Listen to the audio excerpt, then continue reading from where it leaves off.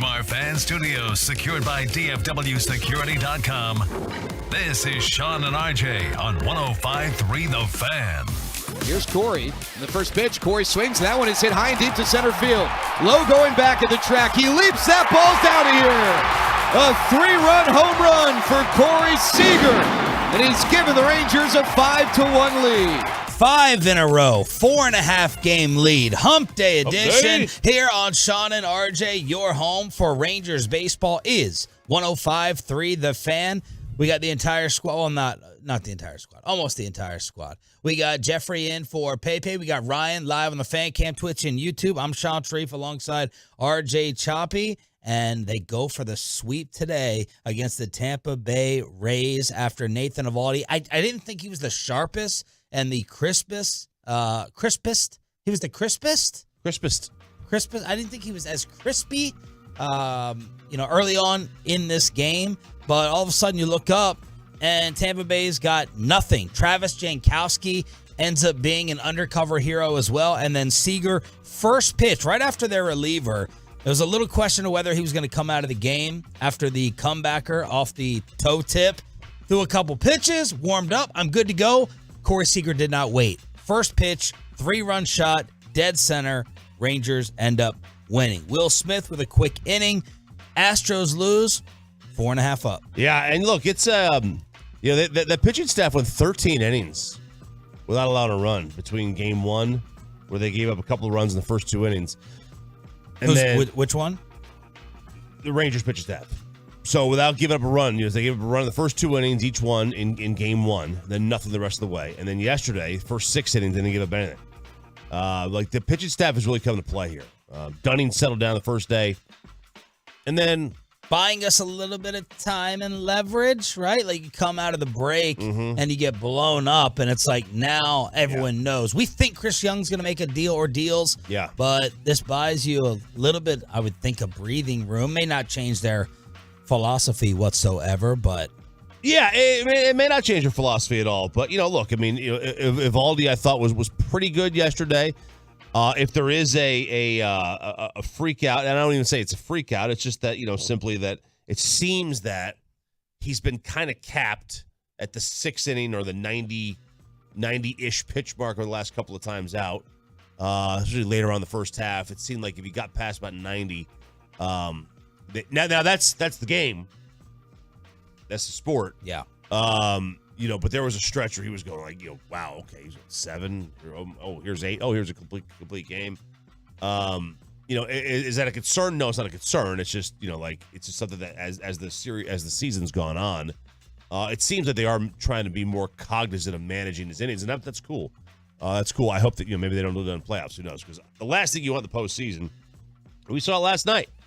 The bullpen can be a little shaky. Yeah. Can be a little shaky. Leclerc's been better. He wasn't particularly, fantastic. Anderson got a huge double play. But then the next inning goes out and, let's in a couple of runs. 2 solo home runs. And you're like, okay, we're going to have to go to a roll this here somehow, some way. But it was Will Smith that was out helping the Rangers get the W. The Sandler stats.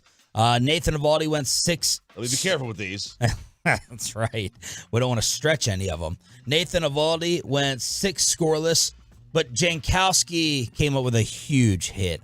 I was marking that inning, 1st and 2nd, no outs, and I'm like, here we go. They didn't even move runners over. They're going to go ahead and screw this up. I think it was Josh Young and then Jonah Heim who had a pop out, and I was like, all right, 2 outs, inning over. There goes the insurance run, and then Jankowski, who has been on fire. He's reached base in 21 straight. He's had hits in 8 straight. He's hitting .372 with runners in scoring position. He delivers the humongous base hit with the 3-run homer in the 7th. Corey Seager ensured he would not go back-to-back games without a hit. He has not gone consecutive games without a hit all year.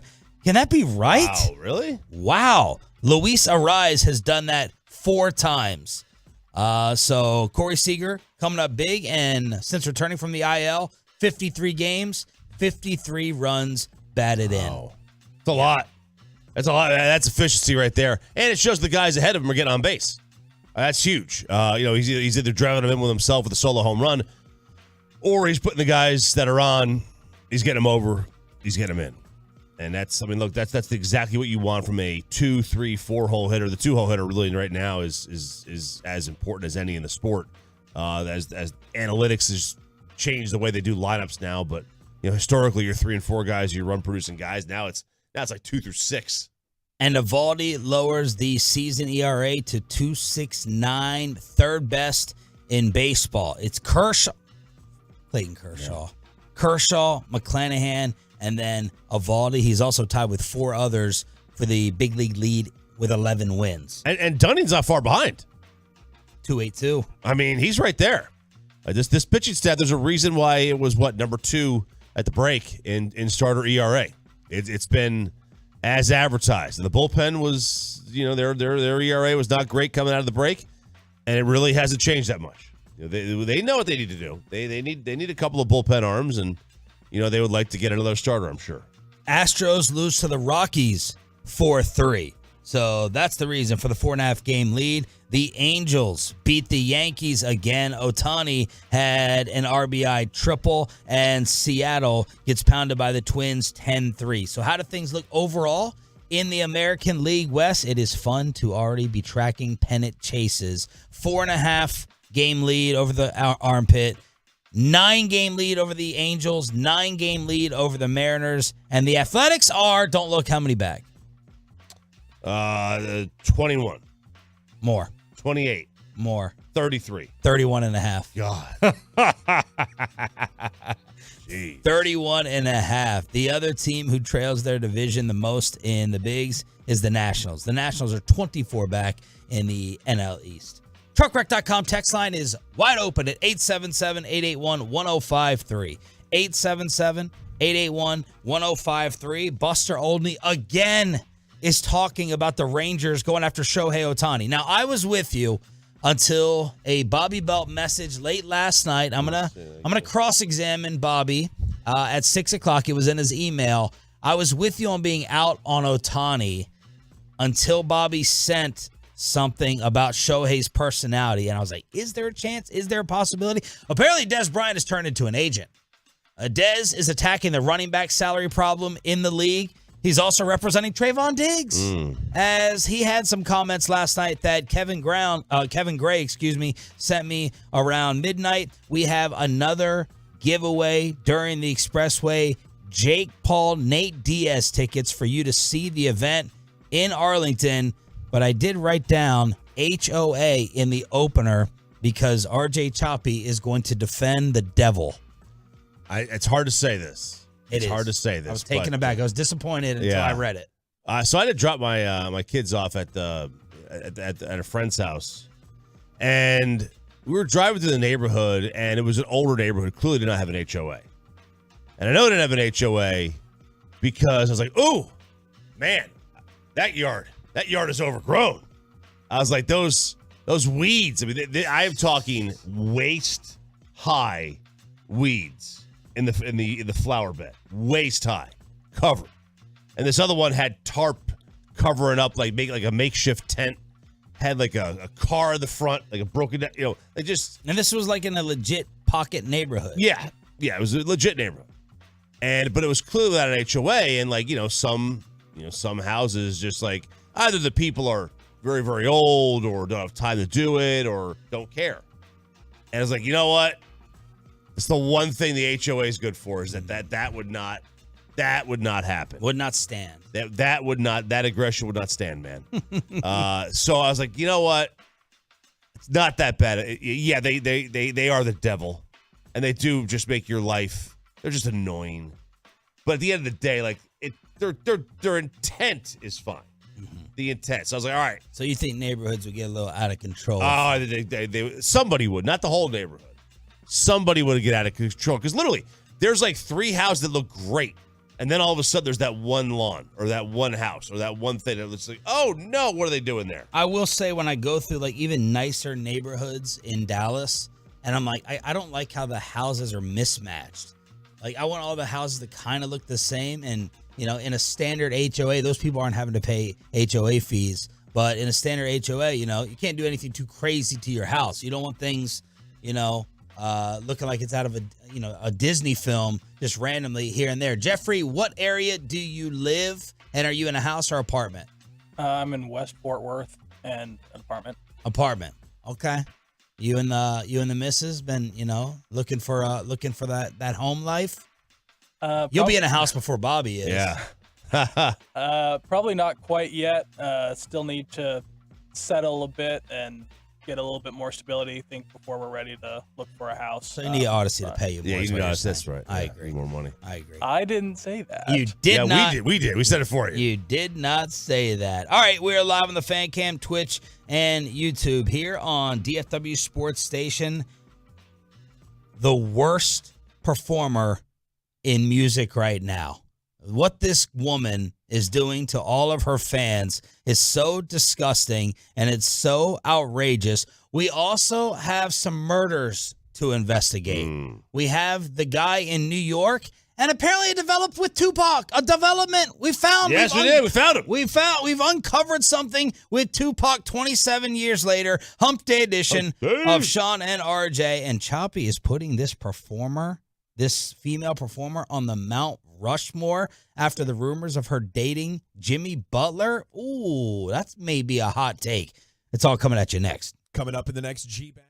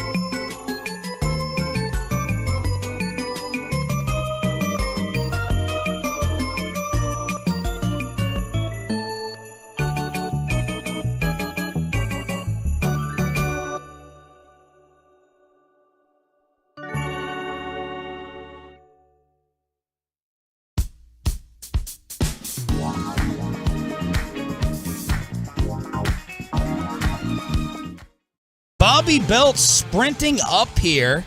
I didn't know whether he ran from Louisville And what happens a lot of times is Bobby and RJ will send like the same topic, and I wrestle with like keeping it till 6 o'clock or later, when Bobby shows up late. And then, it kind of throws things off a little bit. So I would like to talk about the same topic that you guys sent, especially when it's pop culture, where I do need help. And he heard the tease of Tupac, Shakira, Miranda Lambert, and he sprinted up here. So it's good to have you early, Roberto. Yeah, look, I mean, Tupac is my all-time favorite artist. You can't just discuss this story without me. Okay. We may have solved a murder, and I'm not going to allow you to discuss this without me being here. All right, well, we will start there. Something was possibly uncovered 27 years later? Yep, so it's been 27 years. September 7th, 1996. 6 months before Biggie was slain in Los Angeles. Tupac, outside of a Tyson fight, mind you. Yeah. The intersection? What was the intersection? There was a really weird 30 for 30 on that. They did they I did think a with sketch, cartoons or cartoon. sketch. I didn't love it. Tropicana? No. Tropicana Boulevard? And No, it was Flamingo and Caval. Flamingo, that's right. Anyway, so they had this lengthy investigation. No one was ever charged with the crime. They had a couple of suspects. There was this guy named Orlando Anderson, who was one of the Crips, Sean. Who Pac had beat down in the casino about 2 hours earlier. He was one of the top suspects, as was Suge Knight. Is Suge still in jail? Yeah, I think so. I think he is. Anyway, so this is considered basically a cold case now, right? 27 years later. Yeah. Anyway, He is. He's in prison in San Diego. I think that's a good place to be in prison. Yeah. San Diego. The Vegas Metropolitan Police Department executed a search warrant in the nearby city of Henderson, Nevada, used to gain access to a home in connection with the investigation of his murder. Now, there's not many details on this, Bobby, that we've seen. No, they don't really have anything right now. My thought has always been they weren't totally motivated to figure it out. I mean, look, you've got a crowded strip right after a Mike Tyson fight, and you're in the middle of the desert. You can't find a car that fired at somebody and drove off. I would think you could track down that car pretty quickly.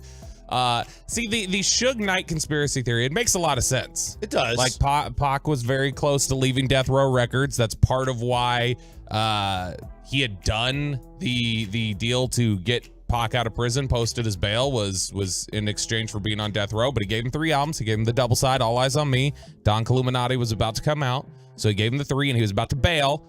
And so it makes some sense that it could have been Suge Knight. But here's the only problem. You can't say, hey, just shoot him in the car, not me right next to him. That's the only thing that I always struggled with. So the thing that makes the most sense is the guy he beat up in the casino earlier, Orlando Anderson, he had done it. I just never felt like they were totally motivated to figure out who did it. Maybe not. But, we don't have like I said, not a whole lot of info on this, but they have executed a search warrant, so maybe something comes of this. Which Orlando Anderson, the guy that is accused of doing it, he was murdered like a year later. So he's not even alive anymore. Oh, okay. And now, is it Gilgo? You sent Gilgo. I've never seen you send 3 straight articles on one case like this. So these are the Gilgo Beach murders. Rex Heuermann he was arrested last week or over the weekend for these murders. And these murders took place over a decade ago, back like 2010, 2011.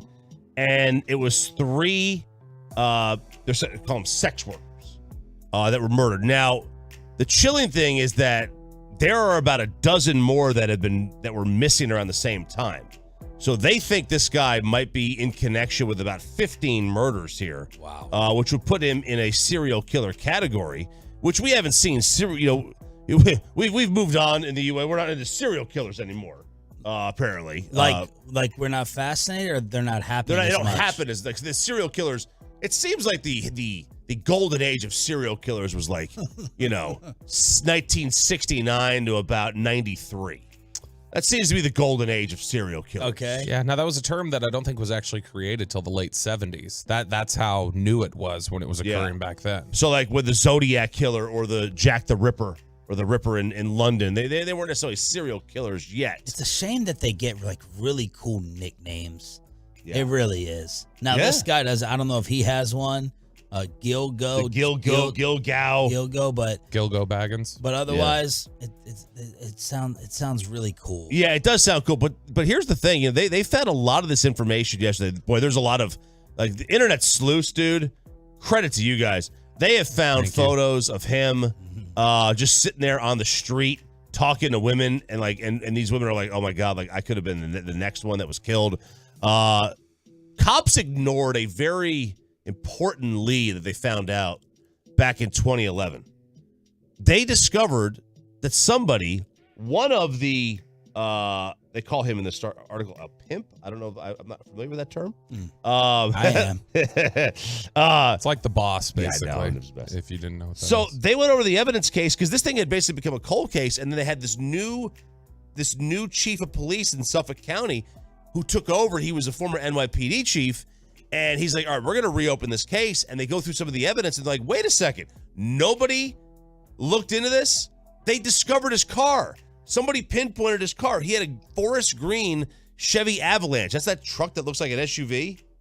And it's still parked out front of his house. So they go over there like, oh, this is the guy. It took them no time to figure this out. But the scary thing here is they didn't want to arrest him at his home because they thought he had 300 guns on the property. So they arrested him in the middle of Manhattan, that was the scene that you saw, that you may have seen the footage of that where they're just swarming him right on Fifth Avenue about a week ago. This is a real big dude, too. He's 6'6". He was described as an ogre. Yeah. He's 6'6", 270. He's an architect.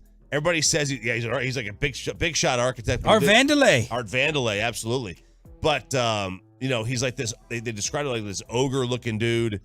And he has given people creepy vibes, rubbing them the wrong way. Look at him, Bobby.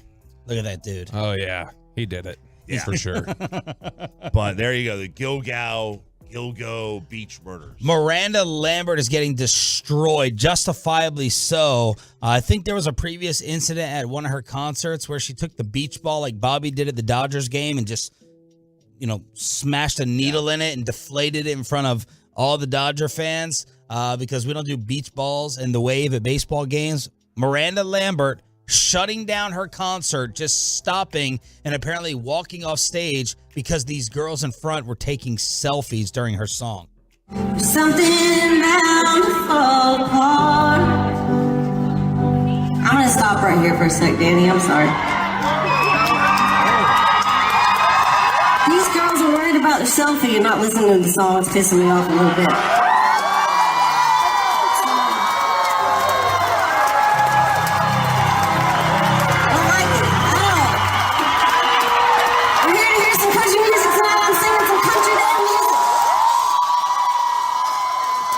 Shall we start again?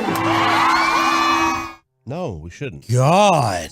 You self-important B. Yeah. I get why Blake Shelton cheated on you. I would have too. Wow. That's what the internet With Gwen was saying. Stefani, no less. That's what the internet was saying. No wonder Blake left you. Wow. Yeah. What a move. Yeah, what a move. It's like, look, these are $600 tickets, $700. I'm going to do what I want. Maybe you wanted to have a picture with your favorite song in the background. Yeah, a video. Take a video of your favorite song in the background. This made no sense to me. Or your favorite singer. I'm sure Miranda Lambert was in the background of the selfie. Yeah, I'm sure somebody has a Miranda Lambert as their favorite singer. So, this made absolutely no sense So to I me. guess holding up the cell phone and recording you is nowhere near as offensive as taking the selfie of you during the song. I guess not. I mean, what a witch. Yeah, this is bad behavior. But she got a reputation. She got a reputation like this. Does she? See, I don't know. I don't know much about her. I mean, I've obviously heard her stuff, but I don't know anything about her reputation. This just comes back to Stevie Van Zandt from the E Street Band, Bruce Springsteen's band. Stevie Van Zandt, I remember talking about showing up people. It was something to do with politics. Somebody had showed up, a member of the audience. He's like, I don't care if you agree with their politics. I don't care what you think of them. They said if they come in there and they buy a ticket to your show, you treat them with respect. You never show up or embarrass your audience. Micah Parsons and Dez Bryant are trying to save their running backs. And are we really wanting this advice that Dez is giving Trayvon Diggs over his contract situation? Some 6 a.m. hump day headlines with Sean, RJ, and Bobby next.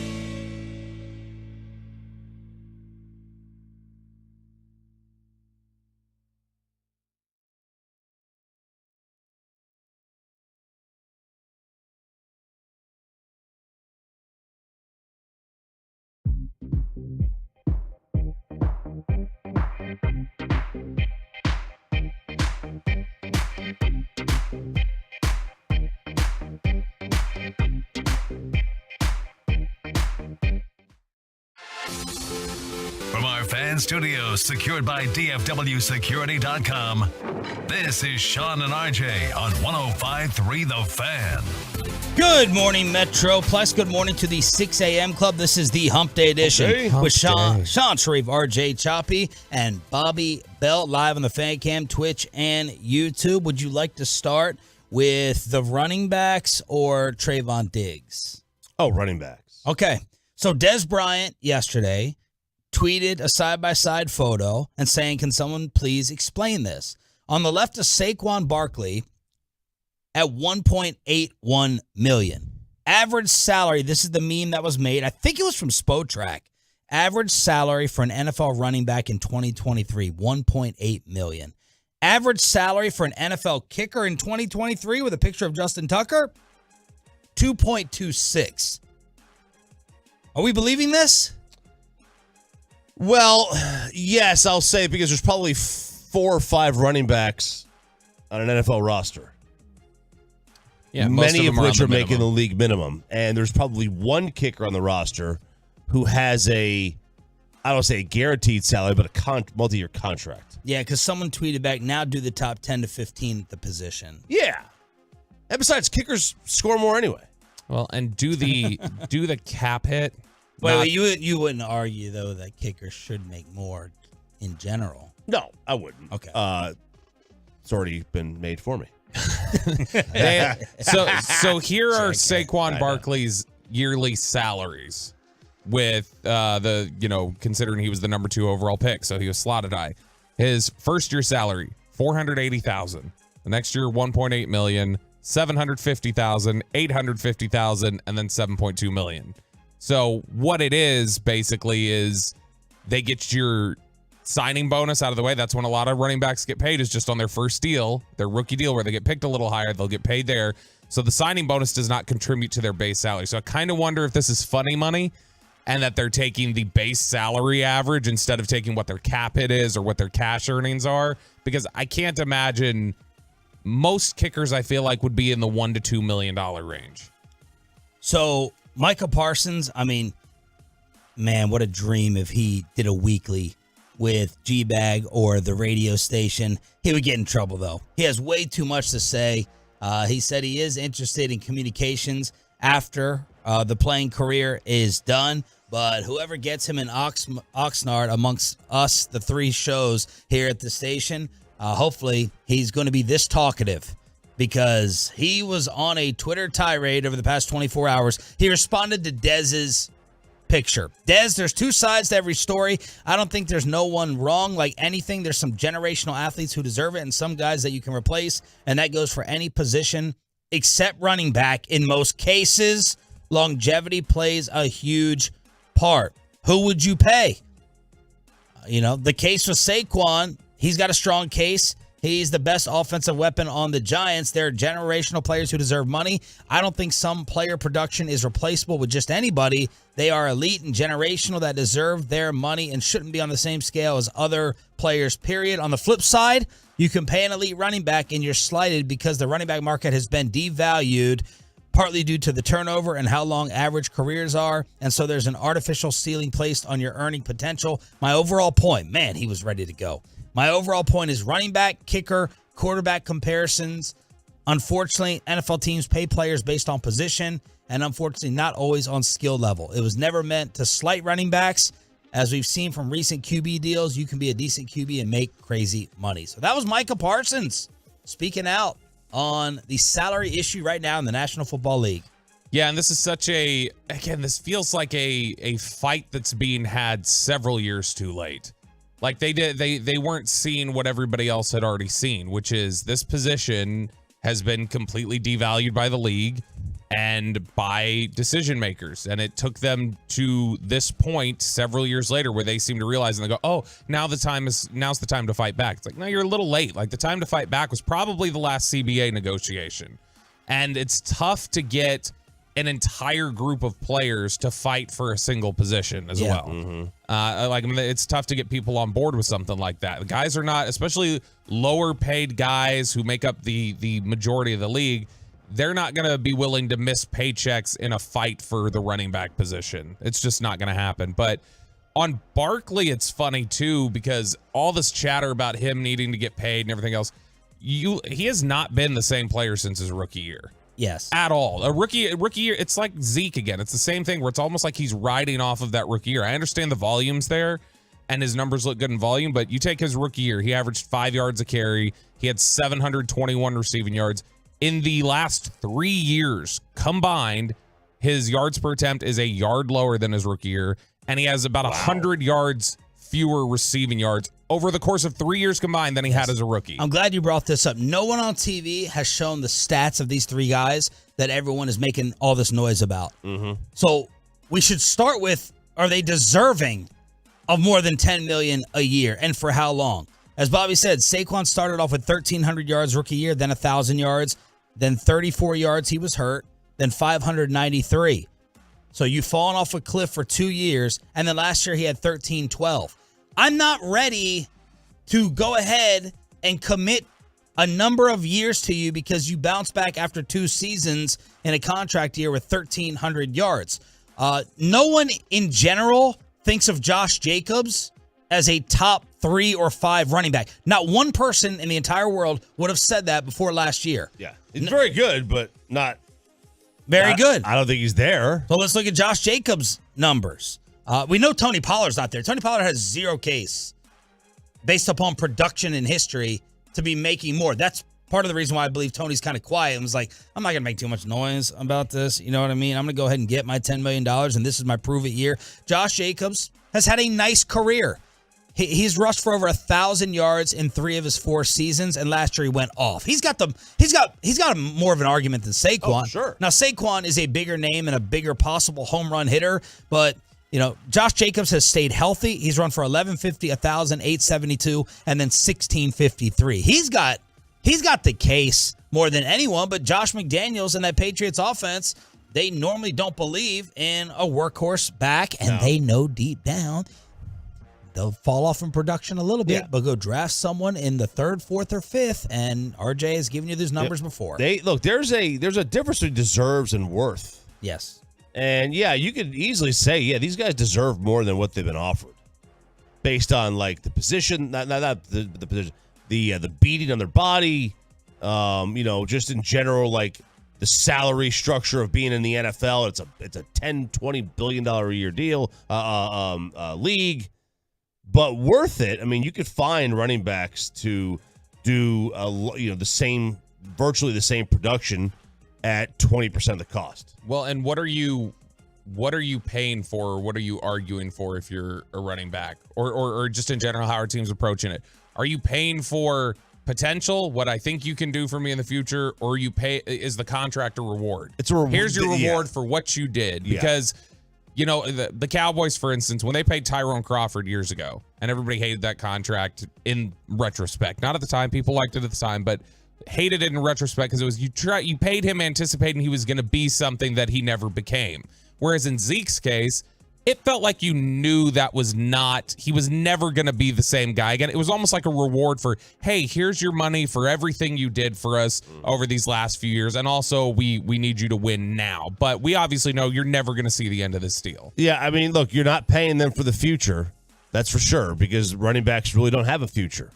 I think if you're the running back, you're like, listen, we just want our contracts to go, every other position on the field, the contracts are going up at a certain percentage.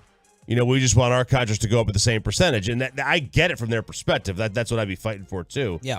But the leagues are like, all right, well, we're just, we can't do that. And these general managers, this is the difference in general managers today. And your career is going to be shorter. It's going to be shorter.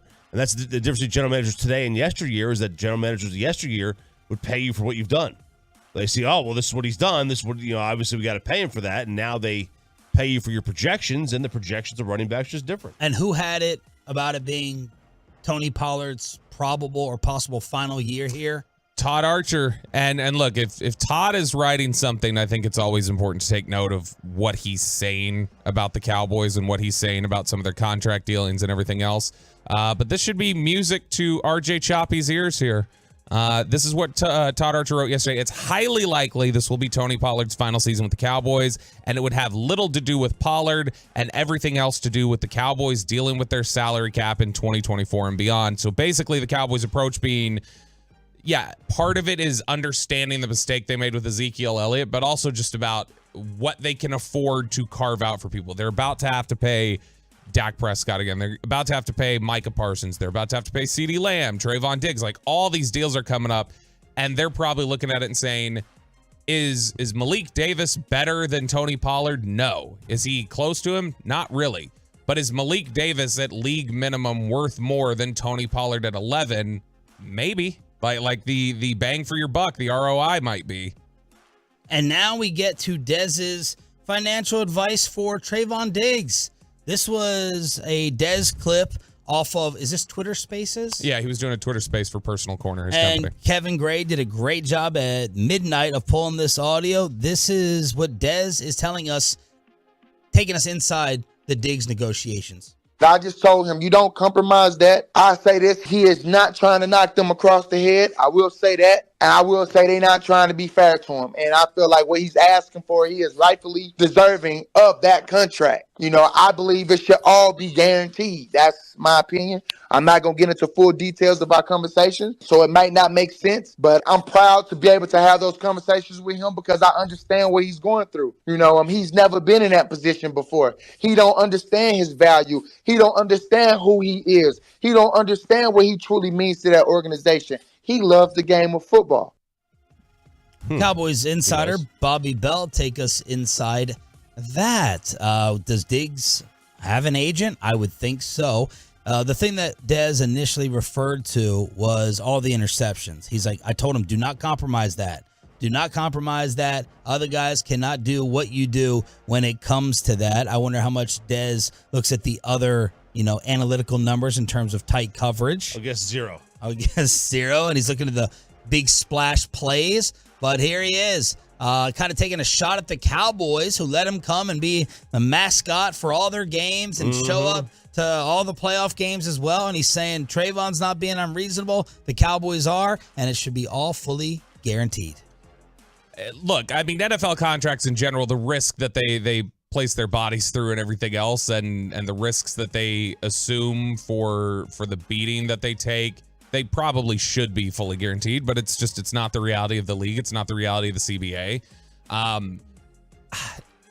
I think that Diggs, as we've talked about, if you lay out Terrence Steele, CeeDee Lamb, Dak Prescott, you lay out all these potential contracts, Biotish even, right, at center, Diggs feels like it's going to be the most difficult one to get done, because I think that's the one where they have the biggest chasm in terms of what they believe they should have to pay him and what he's worth. Here's the problem, is that, as we've talked about, last year at training camp, Will McClay sat in front of the beat reporters and they said, hey, what do you think about people dogging Trayvon Diggs? And he said, it's clickbait. He's elite.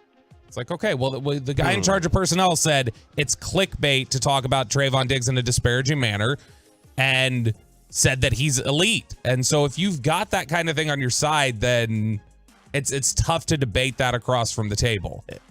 It is tough to debate that across the table, but man, I mean, look, this is going to be, and this we always do this. The moment he had that season with the almost dozen interceptions, this is going to be the most difficult contract negotiation they ever have to go through, or one of them, because of that. There's not a lot of guys with on their resume in individual matchups that they've shut down Justin Jefferson, they've shut down Terry McLaurin, they've shut down Mike Evans. He's got some really, for all the double moves and everything else, there's also a lot of body work that you can say, look, outside of the interceptions, here he is shutting down the very best receivers in the game. I mean, look, he's a really good player, but there's is he Marcus Peters?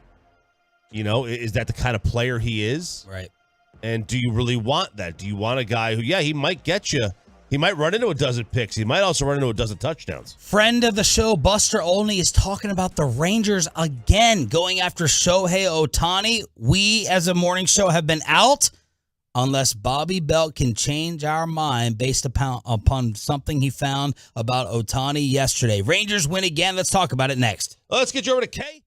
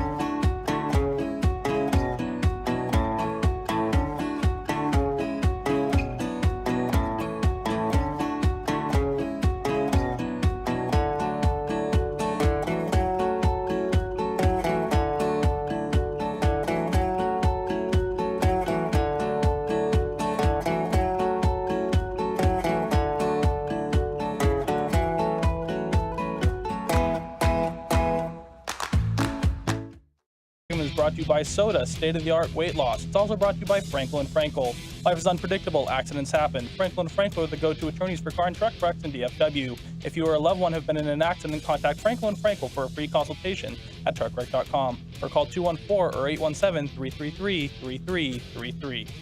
The righty Simeon digs in. First pitch from Bradley. Marcus swings. That one is cranked to left field. Arozarena back of the track, turns, looks out of here. How about that for one pitch? Marcus Semien gets the Rangers on the board. A solo home run.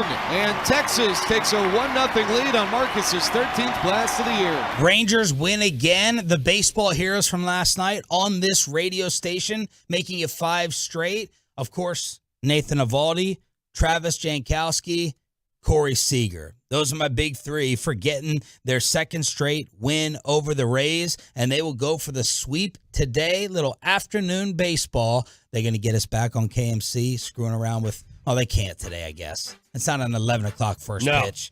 1 o'clock. 1 o'clock? Yeah, so they can't mess with us too much. No, yeah, they still got 2.5 hours to kill. I was thinking about it, by the way. You technically did spoil it the same way Hagelin did. Because remember you said, put the phone down and let me hear you hitting the golf ball.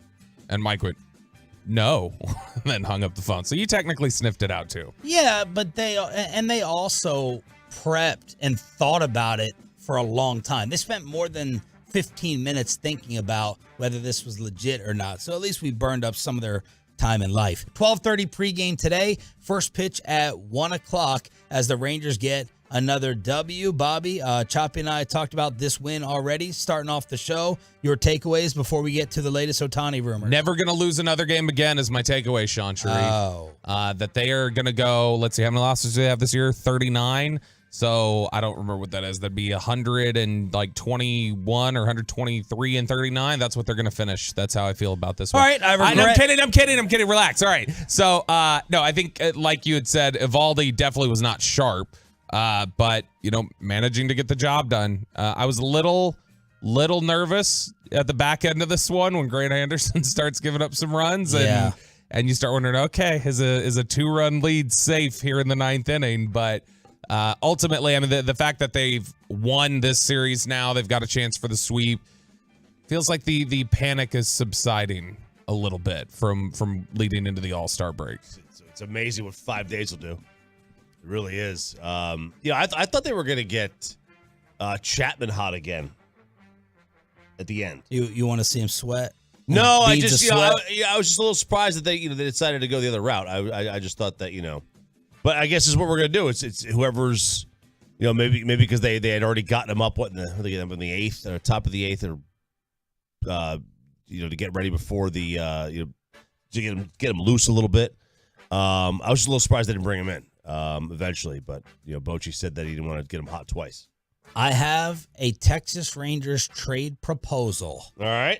From ESPN, packages from different teams to trade for Shohei Ohtani. And before you roll your eyes, which you can't really do with the Rangers with the way that they've spent.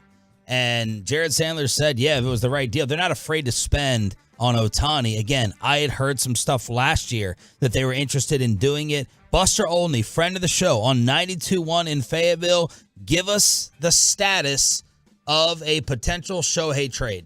As of this moment, he is not available. What the Angels have communicated to other teams is if they want to make an offer, if they want to dangle something out there, then they'll take the information. And Perry Manassian, their general manager, at some point will take that up the line to owner Artie Moreno, who last year, when this same exercise played out, when the Angels front office took trade offers to him, he went crazy. Like, he was furious about it. He couldn't stand the idea of possibly trading this guy, and here we are now a year later, and this guy's having the most amazing season we've ever seen. He's going to challenge Aaron Judge's single-season record for home runs, and, folks, contending teams would obviously love to have him, but it's on Artie Moreno to decide whether or not he wants to be the guy who essentially delivers Ohtani away from Angels fans to another team. The best baseball move, without a doubt on paper, is you flip him, because the Angels are pretty much out of it at this point. But on the other hand, if you're Artie Moreno, do you want to be the guy who essentially sent Ohtani out of town? That is a tough one. It goes way beyond just a baseball decision for me. My guess is, and I've had people in the organization guess both ways, say, yeah, I think he's going to trade him, or, yeah, I think he's going to keep him. My guess he keeps him because Artie's a stubborn guy, and I don't think he wants to go down in history as the guy who traded Ohtani. Okay, so I have different categories here from ESPN. Sorry, you must have the wrong number. with the trade proposal from Tampa, the Yankees, and the Mets. Choppy, you would know the Yankees prospect better than the rest of us. Proposed deal, I'm going to butcher these names. Everson Pereira, Trace Sweeney, Chase Hampton, Drew Thorpe, Jared Cerna. You may not know any of them. I've heard of Pereira. Next category. Call back when you're ready to get serious. Baltimore, San Francisco, Seattle. So those are cold deals. Buster Olney was saying if someone's going to trade, it's the Yankees. And ESPN.com, his website, put them in a non-contender category, at least with that trade package. Now we're talking. Now we're getting a little serious. Arizona and the Rangers. Here's the proposed deal, Bobby Bell, since you know a lot about these prospects as well. Brock Porter, Jack Leiter, Ezekiel Duran, Justin Foscue, and is it Yeson Morabel? Outfielder. Yeah, okay, do that all day long. Here's the recap. Are you kidding me? It'll take a lot for any team to pry Ohtani away from the Angels, especially within the division. It'll almost assuredly require at least 3 of this deep farm system's top 6 prospects, a budding big league star, that's Duran, and a promising younger pitching prospect. Might it take 6 players? Perhaps, but Texas has more of an in-season rental feel among prospective Ohtani destinations, which is why outfielder Evan Carter and starting pitcher Owen White are off limits, or at least that's part of the plan. If it needs to be White in place of Porter or Leiter, or shortstop Acuna in place of Foscue, so be it, though probably not both. When you've got a chance to win, you take it, and Ohtani would fill the injured DeGrom's shoes. Staff ace nicely. Ideally, they keep Jeff on the line and haggle for these final pieces. That's Tristan Cockcroft from that perspective. And then they have another response to it. And then you had me at hello category for dealing for Shohei. The Dodgers by themselves.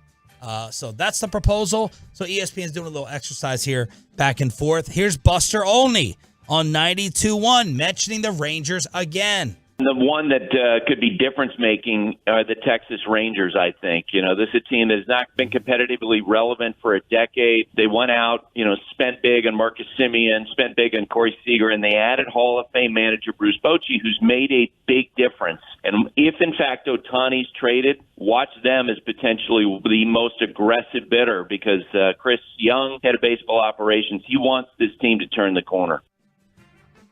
I mean, look, I think they're going to ask for Josh Young. I don't know about Josh Young. I don't know how you get away from a trade. If that is what they give up, what was listed there, they don't give up any of their top 4 prospects. There's zero chance they walk out of a deal for Ohtani without giving up one of Wyatt Langford, Evan Carter, Owen White, and Luis Angel Acuna. Are we going to end up Roddy being Zeke Duran around here? What, saying you can't trade him? Yeah. No, I don't think so. Okay. I mean, I just want to make sure There's we're not a going log jam. What are you supposed to do? You're struggling to find a spot for him right now because of the middle infield. Yeah. That's where they have so much depth right now is the middle infield. You've got Seager and Semien already there. Then you've got Duran who's ready. They've got Acuna who's coming up. They've got Justin Foscue who's coming up. They've got plenty of guys there. I think that any trade package starts with Evan Carter for the Angels. And that was their top prospect. It's Wyatt Langford now. But Carter is a legit pro-ready type of outfielder. I don't see how you get out of there without giving up Carter and White, who's their top pitching prospect and their top outfielder. Hang on, so I don't think they can trade Langford. No, they can't. I'm just saying that Langford being the top prospect in the system. They're not going to they can't trade Langford, but he's the top prospect in the system, so that's one that's off limits. And then you don't give up any of the other 3 at the top between Carter, White, and Acuna. I don't see how that's possible. I mean, look, you're definitely, I would think, definitely gonna have to give Duran. I'd be fine with that. There is the log jam. He's not gonna play. He's not gonna play anywhere for 7 years. You know what I mean? He's not gonna play anywhere for a while because he's got the guys in the middle infield. I mean, I honestly don't know how you get out of there. If I'm Anaheim, I'm saying I need Duran and Young, and we can start from there. Think how furious we were, and it ended up being fine, but think how furious we were here when they traded Gallo, and we were like, the highest prospect you got out of the Yankee system was 6th, which was what Duran was at the time. And Duran, Baseball American, everybody said, hey, at the midseason update, they were going to be higher. He's really progressed in a big way. That's fine, but you've got if we were upset like that with Gallo, think about how people would receive that in LA. Like, that's all you got for him. And this isn't even mentioning Sebastian Walcott, the shortstop who has progressed throughout the system. And Baseball America, I think, has like their 4th prospect now. So you arguably don't give up any of your top 5 prospects. You give up a buy low player like Leiter. You give up Porter, who's still an A-ball. He's a little ways away. All right. I don't see it. We got to get to the possible development. We got to trust Bobby here and see how much we're buying, that Shohei Ohtani may not just be a rental and that he's just destined for a bigger market. What was this article? Yeah, so this is an article over at ESPN from Tim Keown, and it is a lengthy, wordy article called Keeping Up with Shohei Ohtani. And basically it's like, Phil Nevin and Artie Moreno and all these people have been asked, can you keep Ohtani? Can you stay competitive with Ohtani? And he says, the one person who hasn't been asked is Shohei Ohtani. We need to find out from Ohtani. And so it's just this lengthy on the road, play-by-play of covering Ohtani, which ultimately leads to nothing when you get to the end of the article. There's really no explanation to this question. But what you do take away from it is this guy wants no attention and no interaction with the media. He wants to play baseball and he wants to go home. Talks about how, obviously it makes sense. There's this traveling contingent of, Japanese media that go along with him. And they talk to the reporters all the time and say, yeah, we get nothing from him. They get nothing. And so he kind of wants to keep to himself. Whenever there's a request for him to come out and talk to media, Angels PR, apparently according to the story, is always like, we'll try. And then they talk about after a game, PR went back and they came back just to deliver a quote was all. And they couldn't actually get him outside to talk. So it makes me wonder, not necessarily that Texas is going to get him, but if he doesn't want to deal with the media and the circus, why is he going to pick the Dodgers? Why is he going to pick the Mets? Why is he going to pick the Yankees? Doesn't have to be Texas, but wouldn't he want to pick somewhere where he's more anonymous? It's the Kyrie Irving effect that you talked about. If you don't want the attention... Except I buy it a lot more with Shohei. Yeah, but if you don't want the attention, this... Yeah. Look, I think Jacob deGrom was figuring that out. Oh, this isn't New York. Yes. What do you think? You buy that, or you just don't think his representatives are going to let him come to a market like this? I mean, I don't think his reps ever have an issue with it. Obviously they would prefer. It's a huge market. I think the main issue is Shohei's different from. Like, that gives me some hope. Right, Shohei's different from. That he doesn't want to be a rock star. Yeah, he's not Yu Darvish. Shohei's different from some of these guys, though, that he can hide because his media contingent is going to be the same in L.A. or Texas. He's going to bring the same amount of Japanese media with him wherever he goes. He goes to Milwaukee, his media scrum is going to be exactly the same. Yeah. The U.S. media is just taking photos of him. They're not asking for interviews with him because they don't get interviews with him. Right. I mean, they ask. They ask. But the Japanese media, they have they can have interviews with them where there's no interpreter needed. So I wonder if it plays a role with him because it doesn't matter where he goes, his media contingent's the same. Think about Darvish, though, and what happened when he went to the Dodgers versus here and how much he collapsed pretty quickly under that. Who should be the next 3 quarterbacks? Peyton Manning has announced The Quarterback Part 2 on Netflix. Who should be the next 3? And you may be more excited for this other sports trailer that we're going to play for you involving Jake Paul, the Urban Meyer Gators, and Johnny Manziel next. But first,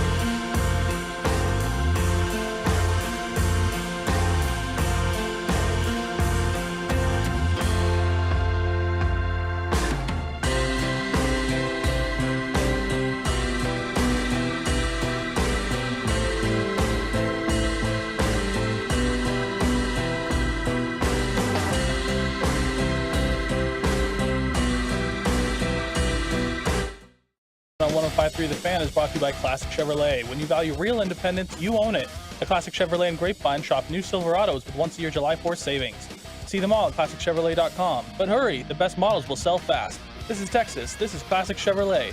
Relax and enjoy the difference. Find new roads. Tell us if you care or whether you've watched it on Netflix on the truckwreck.com text line, a.k.a. Frankel and Frankel. My guys, the representatives you need if you need some legal help.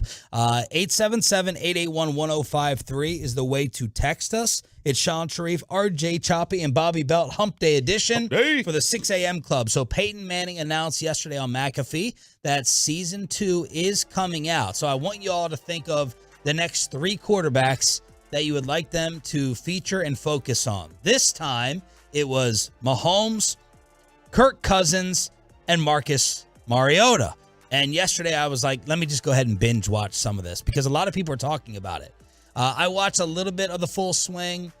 I watched like 5 minutes of the Formula 1. I was just, I don't know if I can get into this, but it's the NFL. It's quarterbacks. People are talking about it. It's the dead season. I'm like, let me go ahead and watch. So this premiered on July 12th, and it consistently ranked among the top 10 shows on Netflix. And according to Sports Business Journal, the debut of the series marked the fastest start for any Netflix sports documentary series. So the National Football League even freaking winning over on Netflix. And I watched like the first 2 or 3 episodes. Some of the notes that I took, Kirk Cousins is very, very interesting. He is very interesting. He's talking with a team psychologist. He seems like he's a guy who prepares and works really, really hard. He is from a family of belief. His wife at the end of one of the games was so stressed out, she started just listening to worship music. She said, I can't take this. I don't want to be feeling the crowd and the anxiety. She starts listening to worship music. He was in the Extreme Tenors when he was in high school. They threw up the X and then made it a T. That's what he's doing. He's doing the side, XT. Bobby, you look like you would be in a choir or something. Don't roll your eyes over it. I take offense to that. Can you sing? No, we've been over this. Oh, okay. I did it for a whole segment. I can see you in a church choir, though. Yeah. I was not. Oh, yeah. The bet payoff. That was brutal. Yeah. My buddy texted me and said, how are you watching this past the first 5 minutes? I have to turn it off because of Mahomes' wife. Amanda was in the bathroom, and she comes out to the bedroom. 1 or 2. she was vomiting listening to Brittany Mahomes talk. She came out into the bedroom and goes, "What is that?" And it was Mahomes' wife in the box being like, "Yeah, yeah, let's go!" And she's like, "Who is that obnoxious?" She wasn't as annoying as I thought she was going to be early on, but apparently there's an episode where Mahomes says hello to her on the sidelines. He, goes up, kiss, I love you. Mm-hmm. And the brother Jackson is standing right next, and he's just like, you good? Boom, back towards the field. God. It wasn't any bro hug. It wasn't any high five. It wasn't any fist bump. He barely acknowledges him. Well, I mean, what's he gonna do? He's gonna TikTok dance with him or something? They're gonna do like the old Parent Trap remake handshake that she would do with the driver, something like that. God. It was fascinating to watch the gamesmanship between Max Crosby and Mahomes. You saw the little games that these guys play with quarterbacks where, it's like 5 seconds after the play and Crosby goes up to him and like still gives him a little jab, just annoying. And Mahomes is like, stop. And that led to the blow up between the two of them. And then Pat was on stage with Hurts before the Super Bowl, and he was telling Jalen how he got the Airbnb that his family was staying at. He booked it 3 months prior. Yeah. But instead of being like cocky and arrogant, which that is a cocky, arrogant, confident move, he's like, man, I saved so much. He's like, the Airbnb prices now are through the roof, but I booked this 3 months ago where my family is staying for the Super Bowl. So those were some of the things I took from it. Some of the nice things you can do when you've got $450 million is you can afford to eat the deposit. Maybe he knew he was going to be in the area for the Super Bowl anyway, and NFL honors and other things. And so he's like, I'm going to have to be out there regardless of if I'm playing or not. Yes. Any other highlights that have jumped out to you guys in watching it? I'll take that as a no. Yeah, no. I don't have Netflix anymore. I know. I know. Which I need to get to watch like the Balco thing, the new stuff that's coming out. I do need to get Netflix eventually again. It's tough for me to be engaged given the subjects. Like honestly, like Mahomes is great, but like Mahomes does not interest me. Like I was watching it a little bit. He didn't interest me. Cousins is just kind of annoying. I have zero interest in Mariota. Yeah. I was trying to think about who the next names are outside of Dak, obviously, because I'm just saying outside of Dak because we would all generic answers all the time. We'd all like to see Cowboys coverage. That's good for the show. We'd all enjoy to see a Cowboys angle on this. I mean, it could be Cooper Rush. I don't care. Just any Cowboys quarterback we'd love to see.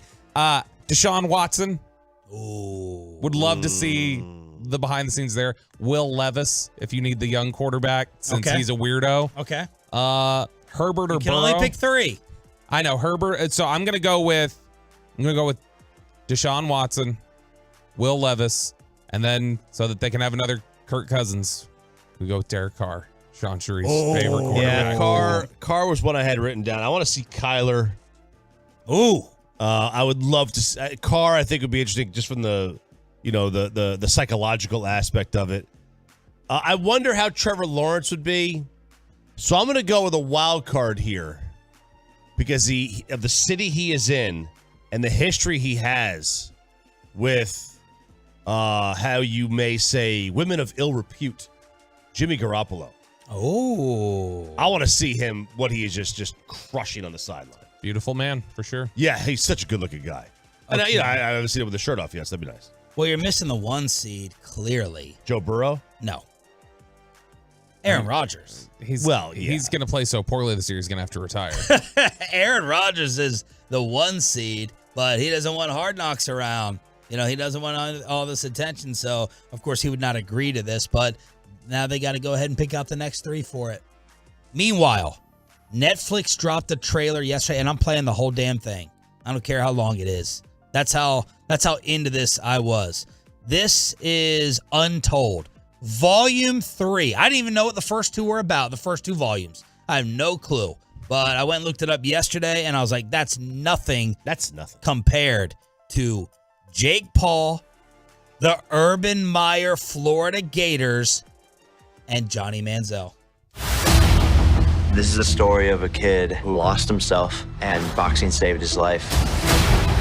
At Florida Gator football, there's no second place trophies. We train like soldiers. This team had a chance to be so special, and we were so close to doing it.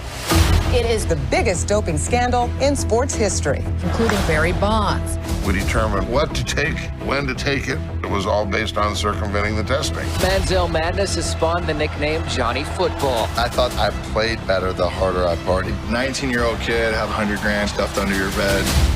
It was awesome. On the internet, I was the villain. In the world of boxing, being the villain is the best thing. He breaks the rules. Not a lot of people are on board for this. Boxing is show business, but first and foremost, it's a show.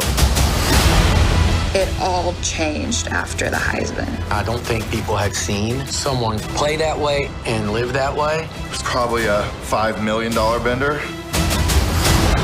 I felt like I was like a rock star. It was like, man, this is how it is being a big-time college athlete. Another Florida Gator has been arrested. I can take over the world. I can become the next Muhammad Ali. I mean, of course he's delusional.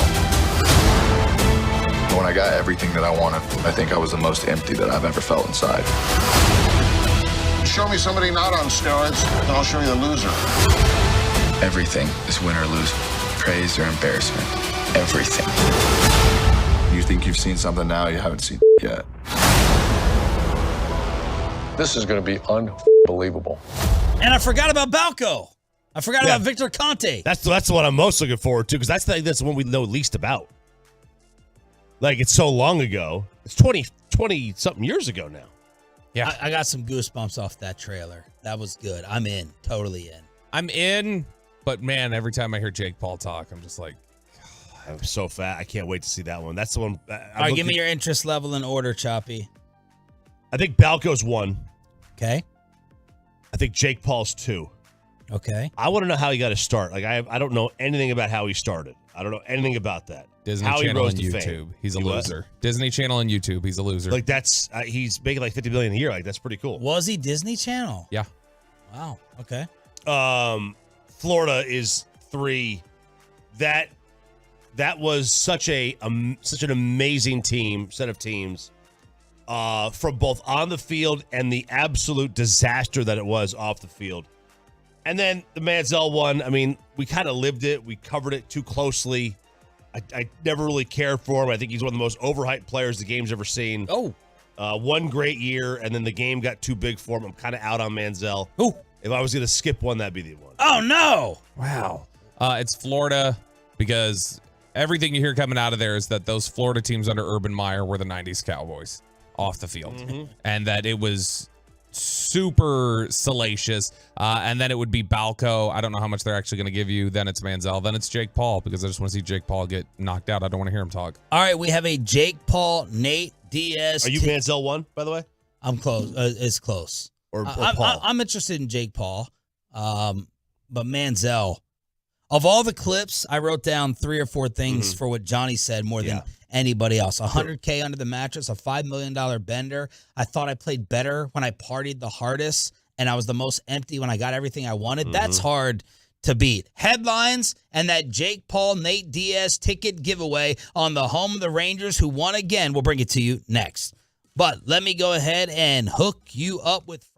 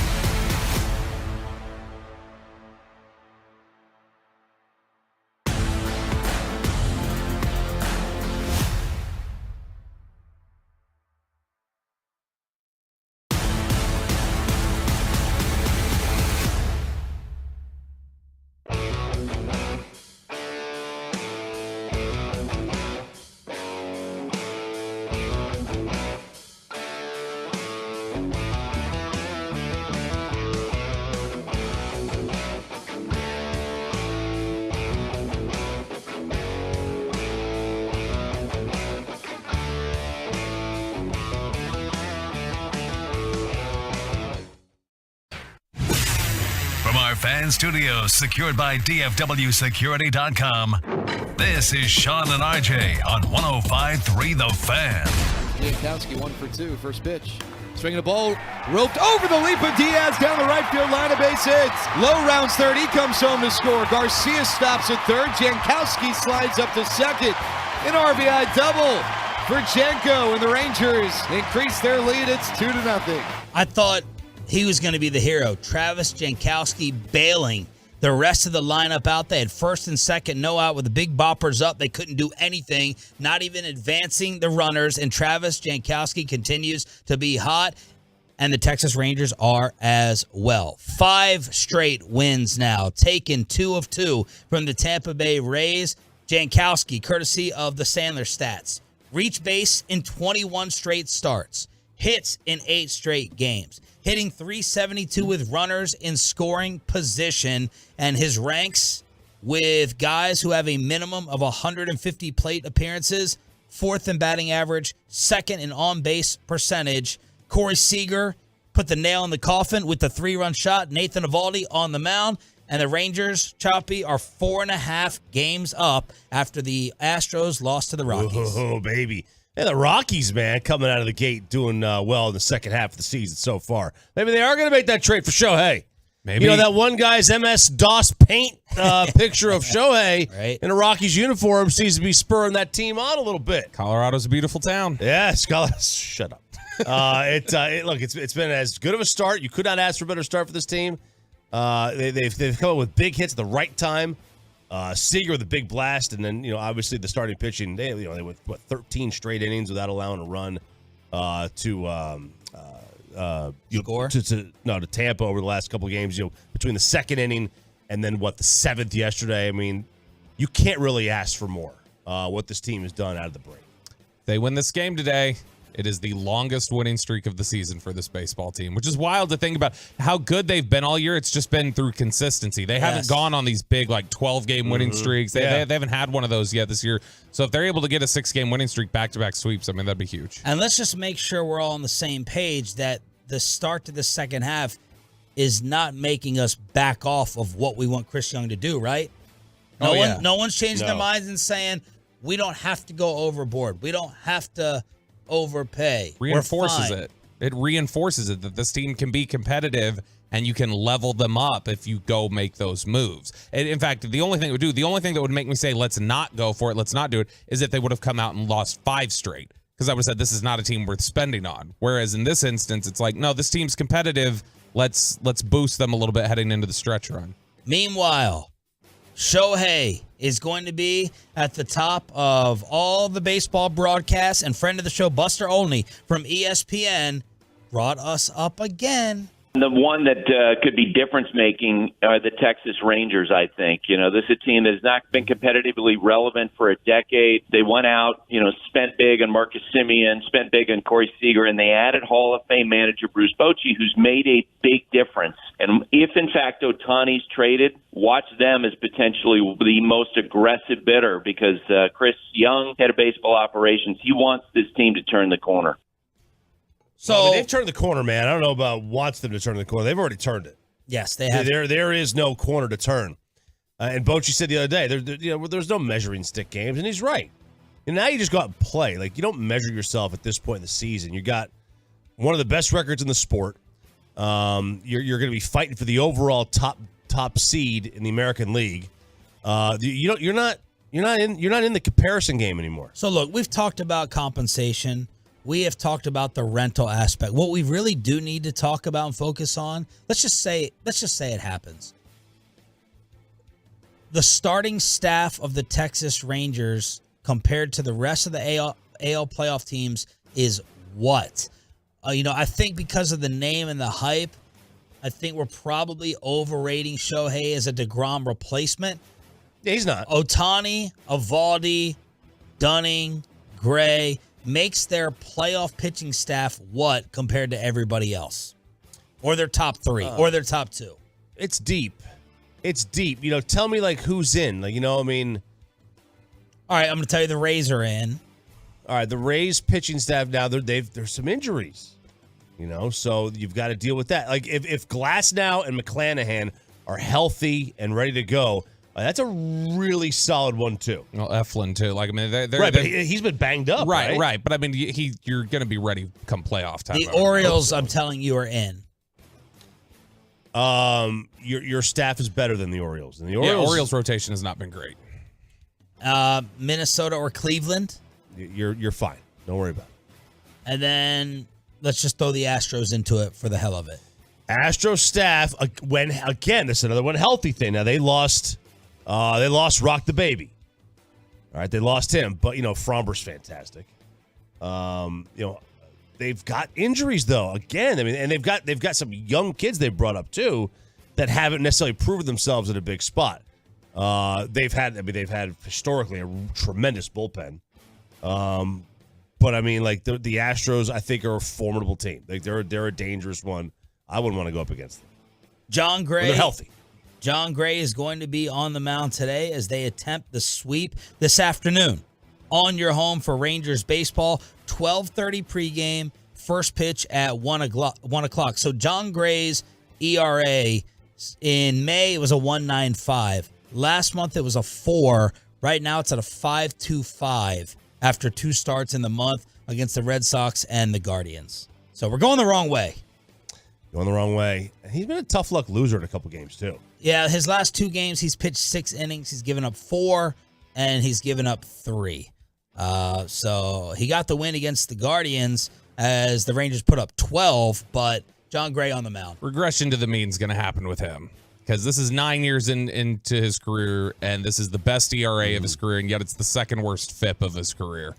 And so, I mean, you're going to see a little bit of a regression. Things are going to even out. He's more like, he's got a 3.45 ERA. He's more like probably a 4.2, 4.3 ERA type of guy is what you're actually looking at. And so you'll see some of that balance. I think that's just all you're seeing happen here. And they've really got 3 of those guys with Perez and Haney. Like those are they're mid-4 guys historically. For Haney, I mean that's he's had a better year than that, but he's also had worse years than that over his career. I mean, I think that's what you're going to look at when you have those bottom 3, and that's not the greatest thing going into the playoffs. Like, but some teams out there are going to win, and they're going to make the postseason. They're going to have a back end of the rotation. It's going to be a mid-4s guy. Rangers getting the draft pick signed? Yep, Wyatt Langford. He is in with an $8 million signing bonus. Out there taking some batting practice yesterday. I saw Jared Sandler putting the video up there. He's sending shots up to the upper deck. It is one of those guys that when you hear him swing and make contact, when you watch those videos, it does sound a little different. He was there. He was on camera doing the on-camera interview when Simeon went deep. How does Jared always get to sit next to Bochy in the dugout? I don't like that for Jared's ego. He's very small. He can just get into tight spaces and. He's on Bruce's lap. No, he's just bouncing him on his knee. Boch is up here every game, and there's Emily to the side, and there's old Jared. I get Emily. How's Sandler? And that fills his damn head up, too, that he gets to sit right up there and perch over the rest of the media right next to Bochy. I don't like that. I'm assuming they allow Rotate, John Blake. I'm assuming they allow the TV and the radio flagships. What's Hicksy? What's Hicks? I don't even know if Hicks is down there. He's too good for that. Hicks is the main play-by-play guy. You send Jared down there to do that. Hicks. Oh, he's in his lofty perch. He doesn't need to be bothered with that. Okay, good point. Sandler gets to literally look down on people like he figuratively does all the time. Stop. But no, I think what it is it's like with the Cowboys media scrum. It's usually just who got there first, who was so I'm guessing. I was on the phone with Jared yesterday. He was at the ballpark at like noon. Yeah. And the game started at 7, so it's like he probably just was sitting in that dugout for 3 hours waiting. And the Rangers have a new number 1 prospect. Wyatt Langford is the new number 1 prospect according to Baseball America. He's the new number 1 for the Rangers. He is number 11 overall. Right behind him on the Baseball America rankings, it's Evan Carter at 12. And there's 3 or 4 prospects that should be getting elevated to the majors soon, which means by the start of next season, you're looking at having 2 of the top 10 prospects in baseball in your outfield. Yeah, I hate that. I hate how they do that. Too early? Yeah, it's like they did this. They did this with Jackson Holiday last year too. I mean, Dylan Cease is now the 4th ranked prospect in baseball, and he just got picked. Dylan Cease? Cease is in the. You mean Dylan Cruz? Oh yeah, Dylan Cruz. I know. I hate that. Sox. Like Jackson Holiday was like the number 1 prospect like the day after he got drafted. It's like, come on. Skeens is 6 now. They do the according to same Baseball thing. America. They do the same thing in MLB The Show. They'll give these these AA players like 90 cards. It's like, guys, what are we doing here? Like, just chill. Give him a minute. Give him a minute to catch his breath before you put these expectations on him that he's the 11th best prospect in baseball. He's like, Bassett could talk about this. College baseball's not any good, guys. It's not good. Like, give these guys a minute. Jeez. What is going on with this Maxi Kleber story?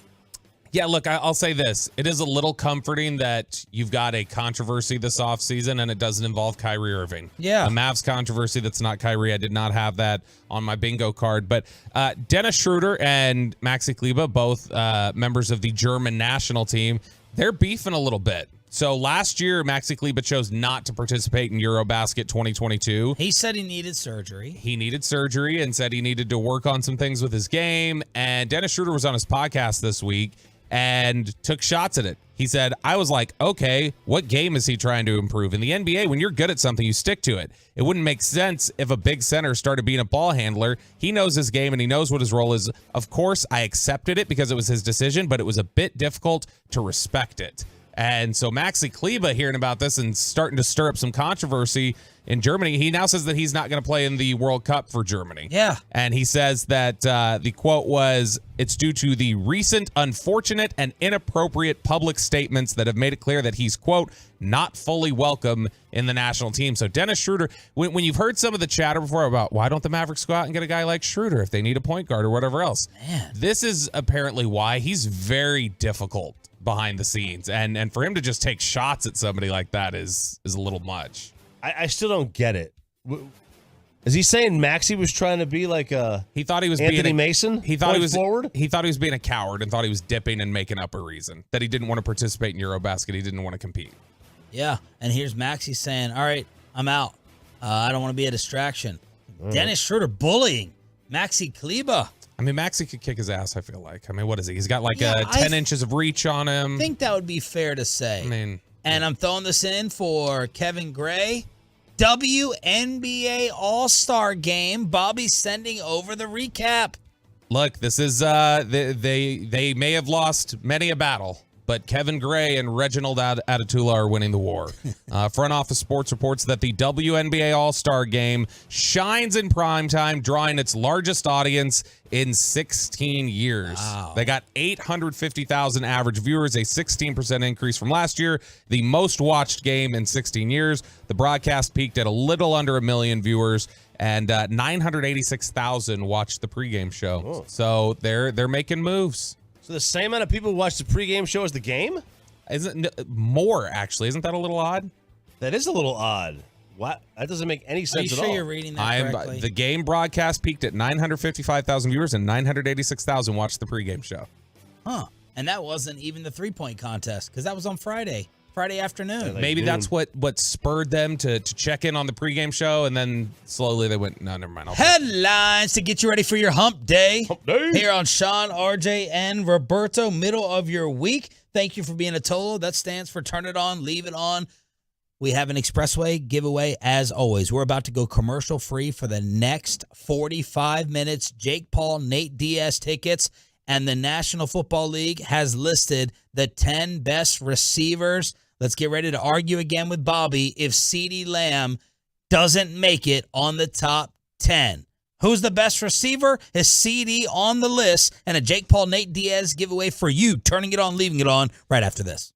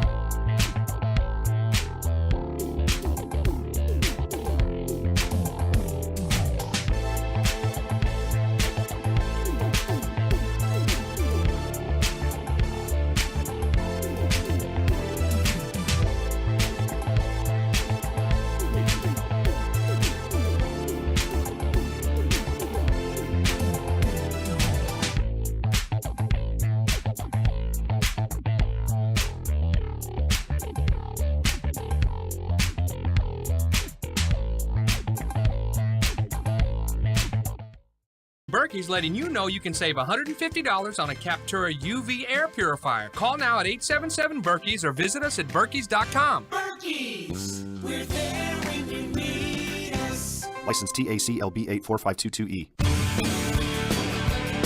This is the Expressway, commercial-free every morning up until 8 o'clock. No need to turn the station anywhere else, and you're going to win some Jake Paul, Nate Diaz tickets taking place right here in DFW, thanks to the promo department. But more importantly, thanks to you turning it on, leaving it on. That is what Tolo stands for here on Sean, RJ, and Bobby. Your home of the Cowboys and Rangers has always been 105.3 The Fan. And we've been focusing on this list from Jeremy Fowler every day. Execs, coaches, scouts rank the top 10 at each position throughout the NFL. And so far, I feel like this list there's a reason I put so much focus on this. I think this list compared to all the other ones that we do during the offseason is the best. I don't think we've been outraged or blown away. This has been the most reasonable. We've had the least amount of disagreement with all these different position groups. Would you agree? It's better than the NFL Top 100 by a mile that the players vote on. We pick at the PFF ones. Some of the trolley media accounts out there who are desperate for attention. But this one I feel like is pretty accurate. I think it's been pretty good. I think they've all been pretty good. There hasn't been that, oh my God, what are they thinking kind of thing. The more you see these lists, the players list versus the experts or whatever you want to call them list, the players lists are really bad. The players lists are really bad. It's almost like the players vote based on who their friends are. Well, I mean, and the players will tell you a lot of times that they'll say, like, yeah, I don't even know names. I just know the numbers. Like, oh, yeah, that guy's 23 on the Eagles. Yeah, like Mahomes, when Andy Reid was like, who are you going back and forth with during the quarterback Netflix? He was like, 98. He didn't say Max Crosby. He goes, 98. 98. They identify him as player. Jerry Jones, when he comes on here, a lot of times will just refer to the other player by numbers. Yeah, and so, I mean, that's typically how they know that. They are so focused in on their own game plans and their own prep, they're not watching everybody else and figuring out who's the best ones in the league. All right, let's go in order then. The best receiver in the National Football League, and the intrigue for us on the home of the Cowboys, will CeeDee Lamb be on this list? And if so, where? Who's number one? Justin Jefferson. It is Justin Jefferson. Lowest ranking. Number 1. 7. Someone that voted on this list, some moron, put him 7. I retract everything I had to say about the players list being bad. Well, hey, some players voted on this. Oh, this is players, executives, and coaches. Oh, 7. Someone put Justin Jefferson. 7. We need some of these names like we want Hall of Fame voters in baseball, the different sports. Last year, he was 4. This year, 1. He had a 32% target share from the Vikings. Third receiver in history to record back-to-back 1,600-yard seasons, joining Calvin and Antonio Brown. NFC exec, quote, you can put him in all 32 offenses. He will produce and fit in seamlessly. Most consistent, most complete. The ability to separate. Has a knack to make the play when it needs to be made. Shows up in big moments. The game is just really natural to him. Can be doubles and can work inside or out. If he has a weakness, it's attacking press man coverage from bigger corners who will wrestle him, knowing officials cannot catch every holding call. The exec said, but he's relentless enough and a smart enough player where by the second half, he usually figures things out. So there's Justin Jefferson, number 1. Who's number 2? Tyreek Hill. Devontae Adams. Devontae is 2. Someone put him 9. Interesting. Last year he was 1, and someone put him 1 this year, but someone also put him at number 9. They let that cameraman vote. Yeah, they did. NFC exec, quote, his feet are still probably the best body control ball skills. If you ran 40s or 20-yard shuttles, he wouldn't be near the top or wow you, but he just knows how to play the position and get open. Another exec. To me, he's a little bit reliant on volume of targets. I guess receivers all are, but they just fed him the ball both in Green Bay and Vegas, and he benefits greatly from that. Helps him put up numbers, but the flip side is the defense knows what's coming and cannot stop it. Number 3. Tyreek Hill. Chase. Did you look at the list, Bobby? I know football. I'm sorry, guys. I'll start faking it if that's what you like. Jamar Chase is number 3. He did not get disrespected with a lowest ranking vote compared to Devontae and Jefferson. His lowest ranking was 6. Highest ranking was 1. Last year, he was 3. Many consider Chase the very best. Quote, he's the rare X you can put on the outside. He can win against anyone, said an NFC executive.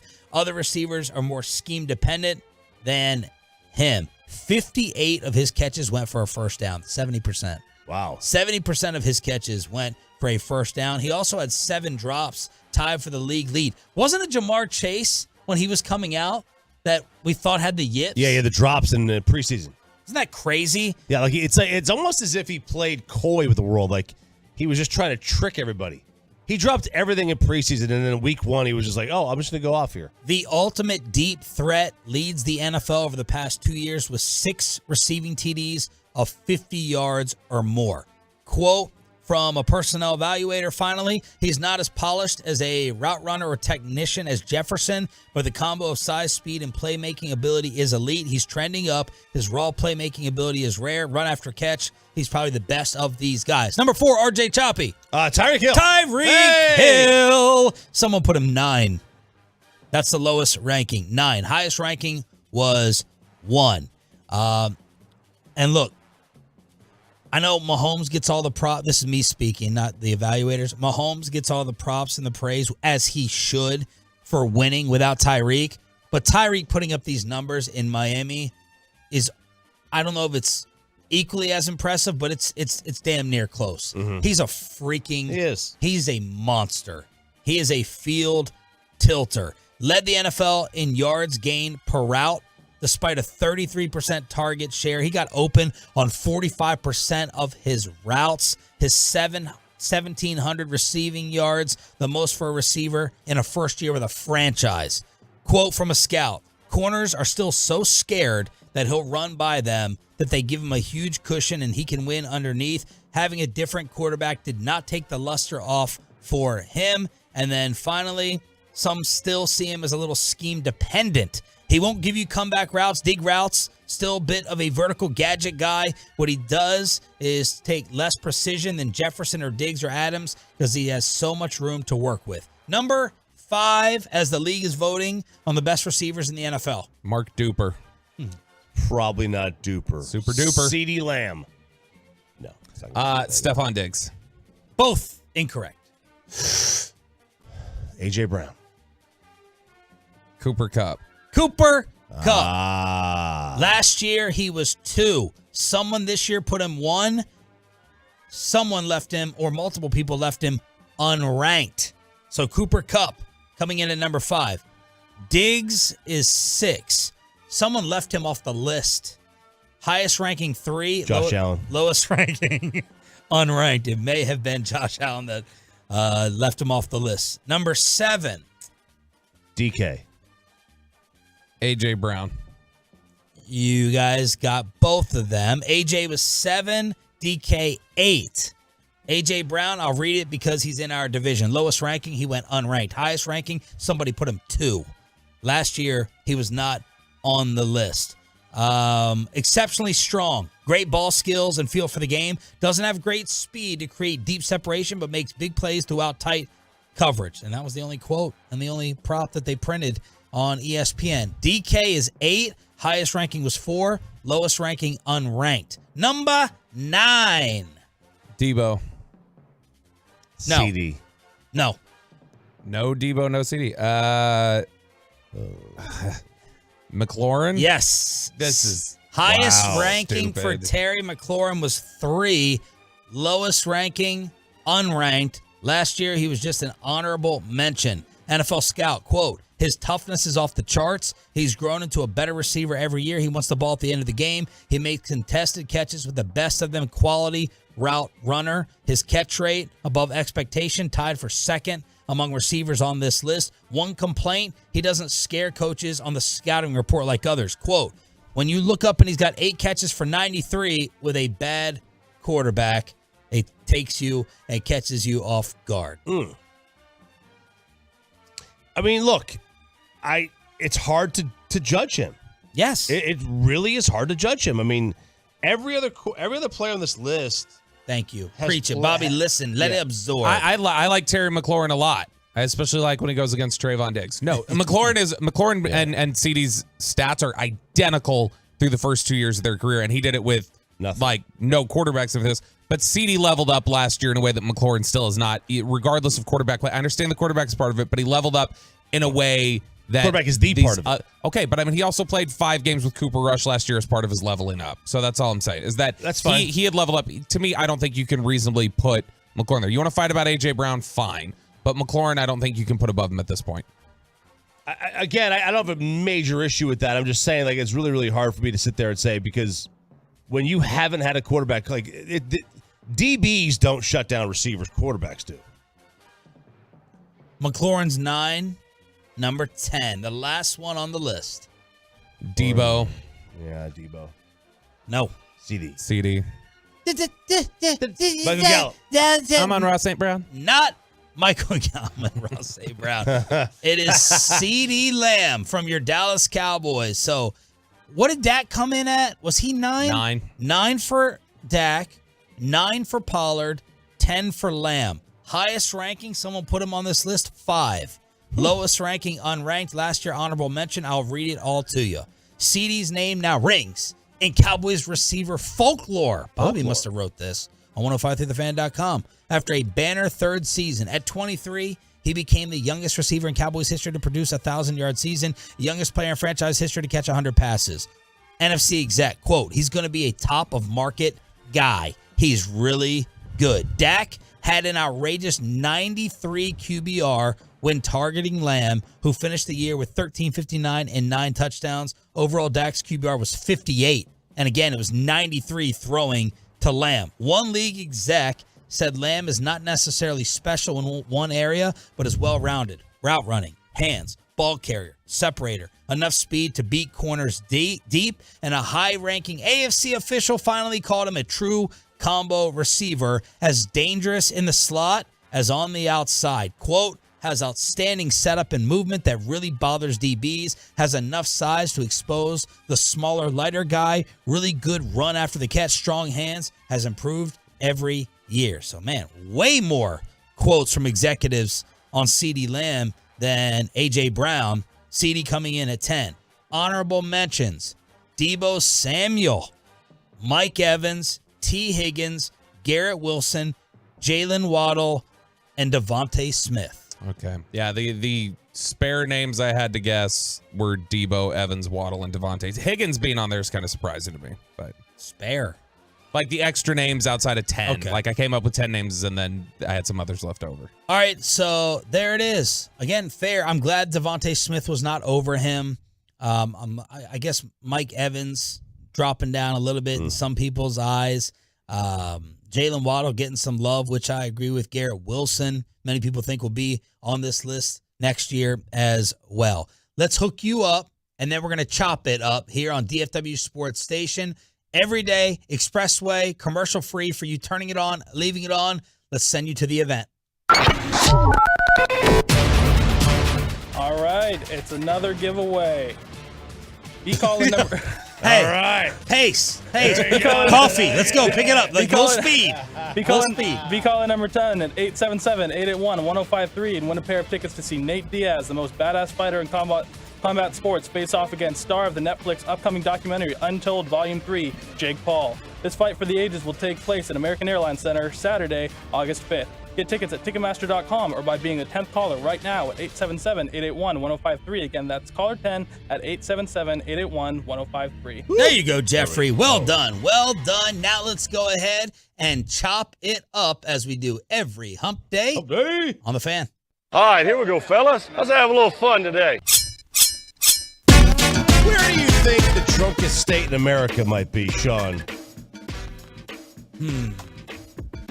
Well, who won the Jello Shot Challenge? Louisiana. Louisiana won the LSU. They may be the drunkest school. Boy, did they whoop up on everybody else. I mean, they tripled. They, like, quadrupled what Ole Miss did. No. Massachusetts. No, not Massachusetts either. Of the 10, this is amazing. What's a place with nothing to do? Where's it really cold? Cold and nothing to do. Xenia, Ohio. New Hampshire. New Hampshire. There you go. There are a sizable percentage of residents would list drinking as one of their primary hobbies. This is actually for the folks at 24/7 Wall Street. This is the list of the drunkest cities in America. Okay, the drunkest cities in America and some of the driest ones. But of the drunkest, by the way, 22.5% of adults in the Milwaukee, Waukesha, West Allis metro area. Waukesha. Binge or drink heavily at 18% rate. Okay, that's above the U.S. drinking rate of 18%. So we're talking about 23% binge or drink heavily. Now, they don't necessarily list what that means. Percentage of driving deaths involving alcohol is 36%. Wow. In that Milwaukee area. But that's not even in the top 10, Sean. Not even in the top 10. But 7 of the 10 drunkest cities in America are in the state of Wisconsin. Wow. Okay, cold. Probably nothing to do. Makes sense. Beer and cheese. Yeah. That's all they got. All of the top 4 are in Wisconsin. Green Bay, Eau Claire, Appleton, and Madison are your top 4 drunkest cities. Followed by Fargo, North Dakota at 5. Oshkosh, Wisconsin at 6. Oshkosh? Oshkosh. The place? Oshkosh Bagosh. Yep. Missoula, Montana at 7. Grand Forks, North Dakota at 8. Wausau, Wisconsin, and La Crosse, Wisconsin at 9 and 10. Now, they'll tell you that you should not have, internal medicine doctors now will tell you that you should have no more than 2 to 3 drinks per week. Of course. Doctors have told us a lot. To which over the my last buddy few years.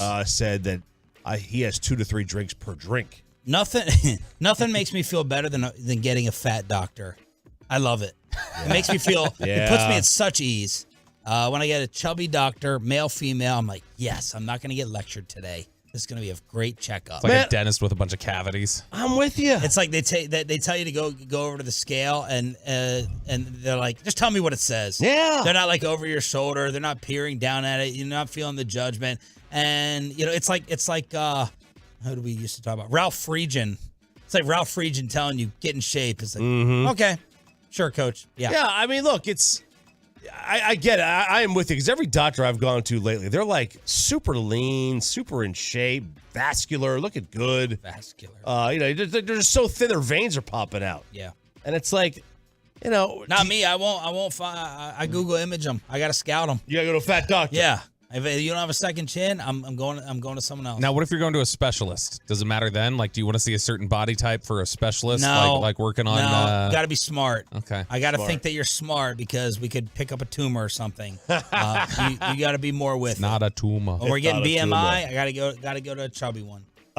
This is look. I'm with you though. But the drunkest, it makes perfect sense. It's very, very cold in Wisconsin. There's not a ton to do in North Dakota. And Montana just seems like a place I would like to get drunk in. It just kind of seems that way. I've been to Green Bay. I would be drunk there all the time, too. I could see that. All right. Taylor Swift. Ugh. Now, y'all know I love me some Taylor Swift. I do. Tay-Tay. I like Tay-Tay. She has put on this Eras tour. Now, you may have seen, people freaking out over the fact that they're having to buy these tickets for $600, $700, $800, $900 a piece. Wow. They're on airplanes. There's planes are delayed, and everybody's singing all the Taylor Swift songs. Well, her Eras tour is boosting the economy. Tickets for this concert have been so explosive. The Federal Reserve says the pop superstar is helping fuel the national tourism industry. People they can't get tickets to their hometown. Wow. So they're traveling to all over creation in the U.S. to go see Taylor Swift concerts. And the central bank released this beige book, which the Federal Reserve uses to report like hotel bookings and such. It says the strongest growth since the beginning of the pandemic, that's what it's showing, is thanks to Swift's show dates. It coincides with their show dates. I saw an airplane with all the Swifties on it, and it was basically a concert. They were all holding up their cell phones, waving back and forth with the light. Yeah. And Bobby, you appear disgusted. You listen to teeny bopper stuff with your girls. Do I- your girls love Taylor Swift? They Either of do. them? They both love it. So what's the problem? It's where I've most gone wrong. Look, our kids don't always grow up and take the values that we try to instill in them. They like awful music apparently, because they like her music and it's terrible. But here we go. Jeffrey, turn the song up. I mean, this is a banger. You can't tell me that this is not one of the best songs you've ever heard. One of the worst. This is such a great song. And I didn't even ask for this one. Yeah, this is awful. This is a fantastic song. It's so well done. I mean, it tells a story. It's got a beat. You can sing to it. Literally every song tells a story with a beat. No, not like Taylor every Swift. single Not one. like Taylor. This is a fantastically done story. It's like she wrote a Shakespeare epic in 3.5 minutes. One of the probably the worst song of all time is hers. That ooh, look what you made me do. Yeah, that's a terrible song. It's I'm not a fan of that awful. song. This song slaps. Okay? This song is fantastic. I mean, just listen to this. Soak it in. This is terrible. Come Everything. He's the reason for the teardrops of my guitar. All of her songs are just. I will say I do love the Anti-Hero. That one that came out this past year. Really? That's a good song. Yeah, I like that one. Is she like the number one most popular artist, female artist right now? Is she just like undefeated? I think so. Yeah. It's her and All right, like, turn it down Beyonce. a little bit, Jeff. Turn it down a little bit. Beyonce and her have the craziest fans. She's probably more relevant right now than Beyonce. Yeah, I mean, Beyonce didn't have to make. I mean, neither does Taylor to make music, but Taylor's basically just re-releasing her catalog to make all the money she lost from the first decade of her career. Flipping off Scooter Braun. Yeah, it's Tolo ridiculous. Abel must be a Swiftie. DM me, bro. Tell the guy to add the background music. So there it is. Yeah. The Tolo's trying to produce with Jeffrey, adding RJ's song. All right, so Sean, I imagine this next man could be anybody. And then Tolo Trey, screw you. My doctor point. He said I only go to doctors with last names like yours. What's your dad do? Sharif. What does he do though? He's a cardiologist. Oh, okay. Listen, I would be lying. What else? You want a taxi driver too? Look, You want a convenience store, Trey? I profile With my people? I profile last names of my doctors. You got to. You know, I would love to have a Sharif. Yeah, we heard y'all's Asian segment yesterday. No, it wasn't mine. It wasn't mine. It was Bobby's. I just was guessing. I was playing the game along with Got everybody us else. taken out of no firehouse tours in Richardson now because of Bobby. That was a guess. That was not a That was not a negative. Shut I up. just was guessing. Go ahead, Choppy. All right, I imagine this is how Bobby Belt would act if there was a video camera in the bedroom. What do you mean Get ready if? for this one. God. Get ready. No. Make everybody puke? No, not for that. For the after. For like a couple of days later. Okay. When A couple of days. How hard do you think I'm working? Well, maybe Thank God you completed that sentence. maybe there's a test. I hope Jeffrey got the dump button ready on this one, the beep ready on this one. All right. Because there may be a word or two. Ryan, I'm standing. I have to. How would you react if you're like Bobby, a father of 7? All right, and your wife secretly recorded you telling you were about to start all over again. Oh, I forgot. You got FedEx delivered that thing today. I opened it, but I didn't open the mail inside of it. What? FedEx delivered that thing today. I opened it, but I didn't open the mail inside of it. What thing? That. What is it? I don't know. No, nigga, stop playing with me. This is not. I need to know. I'm not playing. No, yes you are. I'm not. No. I'm not. No, babe. I'm not. Babe, I'm not joking. No. No! No! No! And stop! I'm not pranking. Anissa, babe, I'm not joking. Don't do this to me. Please, babe. Please tell me you're just joking. No! Babe. Bobby would celebrate, number one. Number two, I don't believe one video on TikTok. I don't believe any of them. Yeah. They're all my wife is in love with TikTok, but I just think they're all scripted. It's all for an act. I generally feel the same way. That's why I was very skeptical. But I saw this dude's reaction sounded genuine.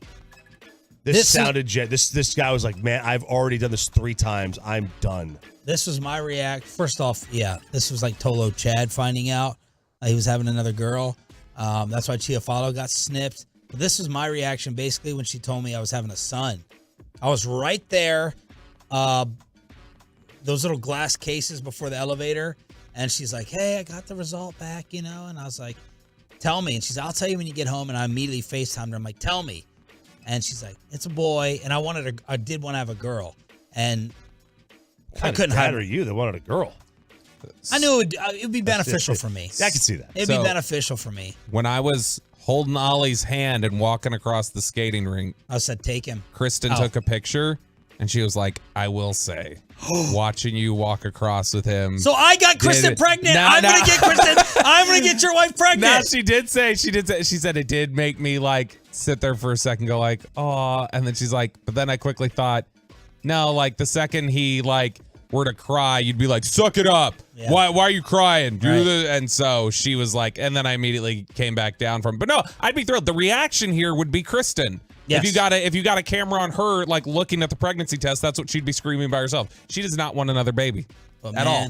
Totally devastating. You think you're out of the woods. It's like I'm telling you, don't go back, RJ. Do not. You are out of the woods. Your boys are taking Little League lessons from Bassett's pops. Do not have another child like myself and Kevin Hagelin this late in the game. Yeah. Don't do it. I want another one. What's that? I want another one. I do. Kristen's whole argument is the idea of the last kid getting out of the house. She'll be like 47.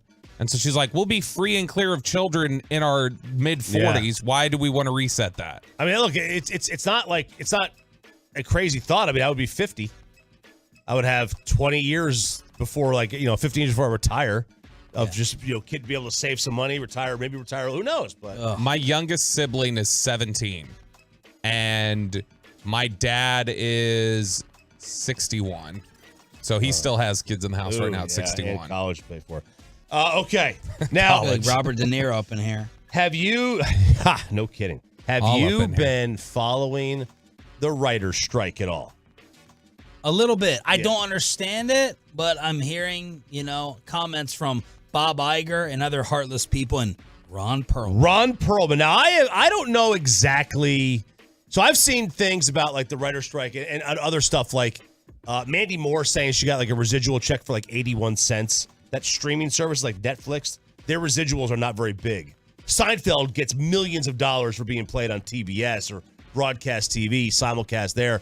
In reruns. They don't do the same thing on like streaming services for everybody. It's not as much. But the writers are also having a major issue and they're on strike. And we've heard comments from TV execs, from like Universal Studios or whatever, saying that we're going to hold out until these writers start to lose their homes. Wow. I say again, lose their homes. And Ron Perlman, actor, who's very outspoken on a lot of issues. And Anchorman. Yeah. Who would we know him from? Where would we know him from? Sons of Anarchy, right? He was Hellboy. Very distinctive face. So Ron Perlman. Sounds kind of mean. Yeah, did all right, I'll try to come up with someone else with a distinctive face where it's not an insult. Right, very good. Not an insult. Ron Perlman went and had a message for the TV execs who are keeping these writers from working. The who said we're going to keep this thing going until people start losing their houses and their apartments. Listen to me. There's a lot of ways to lose your house. Some of it is financial. Some of it is karma. Oh. And some of it is just figuring out who the said that. And we know who said that. And where he lives. There's a lot of ways to lose your house. Ooh. You wish that on people. You wish that families starve while you're making $27 million a year for creating nothing. Be careful. Be really careful. Because that's the kind of that stirs up. Woo! Oh, man. Love it. Yeah. Love it. A little threatening, but love it. A little bit. Owen Wilson, Danny Trejo, other distinctive faces on the truckwreck.com text line. Yes. Owen Wilson, very distinctive face. Distinctive nose. I mean, they're ugly too, so Bobby may have been right. So there is a cold place in hell for some of these TV executives. What these TV execs aren't realizing is that generally, when we don't know exactly what they're fighting over, and I don't know what they're fighting over, who do we default to? the worker, the labor, right? We default to the people who David, not Goliath. Yeah, we don't generally side with the dude making $30 million a year. We decide we side with the guy who's fighting to help feed his family, unless it's our sports teams. So they're just completely tone deaf. And then when I see this, the people at Universal Studios who are trimming the trees outside where the people are picketing to remove the shade that they're standing in. That's reasonable. What a loser. There are lines of trees. These are nice looking trees. I mean, I would kill to have this tree in my house. And they have basically, look at this, Sean. They have basically taken the tops off these trees and just completely made them down to nubs. Are they really intentionally shaving the trees to rob these people of shade? Be coincidental if they weren't. Wow. Be really coincidental if they weren't. That's next level evil thinking. Right outside the Universal Studios offices where they're picketing, you just so happen to choose that random Tuesday to trim back the trees? Burn! Do you know this? Through this writer's strike, I found out the most incredible detail that I had no idea of. Have you guys seen who is the president now of the Screen Actors Guild, which is combined with the American Federation of Television and Radio Artists? No. Alec Baldwin. Not even close. Fran Drescher. Oh, the nanny? She's the president. She's the one out here doing all these like fiery speeches, like she's at a political convention or whatever. She's the one taking part in all these negotiations and everything else. I had no idea that she was the president. I would think they would have somebody like currently relevant. And she's on whose side? She's with the writers. She's with the writers. Mm-hmm. Okay, there you go, Fran. Chopping it up every single hump day. Congratulations to the Tolo winning the Jake Paul, Nate Diaz giveaway. We have two more tomorrow and Friday, 7:20 when we go commercial free. Let's go around the rest of the NFL. Justin Fields says he's top 5 all time at something, and Bobby and RJ agree. Plus, more Madden rankings are out, and Bill Belichick is getting destroyed again by one of his former players. Around the NFL on the home of the boys next. Let's get you over to Q.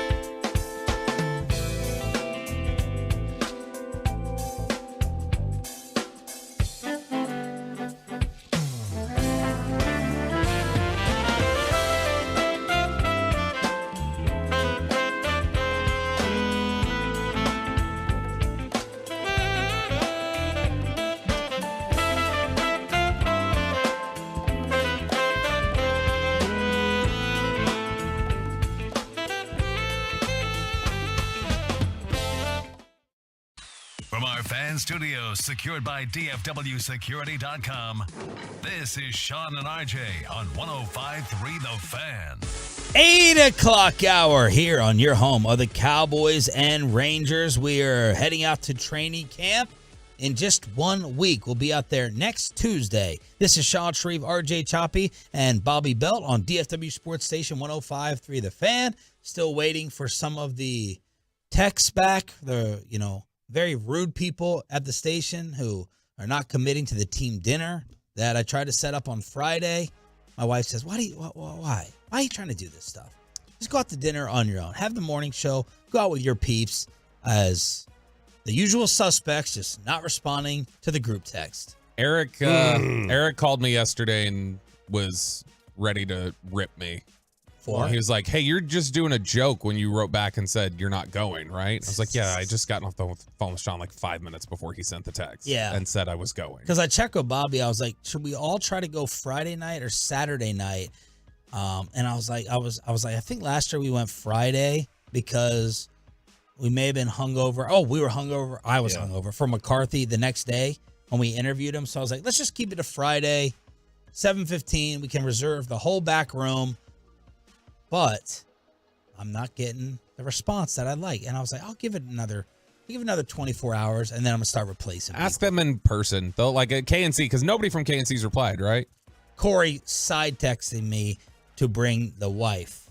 But nothing from Hagelin, not surprising. Nothing from Bassick, not surprising. And Mike last year was texting like the day before, and he was like, hey, are we doing anything? Like, let me know. And then nothing from Gavin Dawson. I don't know what Dawson's status is. Is he in a gurney? Is he, is his back broken? What is going on with Gavin Dawson? Now, Bassick was there last year. He was very entertaining.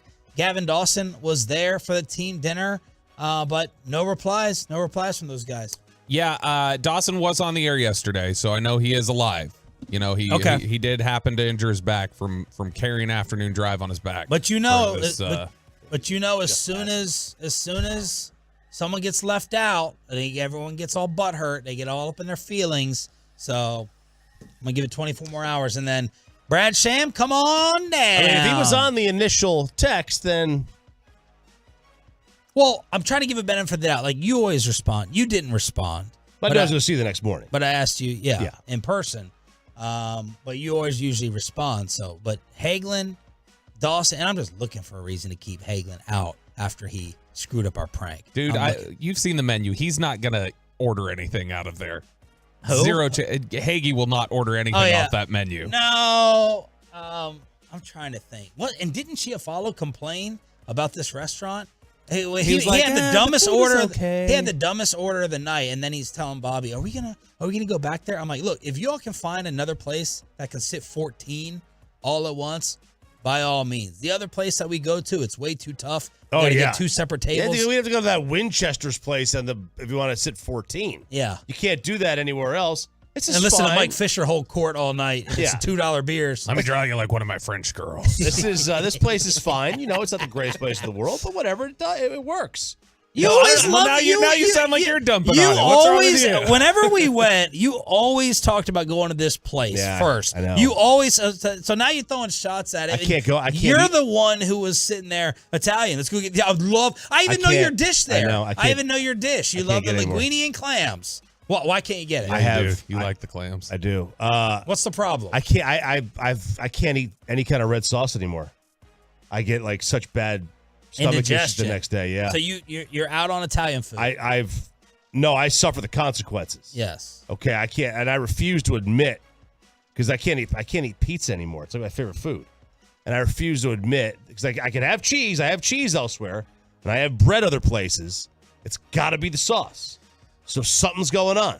But I'm going to suck it up because... Well, you don't have to eat it. There's plenty of things you can get at an Italian place that doesn't have red sauce. So it's like indigestion, like the acidity? It's like, no. I don't know if it's acidity or not, but I just get like wicked, not diarrhea the next day, but basically close to it. But you got to get right. Look, I think. I agree. Like a fettuccine Alfredo, I'll never go get Alfredo sauce anywhere. I think fettuccine Alfredo is fake Italian. Okay. White sauce is not Italian. They got shrimp scampi. They got salmon. They got chicken piccata. Shrimp and crab Diablo. Is that a red sauce? It is. That's a spicy pomodoro. Sausage and mushrooms. You don't have to get red. I get chicken marsala. I don't think they're known for their bolognese. I get chicken marsala. I could do with that. Here's how annoyed Eric already was on it. And Eric ordered steak last year, and I was like, Eric, and he's like, oh, it's not that good. I'm like, try a quarter of mine. He was like blown away, and now he was gonna insult the restaurant when he was a bad orderer. That's on you, bro. That's on you. Come on now. He did say, he was Look like, at my teen in. I told him I was just joking that yes, I would be going. He's like, okay, because I was gonna say you're already being out of the Jerry party. I was gonna have to kick your ass if you were gonna skip this. And I was like, oh, okay, all right. Eric Chiafalo coming in hot. That's your trigger word, right? The B word. Yeah, I don't like that one. That's Zach did that at camp last year. We almost had a fight. That wouldn't have been good. Okay. So I mean, if you want to throw those tiny hands, call me that, Sean. I'll save it for a moment. Right before the Jerry party. You wish you would have known that at Radio Row. Gonna be a little.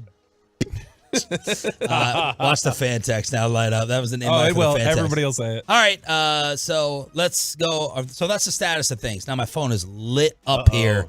Is it from any of the people? Oh, Will Chambers is laughing. Oh, Will. I wish Will was on this trip. Oh, Will would party every night. Oh, it'd be great. Will would party. He'd be involved. Replace some of these rude individuals not texting me back. So there's Will. And let's see. Everything else is not relevant. All right, let's go around the NFL. Do you want to start with the Belichick insult or Justin Fields' top 5 list? RJ. Justin Fields top 5. All right.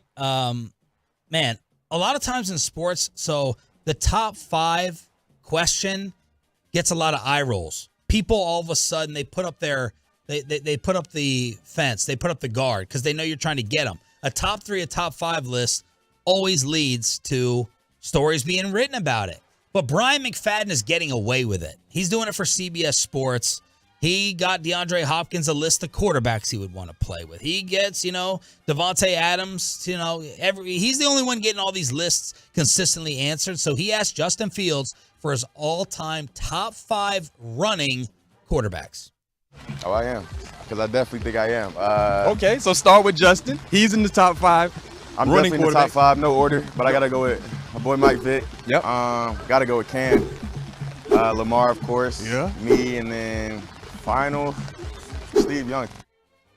Okay. All right. So the list is Justin Fields, Steve Young, Mike Vick, Lamar, and Cam Newton. Pretty hard to kill anything on there. It's tough. I mean, Steve. Even if you and Bobby seem to be okay, that Fields is already putting himself on there. I mean, he belongs. Yeah, he was a 1,000-yard rusher last year. He was pretty tremendous. Steve Young shows he got a little history of the game. Knows the game was played before like 2010. Vic, tremendous. Lamar, tremendous. Cam's a good runner. I don't have a problem. I mean, I think you could have thrown Kaepernick on there. He's a good runner. You could have thrown Cordell Stewart, Alex Smith. Russ is a really good runner. Yeah. I think Cam is. It's a good guess. Alex Smith. I just thought Alex Smith was a really good runner. I thought of him as mobile. I hadn't thought of him as like a running quarterback. Okay, so I think we have to agree that Vic and Lamar have to be on a top 5 all time. Yes. Have to be. I agree. To me, it's too early for Fields after 1 year. He ran for 1,143 yards. I had him in fantasy. He was tremendous for me, but 1 year, am I going to put you? Bobby, you have a different list? I think this is pretty much the list that I would have on. The only minor quip I have here, or quibble, is Lamar Jackson. Why? Because he doesn't play the quarterback position. He is a running back. So shut up. All right.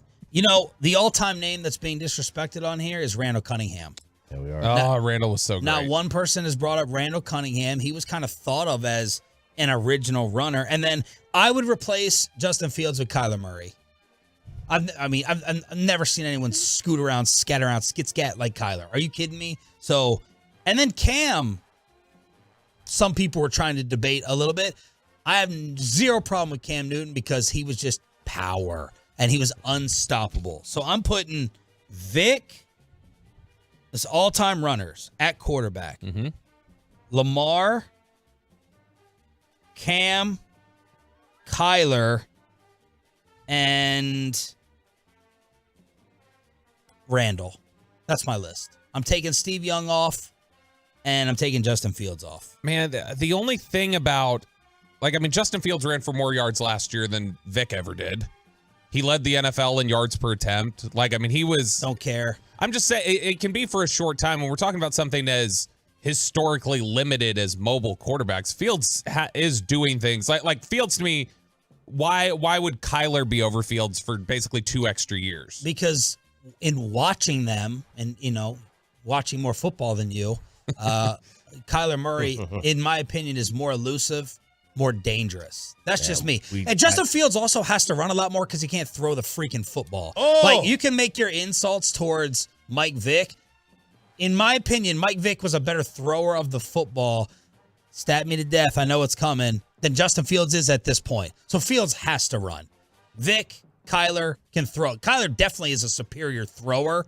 So Justin Fields is going to run it more. Their per 17 game averages for their career. Kyler is 657 rushing yards. Justin Fields is 984. He's almost 1,000-yard rusher because he can't average. throw. Okay, but that's not Kyler can. The point is about running quarterbacks. It's not about. That's why, I would fight you on any list that has Lamar Jackson on it typically. But this is the list he belongs on. Let me put it another way.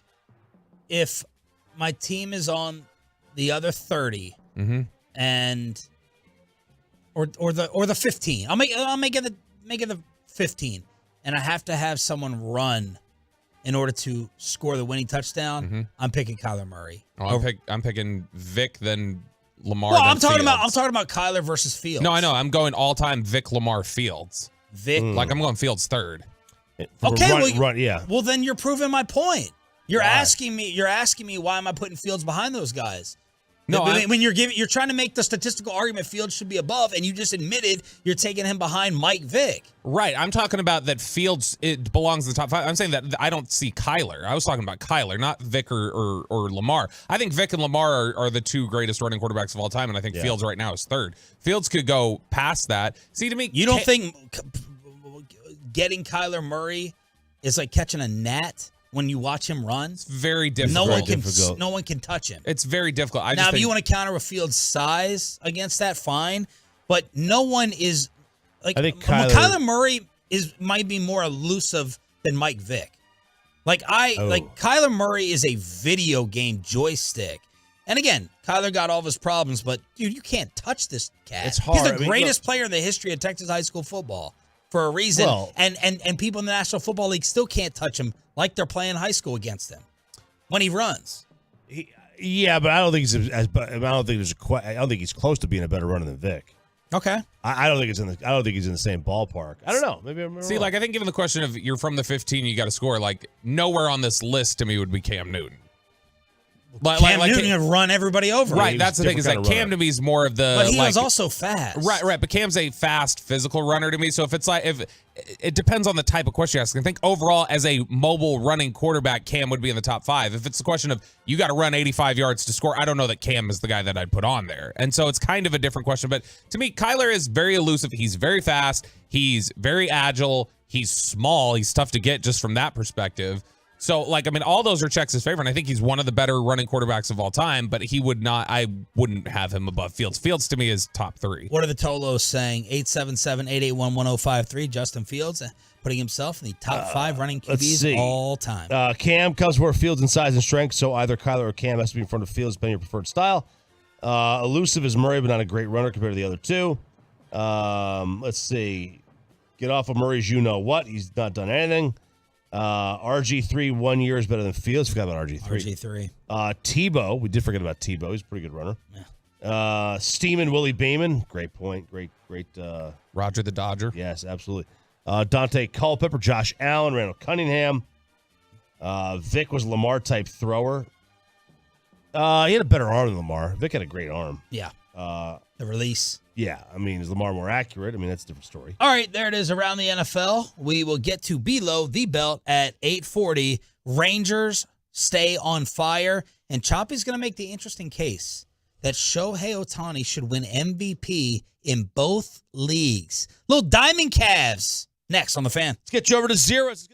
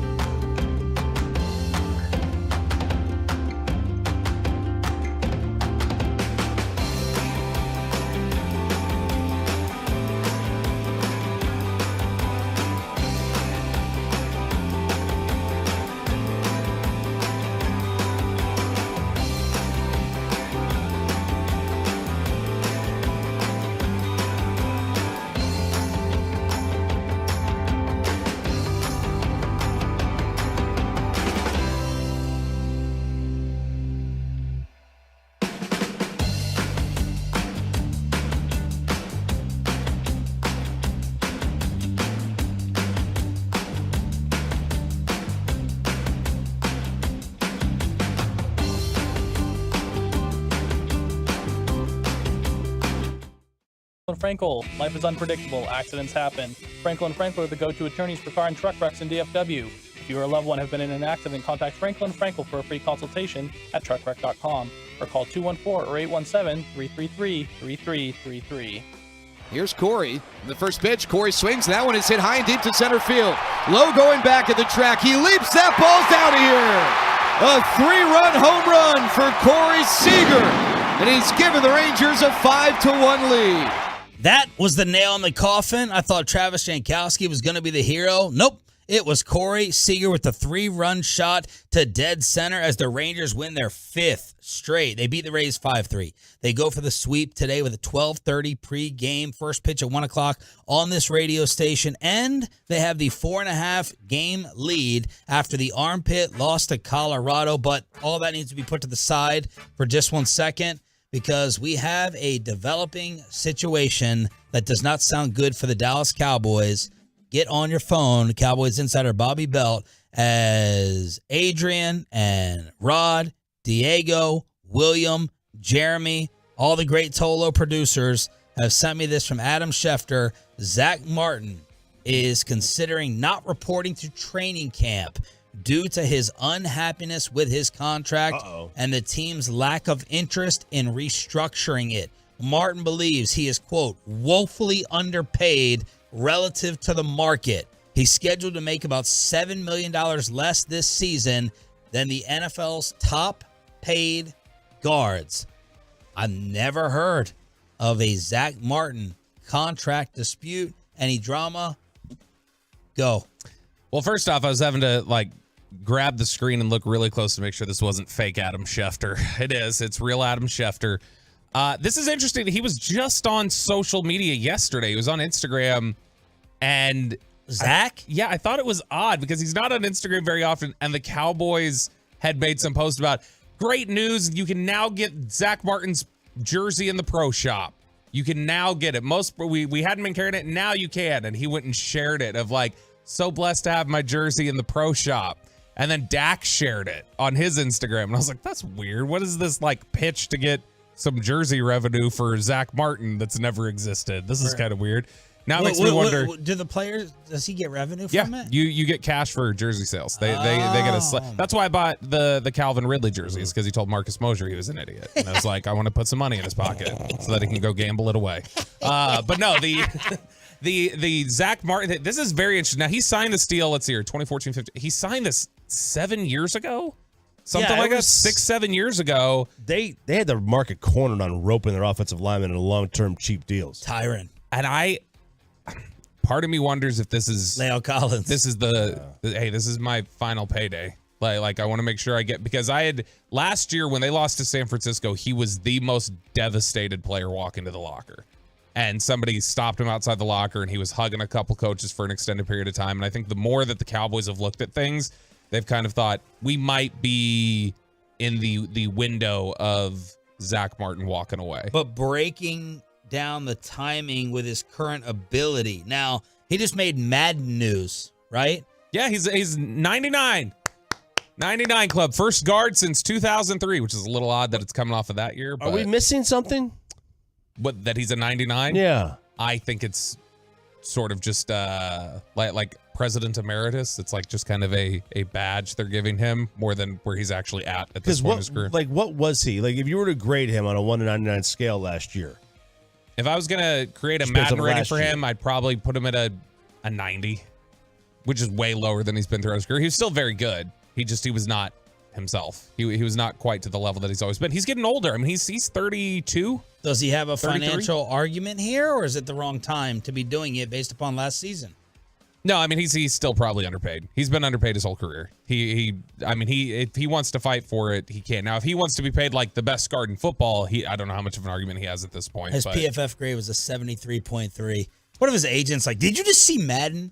He's a 99 on Madden. Of course, talking to Steven. I guarantee you. No way. I guarantee you. No way that any agent has ever dropped a Madden rating. They were smart. They would. Maybe popularity. Just as good as a PFF grade to me. We got to ask Jerry. We got to ask Jerry or Steven. Has a Madden rating ever been brought up to you in negotiations? I'll be fascinated to hear the answer. No way. I would absolutely bring every rating up. Now, whether or not it moves the needle is a completely different story, but I mean...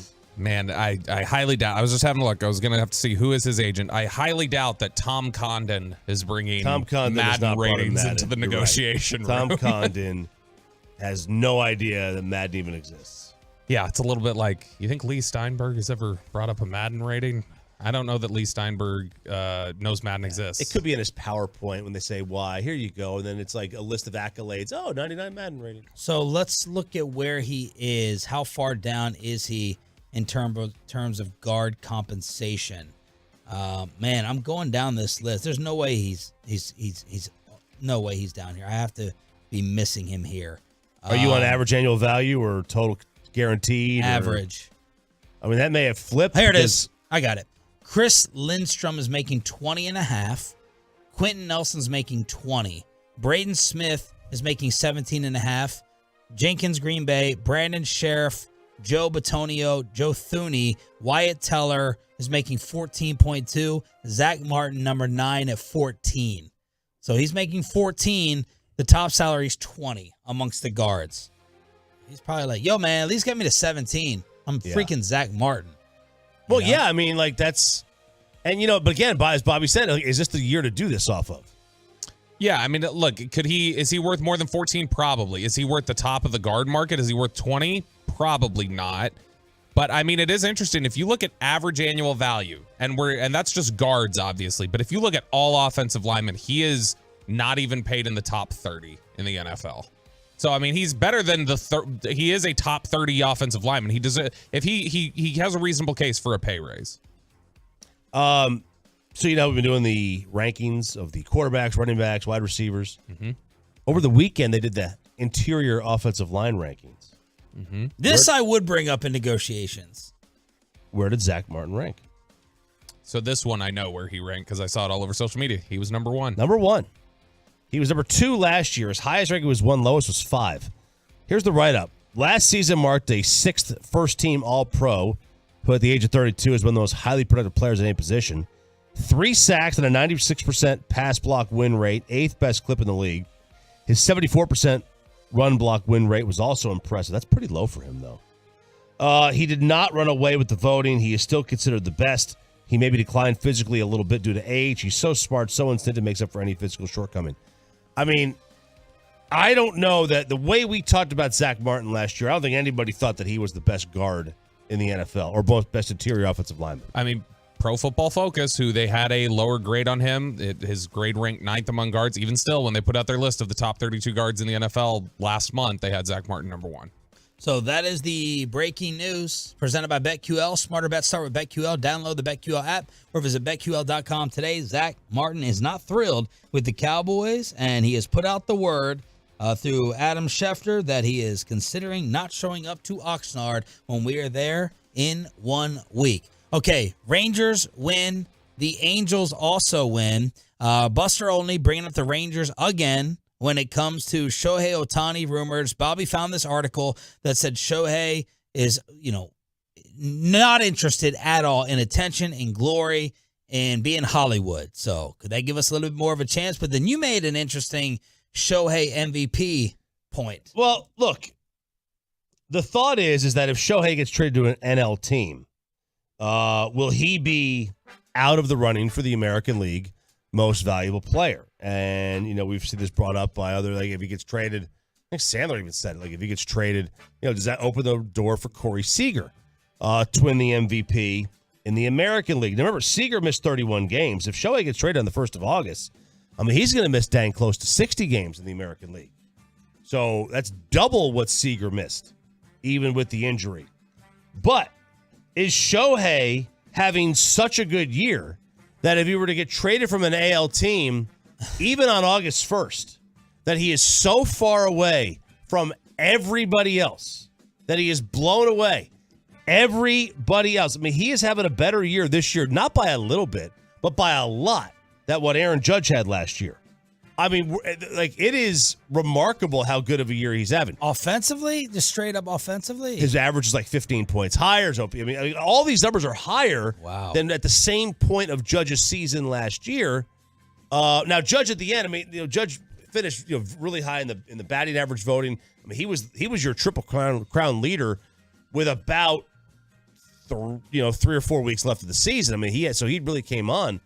But like, if Shohei gets traded to the NL, you cannot have this season that Shohei Ohtani is having and have him walk away with 0 MVP awards.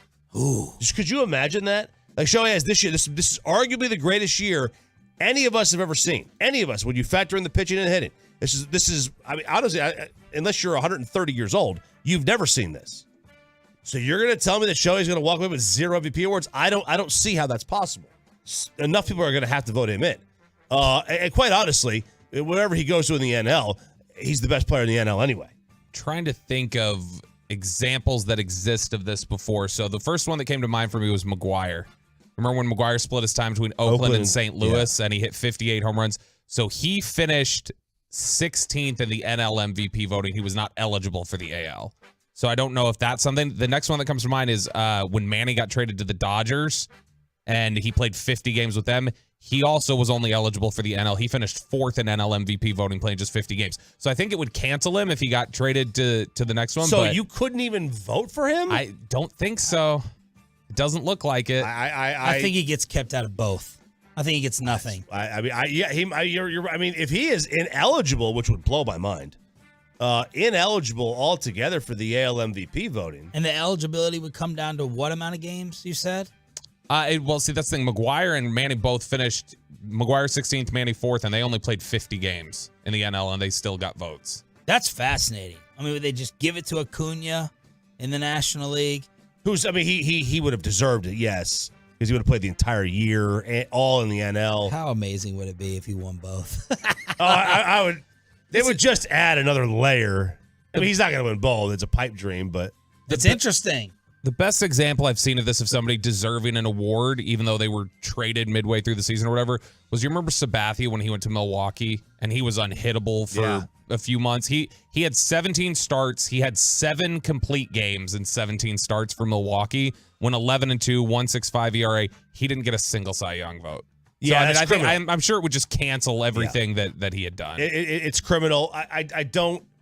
There's going to come a time, and maybe this will be the jumping off point where they eliminate the ALNL. I don't think they ever will, but at least carry your stats over.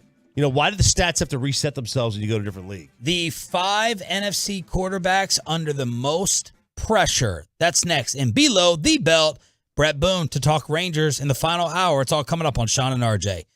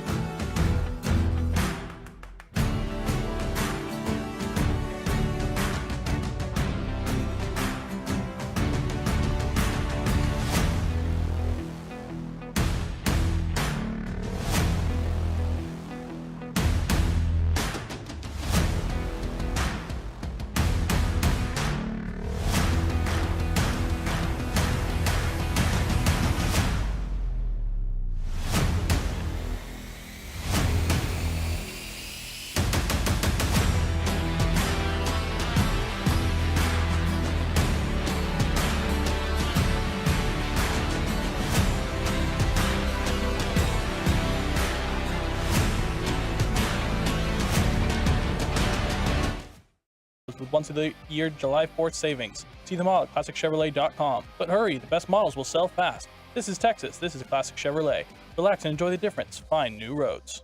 The great Bobby Belt. Don't make me take off my belt. Don't make me take off my belt. We're not. Why Dak Prescott is under the most pressure in the NFC, and not just because Zach Martin won't be blocking for him as he holds out for a new contract.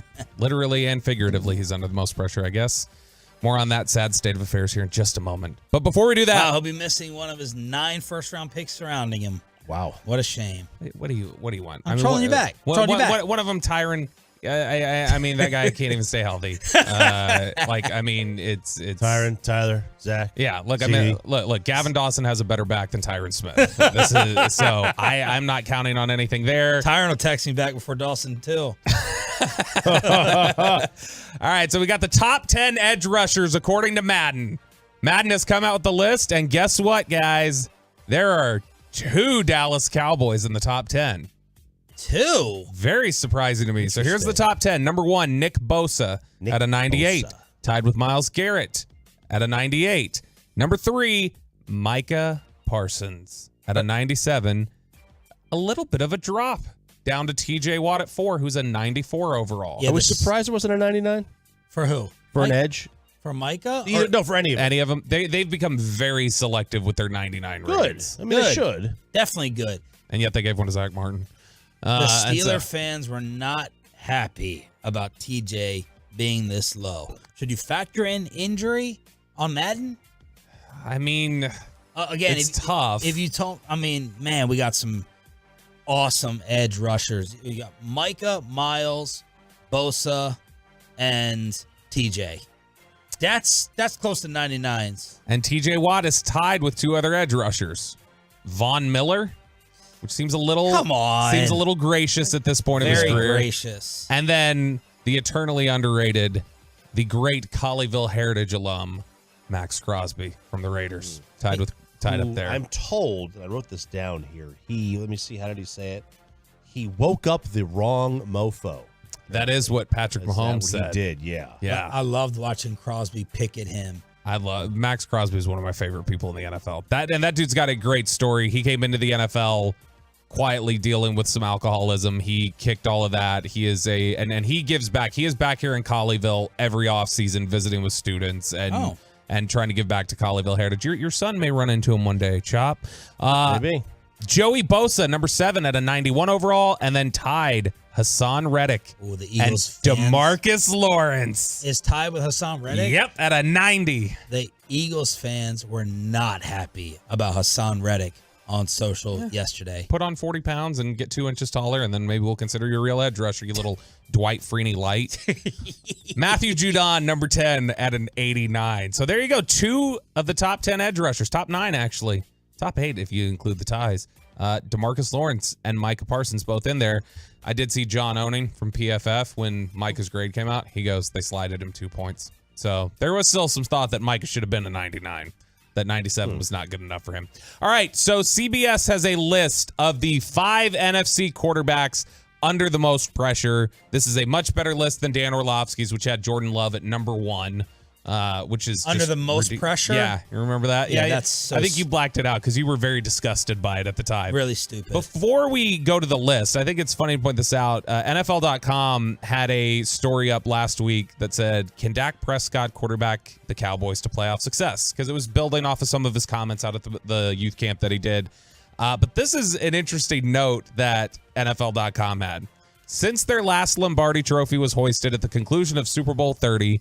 The Cowboys have yet to return to the NFC Championship game, posting a dismal 0-7 mark in the divisional round. 3 of those losses, including last season's defeat against the 49ers, have come with Dak Prescott under center, as he's become one of 5 quarterbacks in the Super Bowl era to start 3 or more divisional titles and go winless. Who was the last one to do so? Give the stat one more time. I was writing my pressure list. He is one of 5 quarterbacks in the Super Bowl era to start 3 or more division titles and go winless. Who was the last player to do that before To start 3 or to win 3 or more divisions? To start 3 or more divisional round playoff games and not win any of them. Ugh. Now, this is Romo? All time. Romo. Romo and Dak are the last two quarterbacks in NFL history to have 3 or more division round starts on their career and not have a win. So, but you could have started 0-3, then eventually won one. Yeah, off the list. Yeah, these are the guys who they at current standing or for their career started 3 or more and didn't win. So it's just Romo and Dak right now. That's the most recent players in NFL history to do that. Dak's was Giants. I'm sorry, Romo's was Giants, and then Green Bay and Minnesota. Yep, those were his. So that's not a great stat there. Here are the 5 quarterbacks under the most pressure. Number 5, Jordan Love, Green Bay Packers. When you're talking about in the NFC, I don't think that it's bad to have him number 5. He's certainly under some pressure there in Green Bay, but to have him number 1 like Orlovsky did was ridiculous. But within the NFC, that means he's barely in the top third of NFC quarterbacks under pressure. It's fair. So the number 5 on my list was actually Trey Lance. With quarterbacks under pressure in the NFC? I think Trey Lance has more pressure than Jordan Love. Now, I don't know, Green Bay, San Fran, more spotlight will be on Jordan Love. But this might be make or break time on Trey Lance. See, yeah, and then the Jordan question, Love's, it's not make or break for him. Right, and the question of make or break or pressure, Dak's going to be the quarterback here next year, regardless of what happens, right? Dak's going to be the quarterback. Daniel Jones is under pressure, but he's going to be the quarterback there next year. Right. So you've got to kind of weigh that when you're making this list. Number 4, I some of these names are interesting, and there's one that's not on the list that I think is very interesting. But number 4, Sam Howell from the Washington Commanders. How much pressure is on the guy there, though, in terms of he's just stepping in and tons? He wants a career. None. I have it on those because if he doesn't perform well, they're going to draft somebody, and they may draft somebody anyway. But this is it all depends. Like you said, this is his 1 year to start. Your criteria. Yeah, it's your criteria. Absolutely. It's like, oh, you need a playoff win. You're in a contract here. You're going to get replaced, or you are going to be in that spot, and you need to prove your worth. So it depends. Sam Howell didn't even register in my mind. He's on Choppy's list. These next 3, I think, are all their own career legacy, and that's the kind of pressure that's being put on them right now. Number 3, Kirk Cousins. So sooner or later, Cousins is going to have to win more than one playoff game. Entering the final year of his deal, he's 35 years old. Not on my list because it's kind of like we know what it is. Yeah. Like no one's expecting that much more from Kirk Cousins. Maybe they move on from him, but it's like, okay, you only matter right now because you're on Netflix. You're an afterthought in the NFC. Kirk's got a ceiling. I think his ceiling. I think the thing with Kirk is that if you compare Kirk to just say Dak or Jared Goff or something, I think Kirk's floor is higher than say Goff's, but I don't think his ceiling is as high as Dak's or Goff. Goff's been to a Super Bowl, and Dak has shown he can win road playoff games and such. You know what I mean? I don't think his ceiling's as high as those guys. Who's the Kirk cousin of the 90s? I was just trying to think of that legacy wise. Who is he? Mark Brunell? 90s? Interesting. In terms of, he's such a unique case in terms of the way that he's put up stats, the way that he's been. Mark Brunell might be a good one. And so I'm just trying to think of who that would be that's such a perennial underachiever, but also has so much statistical success and everything else. But Brunell never caught the heat. That Cousins did. No. They had the monumental win against Denver.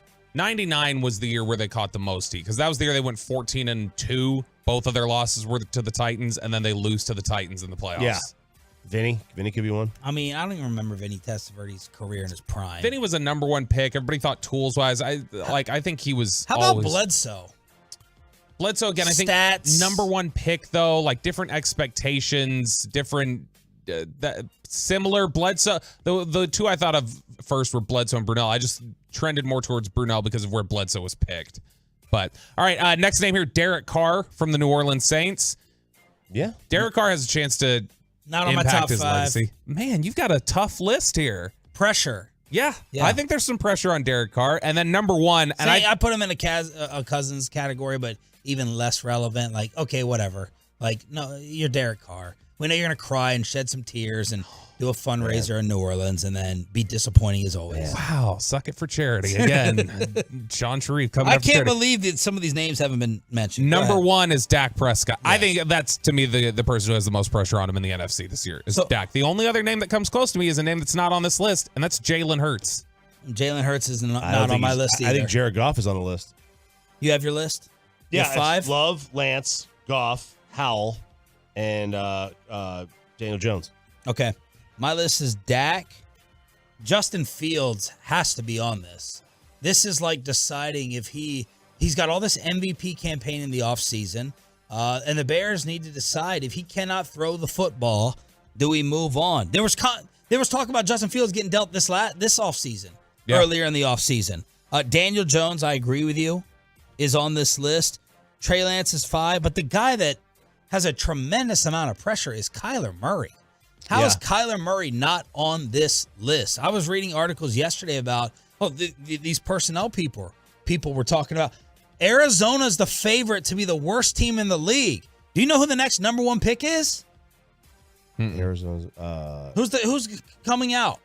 Next Williams. year? Yeah. Caleb Williams. Yeah. So Kyler Murray has to be on this list. Dak is a no-brainer. To me, Justin Fields, Daniel Jones needs to prove it. We all think he got overpaid, overrated. Kyler Murray, and if you want to wrestle around with Trey Lance, Jordan Love, Goff, I'm fine with it. I mean, my thing with Goff is they just drafted a quarterback. Who?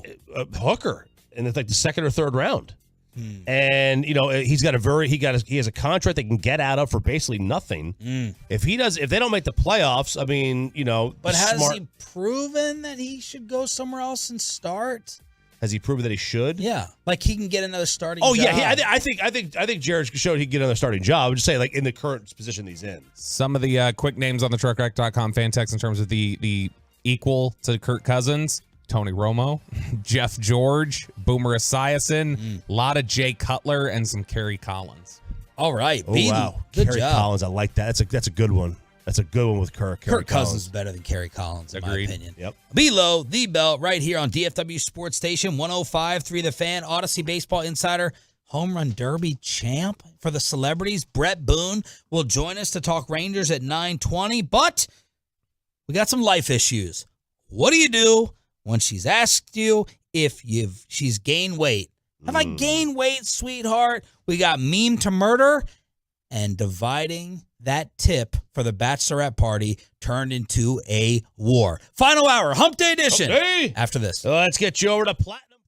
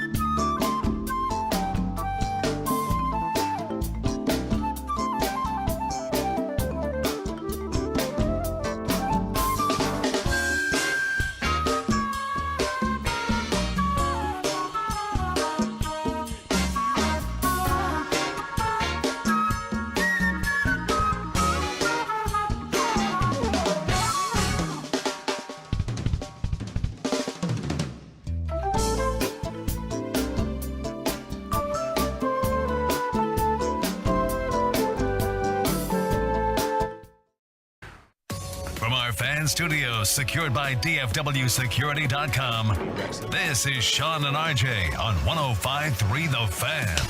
Final hour fist bump time on the fan cam. Sean Sharif, RJ Choppy, and Bobby Belt. This is exactly what you were talking about during the break. No, I'm not concerned about your douchiness. I'm concerned about my mic being on. I don't know. Yeah. As we were setting up a topic. I didn't curse, but slightly early right there from Jeffrey. It's always been your problem. You're throwing a no right now, Jeff. We had the post show meeting.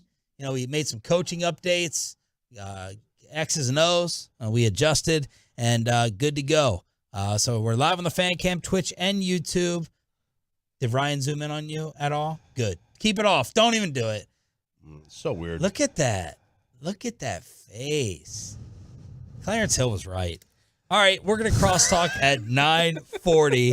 At 9:20, Odyssey baseball insider Brett Boone is going to join us, host of the Brett Boone podcast, an Odyssey original featuring the most notable names in baseball and all-around sports every week. Okay, Choppy, let's start off with the weight gain and how you approach it, and then we'll get into breaking up the bachelor or bachelorette party tip. All right, so this is a story. I saw this initially on the Instagrams, and I did a little bit of a background on this. It eventually led me to a BuzzFeed article about pop star BB Rexha. You've heard of her? I have not. Jealous, great song. Baby, I'm jealous. She sings that song that I'm Good. It's with David Guetta. Great song. It's the remake of Blue by Eiffel 65. Oh, yeah, got great it. song. Okay. So she leaked, seemingly she leaked a private text from her boyfriend. Shut up. A guy by the name of Kian Safari, of a 3-year relationship, discussing her weight gain, and it sparked a very, very mixed reaction. This is a great topic here because I was expecting this guy to be ruthless, like Jonah Hill ruthless, which apparently we didn't spend enough time on the Jonah Hill stuff. So there's an old photo of her. Now she's very, very attractive. Very attractive. Great singer. That song, I'm Good, is a banger. Is this her song right here, Jeff? Turn it up. Let's see. Oh, yeah. I know this song. Okay, I know who she is. All right, and now, so she's posted photos, and, her weight gain has been a topic of conversation online. In April, she admitted that she found it upsetting to see BB Rexha weight as a trending search on TikTok. So seeing that, she goes, I'm not mad because it's true. She even said that. I'm not mad if it's true. But then, this week she shared a now deleted screenshot of a text she received from Kian, her estranged boyfriend, I guess if you want to call it. And I'll read it to you. And this is his reply. Hey, I never said you weren't beautiful, and I never said I didn't love you. In fact, I said how beautiful you are and how much I loved you, but... So she had asked him first, have I gained weight? What was the question to generate this response? Yeah, and it's in there. It's in here. It's in this. Yeah. He goes, I always said I would be honest with you, and your face was changing, so I told you it was, because she had asked. She said, did my face... What? We're just thinking about... our significant others and what we would do. It's a trap. Because she had said, does my face look bigger than it did X amount of months ago? But I always said I would be honest with you, and your face was changing, so I told you it was. That was the conversation we were having, and you asked because I care. Would you rather I lied to you? You gained 35 pounds. Damn, he went with the weight number. What is it? Do they have an app? Is he checking the app? Yeah. And seeing, exactly where her weight was and tracking it. He's just eyeballing it like a state fair game. Like, it's about 35 pounds. She's not a circus act here. You gained 35 pounds. Obviously, you gained weight and your face changes. Should I just pretend it didn't happen and that's okay? Come on, I gained 3 pounds and you call me chubs and fat. Doesn't mean you don't love me. If you're trying to find reasons to break up, this makes sense. But it's not the real reason. If you're unhappy with me, yourself, with life, and you don't see a future, that's okay. That's the reason. Don't use something like that to weaponize your anger or anxiety or any insecurity you may have. I always found you to be beautiful, loved you no matter what. I think it's important for you to think about things and write things down, speak to a therapist, yada, yada, yada. Let me know if you'd like to speak and need more clarity. Love you. And this sparked a major, major reaction. Okay. To which people are saying, That was as classy of a, I think, as he could have possibly gotten. He did put the number on it. The number is probably not. He should. Well, maybe she said like I've gained 30. Maybe she said that. If he came up with that number on his own, yeah, I wouldn't have done that. But if she's like, man, I stepped on the scale and I'm 35 pounds over from when we first started dating. Maybe that number had come up and he just didn't pull it out of the sky. Because that would be weird, random to just pull that number out of nowhere. But that is as tiptoey / honest as I think he could have gotten. Reinforcing I still love you. Love you at the end. You know you're beautiful. You pick at me when I gain 3 pounds. I mean, I think that was a pretty job well done. It was. It brings up the question, though, like, is this a must lie or, like, do you... I mean, 35 is a lot, too, Like, it's not talking about 5, 10, 15. I was expecting this guy's response to be total insensitive jackass jerk, but, I mean, what do you do? 877-881-1053, 877-881-1053. I asked Sarah this, and she got mad I would even ask. She was like, she wants me to be honest. Like, she's got something on her face. If something looks wrong, she wants me to let her know about it. So she would be fine with you being like... Well, because she was like, dude, she asked. Don't ask. She said, don't ask questions you don't want the answers to. And I tend to agree with that. Like, if you ask me something, what do you want to do? Lie to you? Now, if I lie to you, then that's on me. But if I tell you the truth, don't attend the party without reading directions, man. Let's hear from HR sensitivity training over here. What he would do. Well, first off, I would if I was trying to honestly tell her she had gained some weight, but try to make it sound like in a positive, I would say it's going in all the right places, right? Like you're looking more like CC or DD Rexa instead of BB Rexa. That's what I would say. I see what you did no, there. but what honestly, this is one of those things where he failed the test. There was nothing wrong with what he said, but he failed the test. Like, everybody knows it doesn't matter everything they've said. They could factually tell you, I've gained this much weight. You still say, I can't tell. Right. I did. You seriously look no different to me. Yeah. That's where you effed up. Let their pants tell the story to them.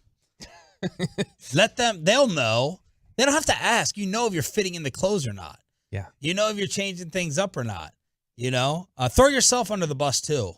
That's what my wife will do with us. If Ollie's eating a lot, she goes, yeah, we big-boned. We a big-boned family. We're talking about getting like a smaller car for a trip. She's like, well, you make sure you account for the big bone family. So kind of throw yourself under the bus as well. But she's got a great sense of humor about it, joking about it. But this girl, she's a public figure and she's getting roasted all over the internet. He made one very, very big / small Bobby Belt prank mistake. A 35-pound mistake. He gave the number.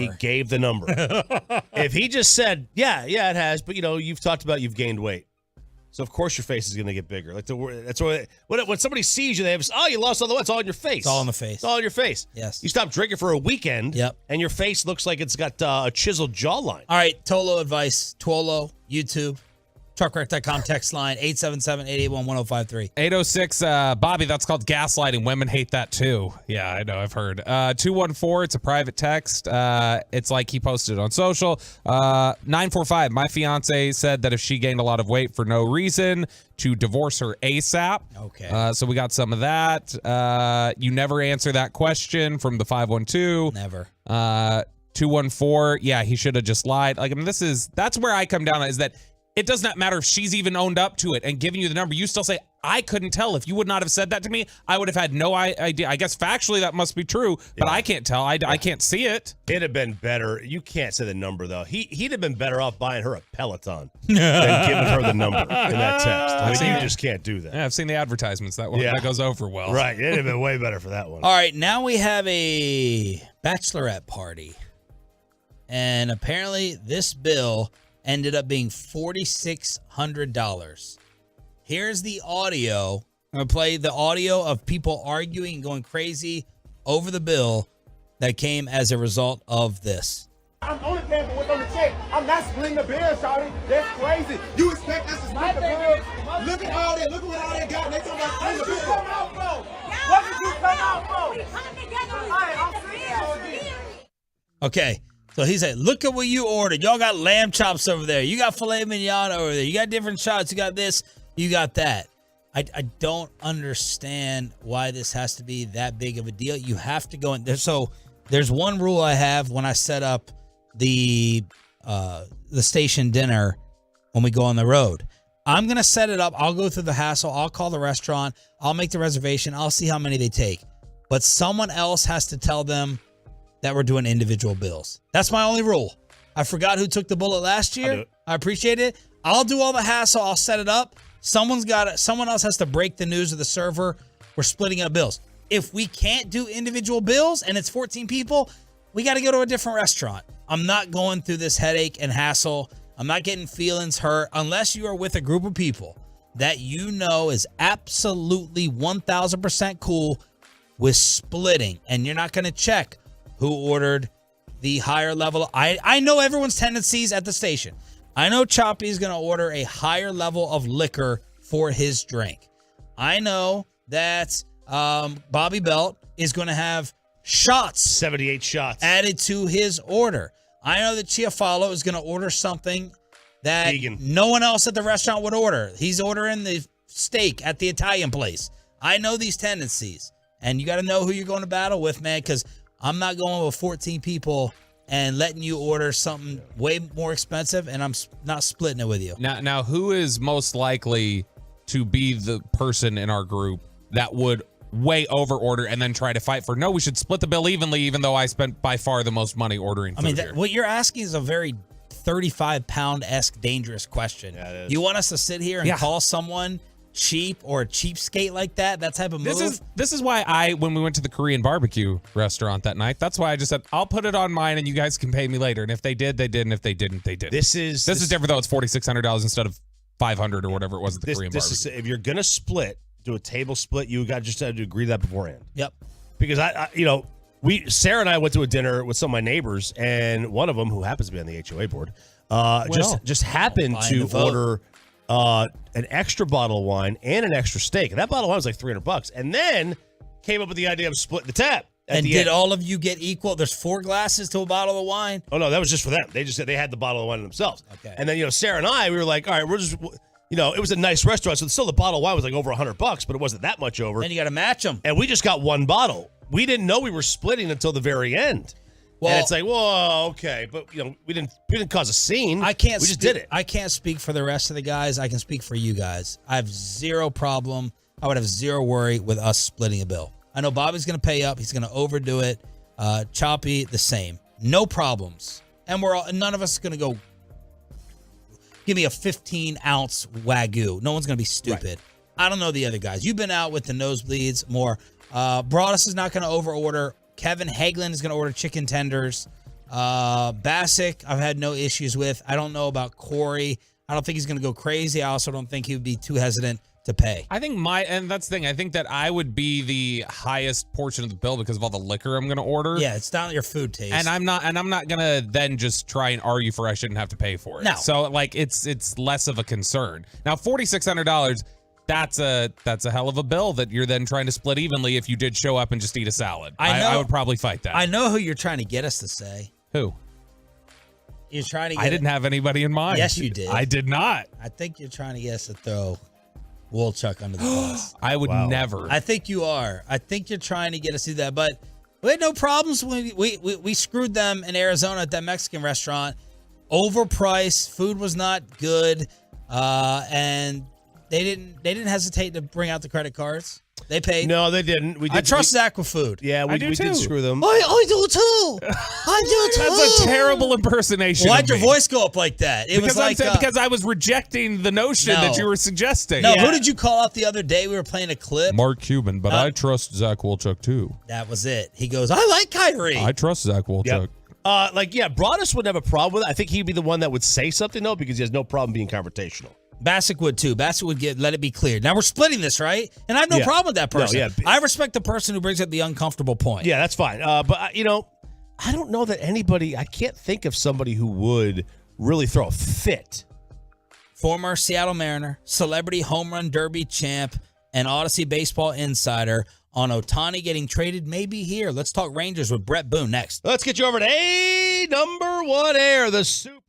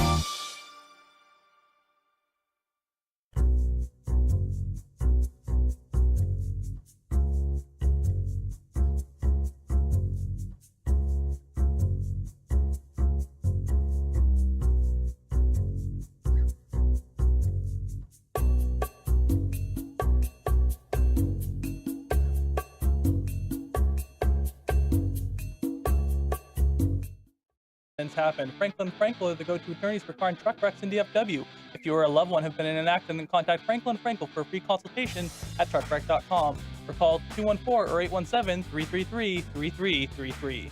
The righty Simeon digs in. First pitch from Bradley. Marcus swings. That one is cranked to left field. Arozarena back of the track, turns, looks out of here. How about that for one pitch? Marcus Simeon gets the Rangers on the board. A solo home run. And Texas takes a 1-0 lead on Marcus's 13th blast of the year. 5 straight, 4.5 game lead over the Astros. And let's talk about it with host of the Brett Boone podcast, an Odyssey original featuring the most notable names in baseball and all-around sports every week. And forget about that intro, the 2023 Celebrity Softball Game MVP, Brett Boone, on with Sean and RJ. What a belt. Hey, guys. Well, very cool, isn't it? Look at that thing. Yeah, very WWE. I like it. Did you know, be honest, did you know you were going to win this thing? Come on now. Before the game. You never know you're going to win it. It was the last thing on my mind was winning that. I got to the park. I pull out on the field. They put a mic in my face and I said, "What do you think, Brett? Are you excited about this?" I said, "It sounded like a great idea 2 months ago, and I don't know right now." So that's how I was. How much practice? How many swings did you take behind the scenes before you played? Probably 5 or 6. Okay. Right, I knew I was fine. I took 5 or 6 on the. We had a little BP session over at Lumen Park, or Lumen Field, the Seahawks, and yeah, I had 5 or 6, and I said, "No, this should be pretty easy." So I knew it was going to be all right. Did you slip Jenny Finch a $100 bill beforehand and just said, "Hey, this is my spot. Groove it right here"? Well, I'll tell you, my second bet, I come up there. Adam Jones is throwing overhand, and go, "Come on, Adam." So I end up popping up, and then hit another homer. And then, no, it was. I went into it with an attitude. Sometimes, as an ex-player, you do these things. You have appearances. You go here, you shake hands, and you think, all right, it's just part of the process. And I went into that thinking, okay, it's going to be fine. It's going to be softball. Wave to the crowd. I get to see some fans that I used to play in front of. And I got into it, and I thought, how are the YouTubers going to be, the singer-songwriters? I can't expect much. They were really good. And after the game, just walking around the city the next few days, a lot of fans came up, and yeah, they wanted to see the belt, but they said, the players were better than I thought I was going to be. I was there for they were there for the Futures game, and then you're there for the softball game. I didn't know what to expect, but it was entertaining. Brett, I know some ex-players. I play in beer league softball with some. Well, I know some absolutely love it. They just love getting out there and playing, and others they hate it because it's a no-win situation. The swing is so different. It's you go out there, you foul tip or pop up a beer league softball. It's just embarrassing. Do you play softball in your free time at all, or is this something you don't do? No. I would do it.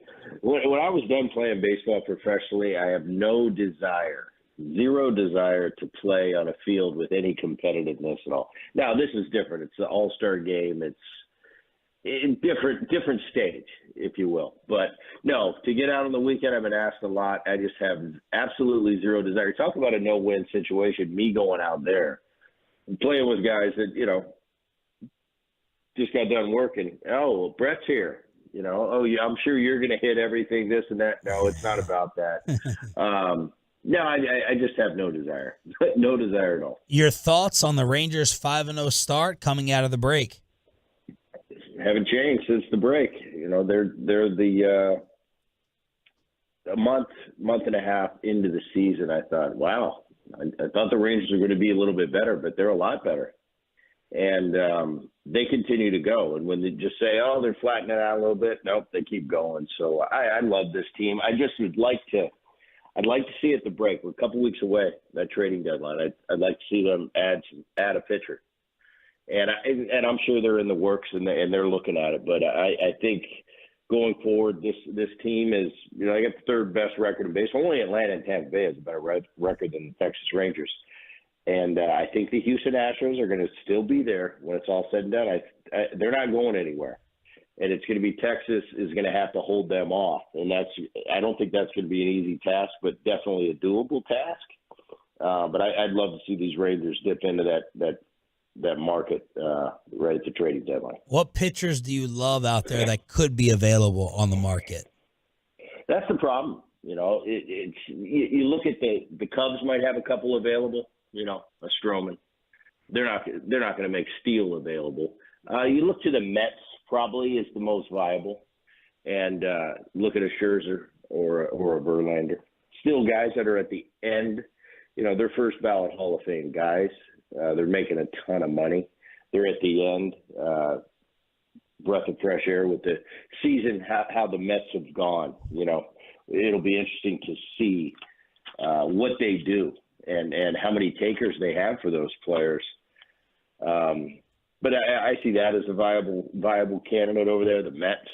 You know, we're at a stage, and I was talking yesterday. You've got the people that are going to looks good, and they're in the good seat right now going to the postseason. Then you got the group of teams that they're not going anywhere. The season's over. Then you've got those guys in the middle. What are you going to do? The bubble guys. So I think that's going to kind of those middle guys. We're going to find out here in the next 10, 12 days whether they're buyers or whether they're sellers, because they might have some parts that the Texas Rangers could use. But right now they're in the mode of, no, we're going for this. So you got to give a little more time. But that's just off the top of my head what the Rangers could see. And I also think an option for the Rangers is to bolster that bullpen. You know, there's some teams out there that got some bullpen parts that and I hate to speak of them as parts, but that's what they are. That's what we are when we're on the field. Yeah, we're you know, bolster that bullpen. That might be something. But I think this Texas Rangers team got this much better, this quicker, and are in position to go for it. I think they really need to take advantage and really pull out all the stops. Brett Boone joined us here, 105 through the Fan, Odyssey Baseball Insider. You know, when you're a player, you know, because the Rangers now have, you know, Aroldis Chapman, they still have Will Smith they could use. It's kind of nothing's really set in stone as to who the closer is going to be night in and night out. You know, it was Will Smith last night. Do you as a player do you prefer there to be one set guy back there, or does it not really matter? Depends. This is a different day and age. The player is a different animal today than when I played. We'll just break it down from my generation. Yes, my generation on the teams I was on with you know, I had a few teams that there were some dominant closers, and they expected in the ninth inning it was going to be them, and if it wasn't, there was a problem, and it was almost like teenage girl drama. Now I'm the farthest thing from a pitcher, but I would watch that, and yes, it was imperative that the closer was distinguished. He had to come in the ninth inning, especially if there was, you know, a star quality closer on that ball club. Now, when you're young and everybody's fighting for a spot, you're fighting to prove to everybody that you're the closer. But once that's been established, you know, in the pecking order, in the hierarchy, on a veteran ball club, yes, it's very important. I think more from a mental standpoint than anything else. And I think when you're alluding to Chapman versus a Smith, they've both been big time closers. So what do you do? Well, that's something that's got to work out. And I think that's where the Texas Rangers have a huge advantage. You have somebody like a Bruce Bochy running the show over there that somehow can thread that needle that most other people just can't do. And it's because there's something about him, and it's just Bruce Bochy doing Bruce Bochy stuff. Because Bruce can get you to do anything you want. You know, you could be in the worst slump of the world. Bruce, come over and give me that Bodie. Come here. And somehow he's got you. You know, he's just got that it factor that he's always had. That's the reason he's him. It's the reason he's him, but they definitely have that in their favor going forward. Would you, if you were Texas, obviously they could use a pitcher. Some people think they could use some help at the DH spot. Would you sell the farm for Ohtani if he was made available? Oh, man. I don't think Texas needs the offense isn't their problem. You know, Texas, can you imagine Texas saying, oh, yeah, we just need to get some more done out of the DH position. Then you look at their offensive numbers and their first. I think that's the least of their problems. the Ohtani thing becomes a very interesting thing to me. And obviously, he's the talk of baseball this year. What's he going to do? Artie Moreno put the club for sale. He took it off the market. I think he wanted to get Ohtani. He wants to sign Ohtani. The Rangers, in order to do something like that and sell the farm, like you said, they'd have to get some assurances that he had interest in long term. Because this isn't going to just sneak up on these guys. It's not going to be, we were hoping to spend $50 million, but it cost $100. No, we know that the price is north of $600 million. So if you're all right with that going in, I would have to have some assurances that, hey, Ohtani's interested when it's all said and done. He wants to make his home here in Texas. So that'd be tough. That's going to be the tough position for a lot of teams right at that deadline is if Ohtani is available, which I'm still up in the air whether he is or he's not going to be. If he's available, we do have to give up the entire farm. I got to have some assurances beyond this year that I've got at least a really good chance of re-signing him. So I think that's something internally that has to be worked out with the Rangers organization, not necessarily us. We're not going to know if the Texas Rangers have a chance to sign him. They'd have to kind of do some backdoor, talk to some people that we're not going to talk to and have a pretty good feeling. Because to give up a couple prospects to make a run, that's one thing. Of course you do. If Ohtani was a normal person, a normal top pitcher, let's say, of course, if I'm the Texas Rangers right now, without a doubt, I give up some prospects. But what you're going to have to give up for him, there's probably a package that's never been given up before for a player at the trade deadline. That's going to be the new asking price. So you got to think long and hard about it because you don't want to give up too much. You think he ultimately stays on the West Coast after this year? I think so, and here's the reason why. When he came over from Japan, he could have gone pretty much wherever he wanted to go. Why did he go to Anaheim? Why did he go to the Angels? What was it about Southern California that Shohei wanted to go to? So I think the Angels are the favorite going in. Now, the argument is he came over here. He's blazed his trail. He's established. It's Ohtani mania now, and that's great. So does that change things? Now I want to win. It could be. It could be that he woke up and said, no, now I want to win. I did what I had to do to get to the position where I'm in. Now I want to win. Could be. But there's a lot more factors. There's the ballparks you play in. I know as a free agent right now, if I was a free agent and the money was all the same, I'm going to go to what places do I hit well and where am I successful? I'm going to be here for the next 10 years. I don't want to go to a ballpark where I don't see the ball well, or if I'm in Shohei's shoes, I don't like their mound. I'm not going there. That's already eliminated. So these are the little things that go into that decision that nobody's really talking about. You don't just go, this isn't going to be a go where I get the most money, because the money's all going to be there. It's going to be a ton of money at any of these choices. So it's, where do I want to raise my kids? Where do I want to be for the next 10 years? What gives me the best chance on an annual basis to go to the postseason and maybe get to a World Series and maybe win a World Series? So all these go into this. All these factor into his decision.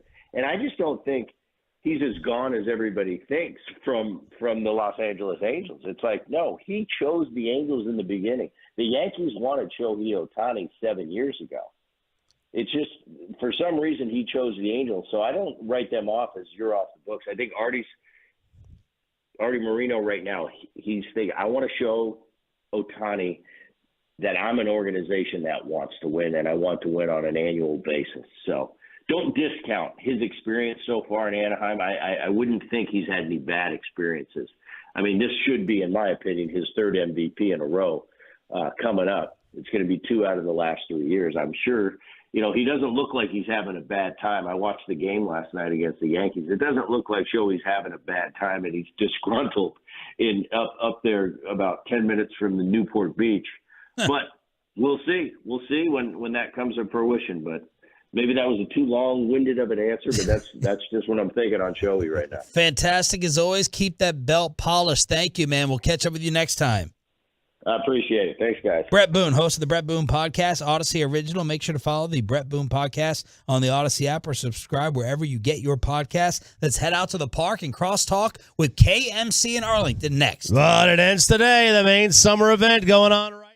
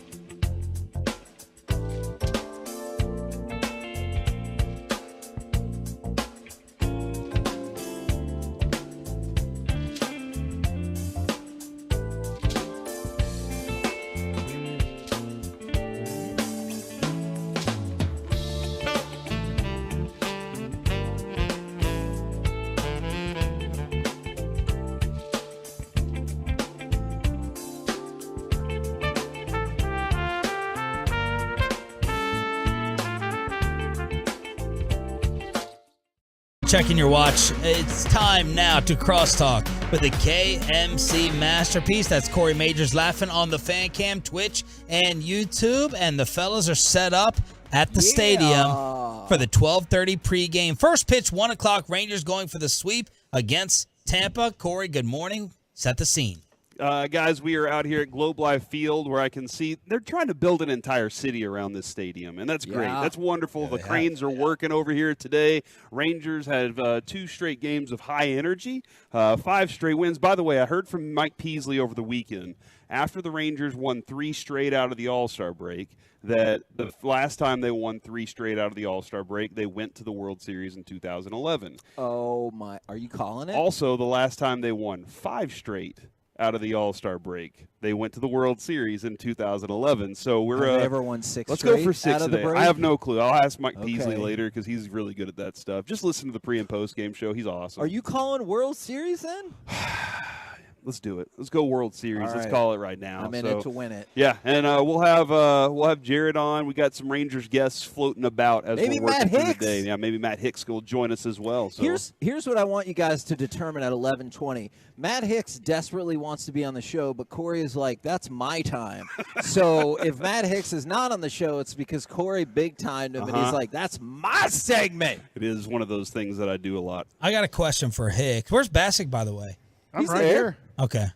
I guess we got the Zoom set up late. Hold on. Ask them why. Ask Kevin why he's not on the Zoom. I will be on the Zoom in just a few minutes. My computer at the moment is being really temperamental, and if you want to charge it, because it's at like 85% or whatever, but if you want to charge it, it has to be like set at this perfect angle, and nobody can touch the table, and it's this whole thing. So I was trying to save it. Sounds until like a web of lies. Yeah, no, it's not a web of lies. You've seen it's not a web of lies until the show starts and figure out if I need to get a new computer before we head off to Oxnard. I thought you were just ignoring it like dinner invites. Oh, got it. Okay. All right. All right. Now, you're not going to like this, but I have a reason for that, too. Okay. Is my son might come out to California in that exact time frame, but also he's a teenager, and, like, if you need a DM response on Instagram, bam, he'll get back with you straight away. Or somebody's like, hey, watch this TikTok video. If it's a big scheduling question, whether it's about college stuff or this, he's like, oh, yeah, let me check on that. And everything just happened yesterday. Yeah. Like, if I asked him anything about his academic advisor, he goes, oh, yeah, they just reached out to me yesterday. Every time. So you're saying you don't know what does that if have you need to a do plus with? one? Yes. If Brandon's going to be there, I might not go. Okay. So why can't you just text me that? Oh, silence. Yeah, we're in communications business, Kevin. But I also didn't want to bog you down with my own personal business in our group text. I did. Corey side texted me. Yeah. You know, that's fine. Okay. Yeah. Okay.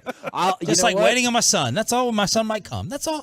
You know. I will text you. Also, I want to shout out. We're doing the alt broadcast on the app today for the start of the Rangers game. Me and Wolchuk. Oh, so, thank God. Yeah, I could tell Bobby was super pumped. But yeah, so if you guys want to check that out at 1:05, we'll be talking about the game and then whatever the hell else you want. How many fans do you think will be there today? Legit 32,000 million. No way. 30. Will it be over 30, Mike? I think it'll be close to that number. Wow. I mean, here's the That's deal, big too. time. Is what else are you going to do in Work? Dallas-Fort Worth when it's 172 degrees? Like, this is one of the places you can go for entertainment. And air conditioning. That is 74 degrees. But that you don't have to pay the bill for. I was thinking about it's not a summer holiday. I mean, I was just wondering because of work how many people would go out there. But that place has been packed. Yeah, it has. Yeah, and look, I mean, go anywhere at There's only 3 of me in town, though, you know? Go anywhere in the middle of the afternoon in DFW. In the summertime, it's slammed. You know, people just find ways to take a couple hours. They're working from home now. Oh, I'll just leave the home office for a couple hours. Mm-hmm. Like you can't. You try to go to a Topgolf right now at 1:00 in the afternoon on a summer day. I mean, you're waiting 2 hours. It's wild. What's happening with Bobby over there? He's throwing stuff at me. Bobby's making softcore porn over here on the fan cam, and I want him to stop. It's freaking disgusting. It's gross. You are disgusted, Bobby. Yes. That is a lot, Bobby. That is a lot. My other question for Hicks. How else do you think I was married? My other question, Hicks. All right, you can go home. You're done. You're done for the show. You can go. You don't even have to talk anymore. We don't need you. Hey, you're setting a dangerous Mike, precedent, he wasn't talking Sean. to you, You're Mike. setting a dangerous precedent because Mike's just going to stick his tongue in the camera and be like, "Can I go home now too?" Tongue the camera, Mike. Can I go golf? Tongue it. How do I do that Tuesday? So with Hicks, I want to know why Jared gets to sit up there next to Bochy every day. I don't like that. Say that again? Jared sits next to Bochy. Yeah, Jared sits next to Bochy in the dugout for like the pregame presser. You got Emily Jones on one side. She belongs up there. But I know Jared's ego has to be blowing up as he's just sitting up there right next to Bochy, looking down upon all the rest of the media with their tape recorders. And I would like to know why Hicksy is not up there, and two, what he thinks that does to Jared's ego. That's my question for Matt Hicks. You've seen the photo, right, Corey? Yeah, absolutely. I know what you're talking about, too. And, every game. And, like, David Moore is the guy that sits next to, is it Romo or whoever? Maybe he wanted to be my friend. In Washington, he stood with the commoners in the dugout as Bochy spoke. So I stood there with the commoners. I actually asked a couple questions. Bochy's like, that's the smartest guy in the room right now. There's a shocking amount of politics that goes into this. I remember we were at spring training. Yeah. And this is when Woody was the manager, and I wanted to ask a question, and they're like, no, I haven't asked the first question. Then it's T.R. Sullivan. And I was like, oh, there's an and order? Then the rest of the media can get involved in some way, shape, or form. Yeah, I think that Jared just kind of like, being a tiny fella, I think it's an easy place for him to be. I'm sorry, tiny fella? Yeah. Okay. What is it, Snow White? We renamed it that too? Yes, that's right. The Snow White and the 7 maybe small people, but sometimes they're larger people. Now, are they making that a new project, or they're trying to rename the original? They're not renaming anything, but they have this live-action Snow White. And it's Snow White and the 7 Sandlers. It's not 7 dwarfs. It's so it's really Snow White and the 7 dwarfs. But the live action characters are all different sizes. There are like some that are actual little people, and then there are others that are 6'2". Jared just texted me the reason. What a joke this is. Oh, because he's the flagship radio guy, right? No. I sit next to Bochy because my hearing isn't good. Oh, simmer and it's down. tough to hear. So I have to yeah, sit. I'm telling you, he's perched right up there. It's just 3 Hearing people isn't every game. good. And there's no way you cannot think you're more important than everyone else sitting up there like that. He's out there behind home plate, I bet, right now, just kind of listening and watching us. My hearing, I've known this kid for, he's arguably my best friend in town. I've never heard my hearing isn't good. Well, he texted me back, Kevin. You didn't tough to hear down there. From dinner reservations. Yeah. Yeah, how inconsiderate is that? Well, he's not going to be in California. I'm sorry. Jared's not going to be in California for Has dinner. Mike texted you about dinner reservations? No, but I expect it from Mike. Okay. I expect Mike to be like that. And I don't want to get on Mike too much because I don't always pick up Mike's calls. So I don't want to be a little bit of a hypocrite there. I know Mike will text me the day before, or I'll see him the day before, and he'll probably go, but I was expecting that from Kevin. Sean, I'm leaning no. Okay. That's fine. Why? I heard y'all segment about splitting it up 14 ways. Oh my God! Is that what y'all do? Yeah, I need you to pick. Mike, we did it last year. We did it last year. We do it every dinner we go to. We have to. Dinner. It is a really good dinner. Unless you guys want to propose something different, how to work it out. Alcohol and wine and stuff like that. Yes. No, we never have any drinks, Kevin. You can do shots with me, Hagee. Just agree to it. And Mike, you were the entertainment last year, trying to make RJ and his new girlfriend uncomfortable at the time. And really, what I did is I forced him to get engaged. That's right. Not yet. Not yet. Crap. You rushed the process. Okay, I want to play one serious thing that will either have you shaking your head no, or maybe more interested in Shohei. Buster Olney was on the radio talking about the Rangers and Ohtani again. The one that could be difference-making are the Texas Rangers, I think. This is a team that has not been competitively relevant for a decade. They went out, spent big on Marcus Semien, spent big on Corey Seager, and they added Hall of Fame manager Bruce Bochy, who's made a big difference. And if, in fact, Ohtani's traded, watch them as potentially the most aggressive bidder because Chris Young, head of baseball operations, he wants this team to turn the corner. 92-1 in Fayetteville, and Bobby read this long Ohtani profile, Mike, where he does not sound interested in being like bothered by the media, being, treated like a superstar. He wants to play baseball and get back home. I hear you. I talked about this the other day during the All-Star game. I just thought to myself, this dude has no life. And that's the way he wants it. He wants to be able to do both at the same time. He talked about really sleep is important to him. And I would say for his 12 to 14 hours he's awake, it is 100% concentrated on his body being prepared to play and pitch baseball every day. I don't think he thinks about anything else, cares about anything else. To do what he's doing at the level he's doing, you have to 100% commit yourself to baseball and nothing else. Everything else is a nothing. And finally, screw you, Kevin Hagelin, for the second time this week. My text message 3 minutes ago. Hey, man, how have you been? Sorry I haven't been in touch lately. In regards to your dinner invite, I apologize for my late reply. I'll see if my son is coming out for the week and get back to you. Best regards, Kevin. Dictated, not read. Screw you, KMC. Next on The Fan. That was 6 separate texts.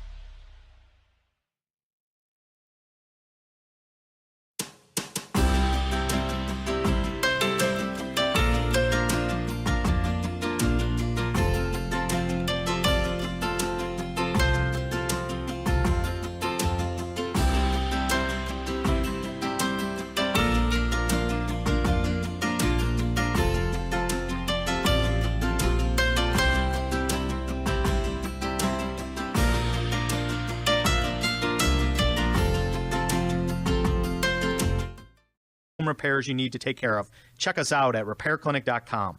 If you need a world-class website or technology project, then I would highly recommend AmericanEagle.com. Call AmericanEagle.com at 773-NETWORK. That's AmericanEagle.com, 773-NETWORK. You could throw your flip-flop at a bug. Ew, a bug, get it. But the chances of actually hitting it Over there. are statistically It's still alive. unlikely. Good thing nature's got your back. Stem bug killers combine powerful active ingredients found in plants, like lemongrass and geraniol, and scientifically engineer them into effective bug-fighting formulas, safe for use as directed around people, pets, and throughout the home.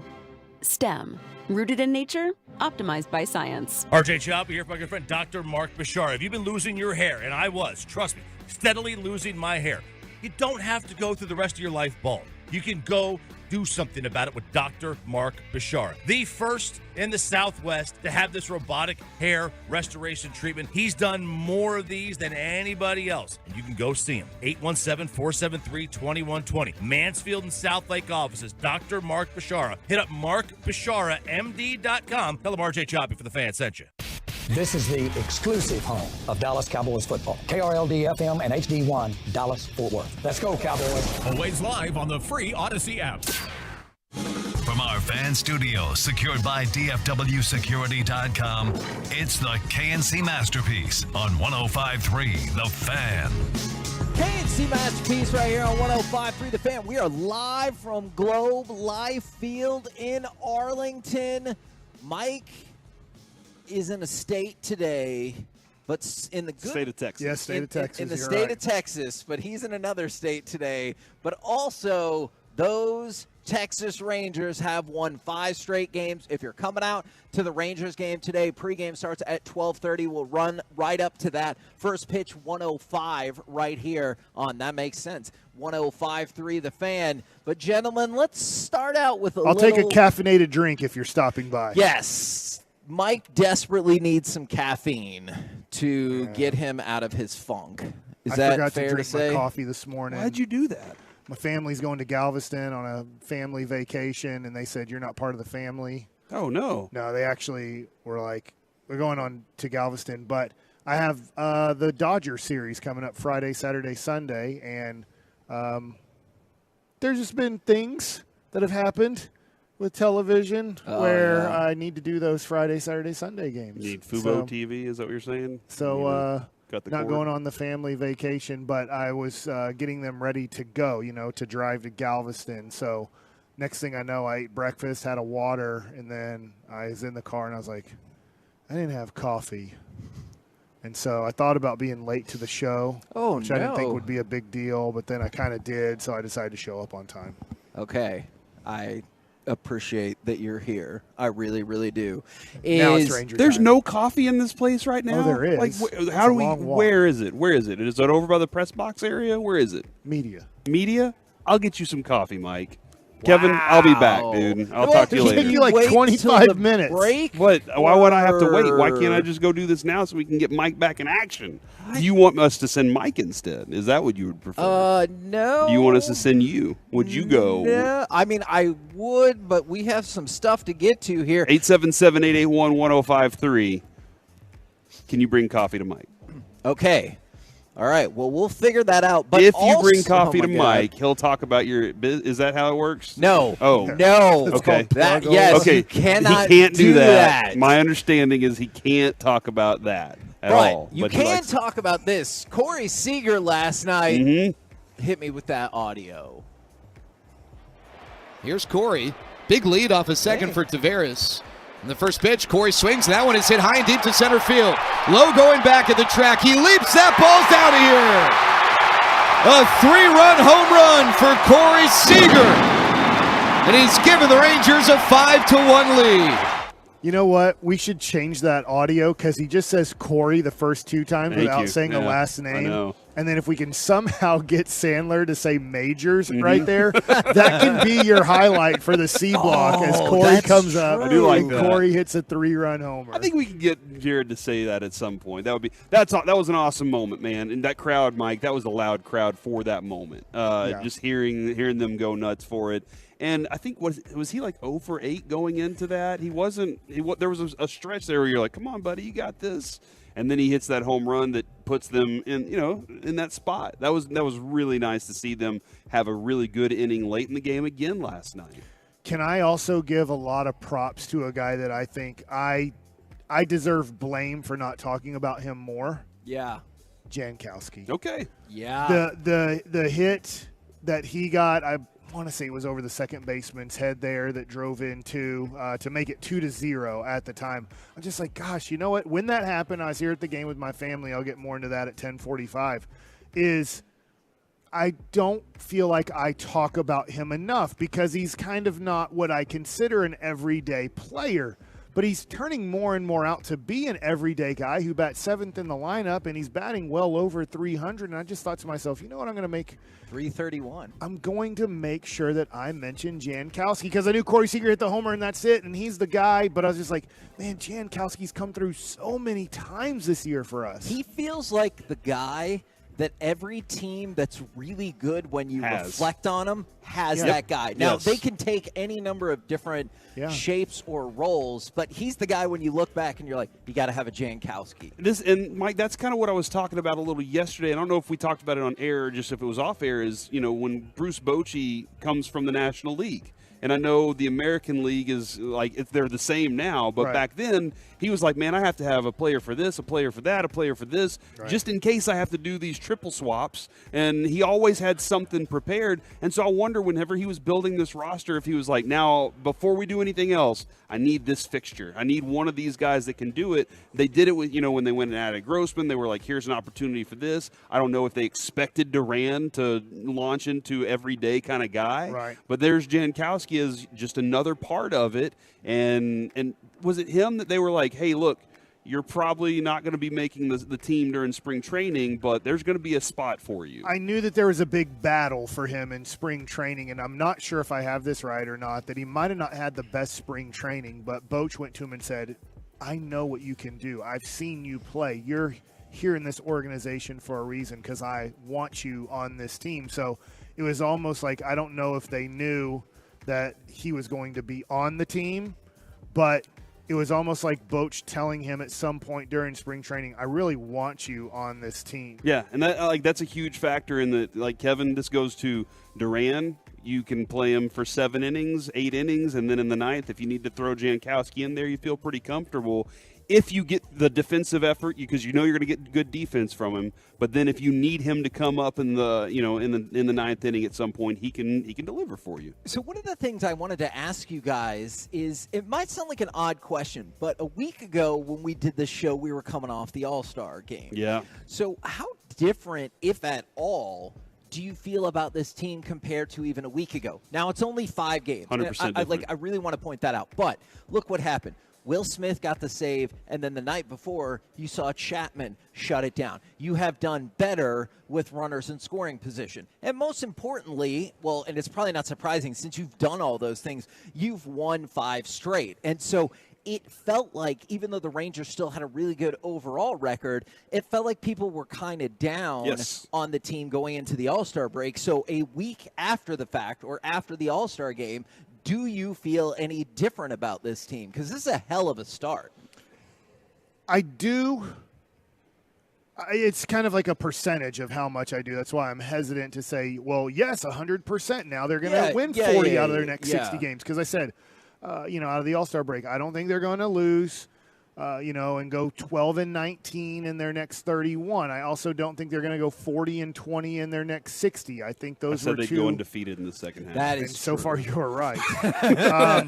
But I look at this team and go, good. This is the resiliency that we saw in April and May and part of June, and that we lost there for a month, and it concerned me. Sure, things can flip. There's been plenty of teams. I just go to the 2012 Texas Rangers. That was the best team in baseball by far. Yeah. That was not even 2011. They were the best baseball team by far, and they fell one game short of being the best team. In 2012, they were the best team by far, and they didn't even make the real playoffs. I thought Josh Hamilton was going to put together the best season we'd ever seen. So teams can surprise you in multiple ways, and at the end of the year, you see what you are after 162. And right now, I am pleasantly surprised on how well they've played coming out of the break. Something that Bochy said yesterday, it made a lot of sense, and I'm sure he gets questions like that all the time, is if Tampa's a big series. And he was like, I mean, I get the questions, but it's tough to say that because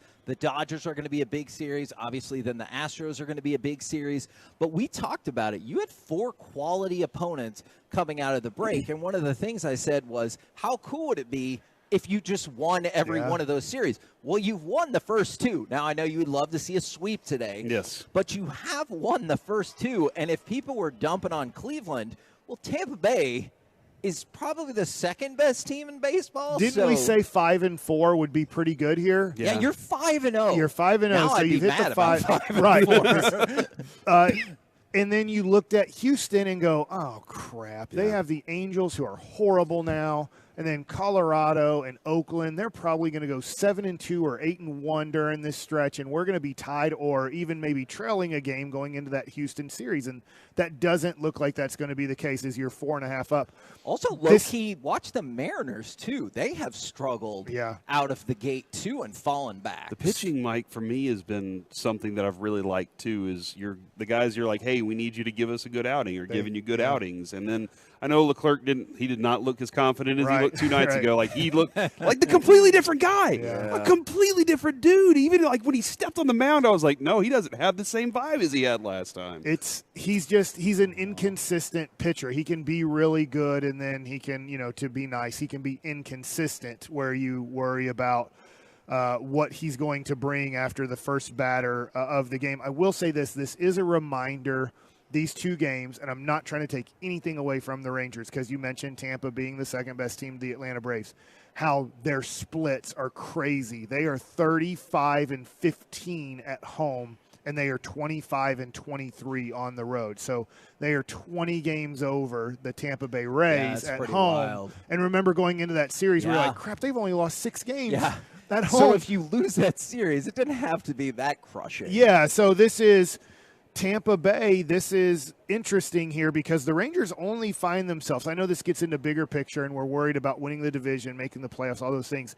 You now have 39 losses to Tampa Bay's 38. You're only 2 games back and 1 in the loss. I will say Tampa Bay looks like a team. Now the Rangers are starting to have a similar split, but not as big. Dramatic, yeah. Is you look at Tampa, you go, boy, could you imagine if you got the 1 seed and Tampa didn't have home field if you made it to the ALCS against them? Because to me, the home field is way bigger for Tampa than any team in Major League Baseball. Yeah, it's a factor. It is a factor as you've seen it so far here as we're trying to build a group of fans that know how to cheer for baseball. Like that's one of the things we're really hoping is that this could be a huge benefit to you whenever playoffs come around. Tried, and my wife actually said one time yesterday, she said, you got it going. I started clapping like in the second or third inning with 2 strikes for Evaldi to finish out the inning. And a couple people kind of kept clapping, but I was probably one of like 3 people in my section. And I'm like, just because the board goes off, which they have to take, they cannot keep throwing up, make noise, or keep clapping while the pitcher is pitching the ball. It's really fun being here. There's a lot of people here, and they cheer their butts off when the action happens. Can you imagine? Remember the Luka playoff game against the Clippers that you went to, where you were like, I have a headache just being in the arena. Can you imagine this place being that loud for an entire baseball game? That's what that's what I'm looking forward to. I think I can because of how much progress you've seen based off of just the team winning. Like earlier in the crosstalk when we were like, hey, maybe there's going to be 30,000 people here today, like legit people. And I said 32,000 is, if I asked you this time last year, you'd be like, I don't know, 4 people. And so, like. They were showing highlights of Josh Young when he came up to bat yeah. In the 5th inning. And Jake was like, because they were getting ready for Josh Young to lead off the inning, I believe, or something. So they had about a 1.5-minute clip. And Jake, my son, goes, that was last year because nobody's here. So that's a step in the right direction is you're getting people out here and you're seeing – I'm not saying you're magically going to turn into Boston or St. Louis straight away, but I think you're seeing movement in the right direction. Get Ohtani. This place will be sold out every game. It'll be a ticket where it's like – Are you ready to believe? Do I need to play the Buster Olney I don't clips want again? to because I don't want to get my hopes up that much because I know how tough it will be for them to trade Ohtani, trade him in division, all kinds of things. I do think there's a percentage, it's a small percentage that it would happen, but I do believe if you traded for Ohtani, let's just say it happened tonight. It's not, but let's just say it did. I do think that Dodger series is pretty much already sold out, but I believe the rest of the season you have a sellout every game here. And that's the thing that owners have to take into Ray Davis has to really look at and go, if I were to give him $70 million a year and just crush the marketplace by giving him a 10-year, let's say $700 million deal. I said $750 yesterday, maybe $700 to $750 on a 10-year deal. Do I sell out every game next year? Do I sell out every game after that? And if I sell out every game and then I'm also bringing in $25 million from somewhat the Japanese market because of him, maybe it is worth $70 million a year. Yeah. People they're going to want to show up to see him for sure, man. I think here's the deal, Kevin. Once Mike hears a whisper from in this place about that being a thing, then he'll be more excited. I think it's like, okay, I see where the national stuff's going right now, but once somebody in this building has something, I think that's whenever Mike will be more like, hold on, this is possible reality. Now, I want to bring up what's on your computer right now because there's exciting news and then sad news all mixed in here. What do we got? According to Texas Rangers PR, Rangers roster moves for today, they bring up Alex Space. John King is optioned to Round Rock, and Taylor Hearn has been DFA'd. Now, is it Space? Space? I want to say Spees, but I'm not 100% sure. So he has crushed it at the 2 different levels minor league this year. He's been great, yeah. Yeah, a couple of notes for you. 1 ERA across the board. Now, he spent a lot of time in Frisco and then bounced up to Round Rock, but we'll probably take note for people. This year in the minor leagues, he struck out 59 people and given up 20 hits. All right. That's good. With 15 walks, and that's in the span of 36 How many innings. home runs? Do you have any a number on how many home runs he's given up? Can't be too much if he's only had 20 hits again. Yeah. That's a good point. Yeah. No more than 20. Okay. But I feel like his ERA would be dramatically different. But that just shows you even, we talk all the time about whip is walks, hits per inning. I think his whip is just a touch below 1, and he's striking out more than a batter and a half Exciting. per inning. So how that translates to the next level, that's another big jump. But you've been talking about a right-hander, and they've been trying to find him, man. Yeah, and I would love if this took one of the spots. I'm not saying now you're like, well, we don't need anybody, but I would love it if this took one of your spots. And the sad news is for Taylor Hearn, right? Yeah. He gets designated for assignment, and we know that he loves the Texas Rangers, grew up a Texas Ranger fan, was the opening day starter last year here for the Texas Rangers. How quickly sports can change on you, right? And he's a buddy. He's a friend of the show. So it stinks for him in that aspect. I will say that might not be the worst thing for Taylor Hearn because I don't think the Rangers had much of a future for him anymore. Unfortunately, hey, sometimes you wear out your welcome. And I think, unfortunately, him being pretty inconsistent as a Texas Ranger, the Rangers are like, look, we are moving on. We've tried it. It's just not worked out the way we hoped it would. And so for Taylor Hearn, he might have to finish the season with the Rangers if nobody picks him up. And then if the Rangers don't outright release him, because I don't think he gets outright released. If nobody picks him up, I believe he has to go back to the Rangers for the rest of this season in the minor leagues. And then he has a fresh start as a minor league free agent in the offseason. Just real quick, do you think if he was right-handed, it would have made a difference in terms of him getting a shot at all? I'd have to look at his AAA numbers, but I don't believe he was doing well. Okay. They didn't DFA him because he was pitching well. Yeah. We're the KNC Masterpiece right here on 105.3 The Fan. We're live out at Globe Life Field. Coming up next, the story that popped up this morning. Do we need to be concerned about Zach Martin? Let's talk about it next right here on The Fan. You are officially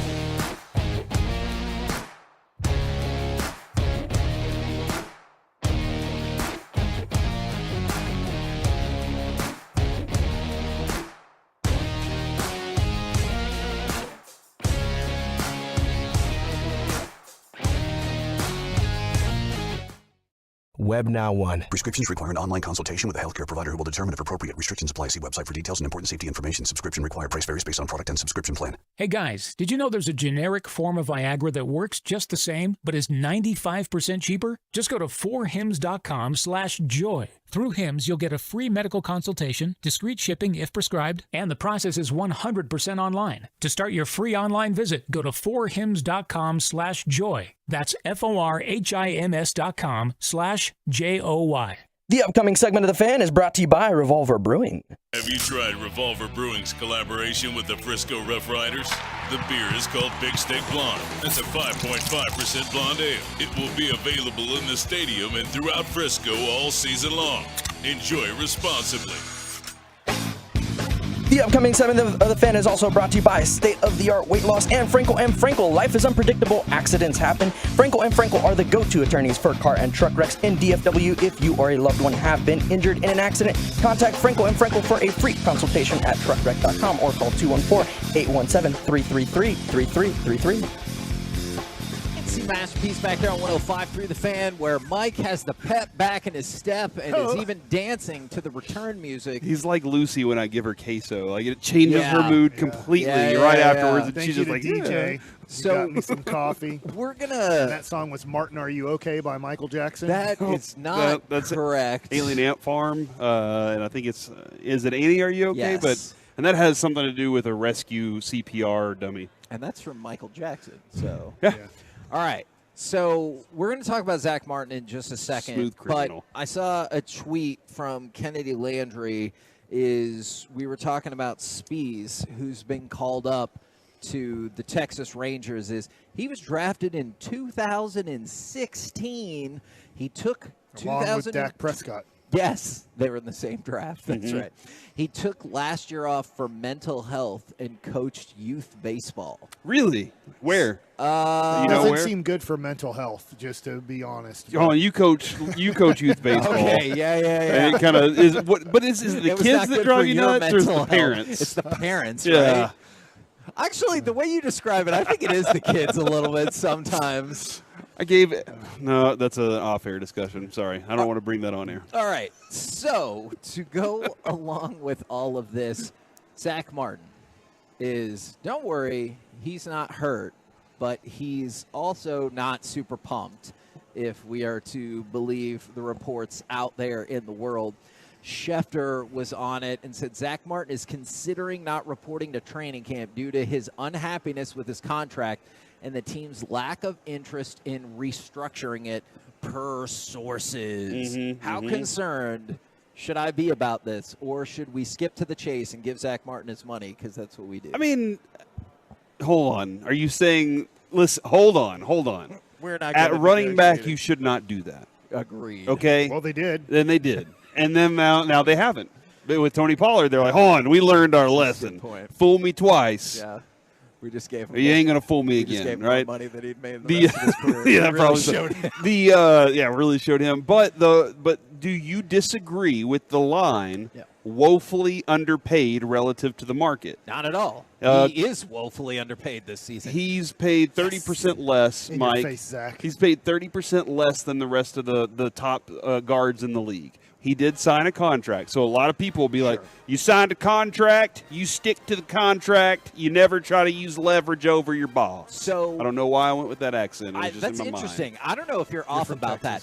I don't know if I generally ascribe to that theory. I don't know if I think that in the NFL, where all of the time there are loopholes to get you out of your contract. So I see the appeal. And the in same the way NFL. for owners, right? I mean, they get out of contracts all the time in the NFL. Yes, absolutely. And so that's what I'm saying is, since they can get out of it, on the players' end, I do see how I'm more willing to be like, let's negotiate. Now, there's a couple issues with this from the Cowboys salary cap perspective. Is he only counts $11 million against the cap this year. Great.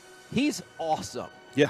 And so to be able to have, according to Madden, the number one guard, or I'm sorry, ESPN, the number one guard, and Madden a 99, which I agree that may be in like honorary 99. Does that ever come up in contract negotiations? No, Like, hey, no. did you see that ESPN list? I don't think so. Everybody said we're the best. If Tom Condon was to do that, I would be very proud of him. Yeah. I'd be like, this is what I'm talking about. Me You're too. looking at the future here.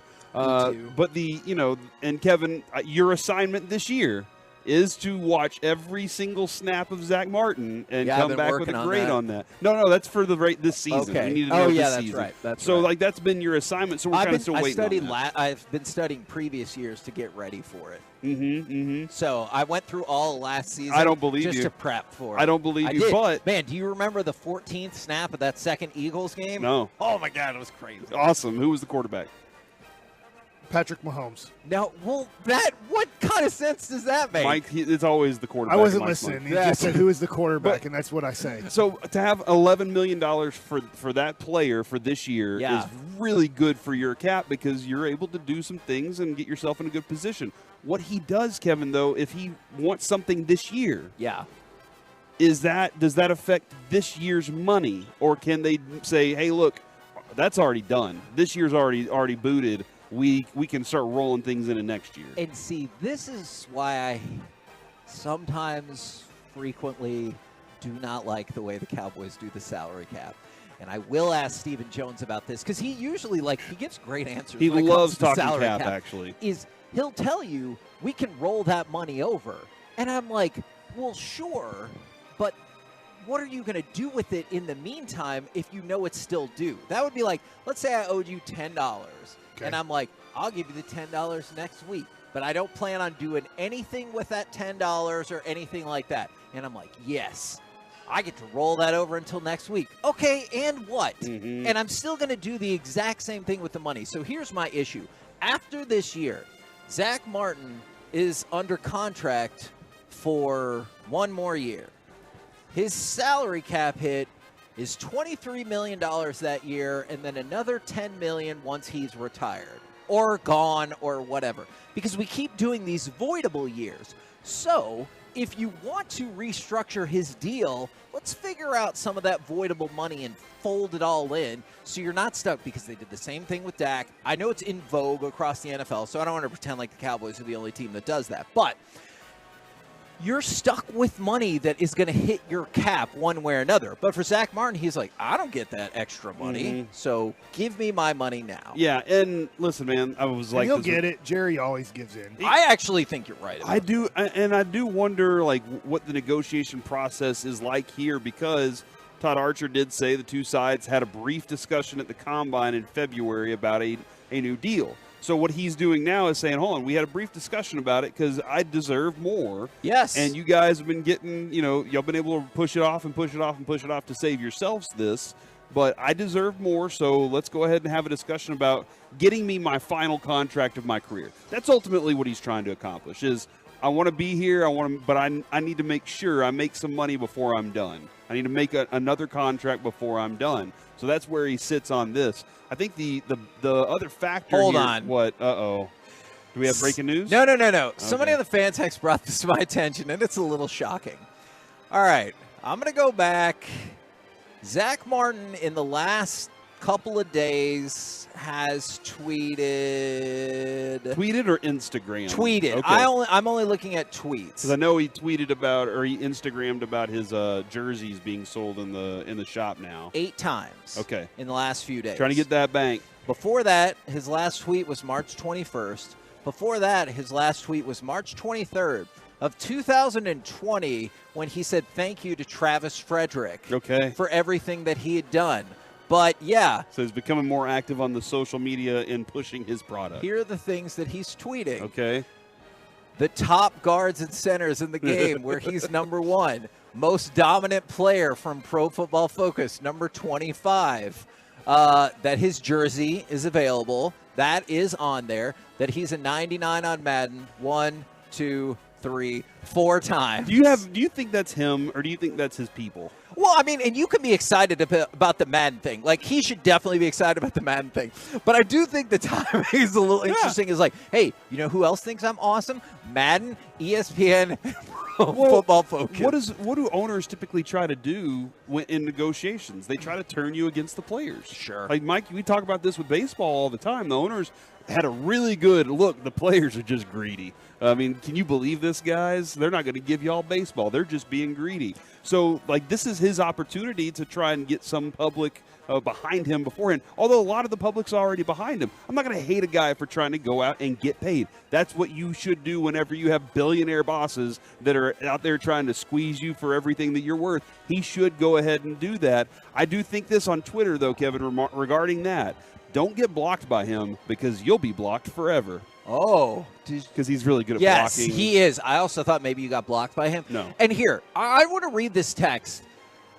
I have some issues with this. I understand where they're going. From the 682, this is why teams can't ever build a good team. Both the team and player agents ask for so much or pay so much that everyone else wants in, leaving teams with nothing to spend. Now, here's my issue with that.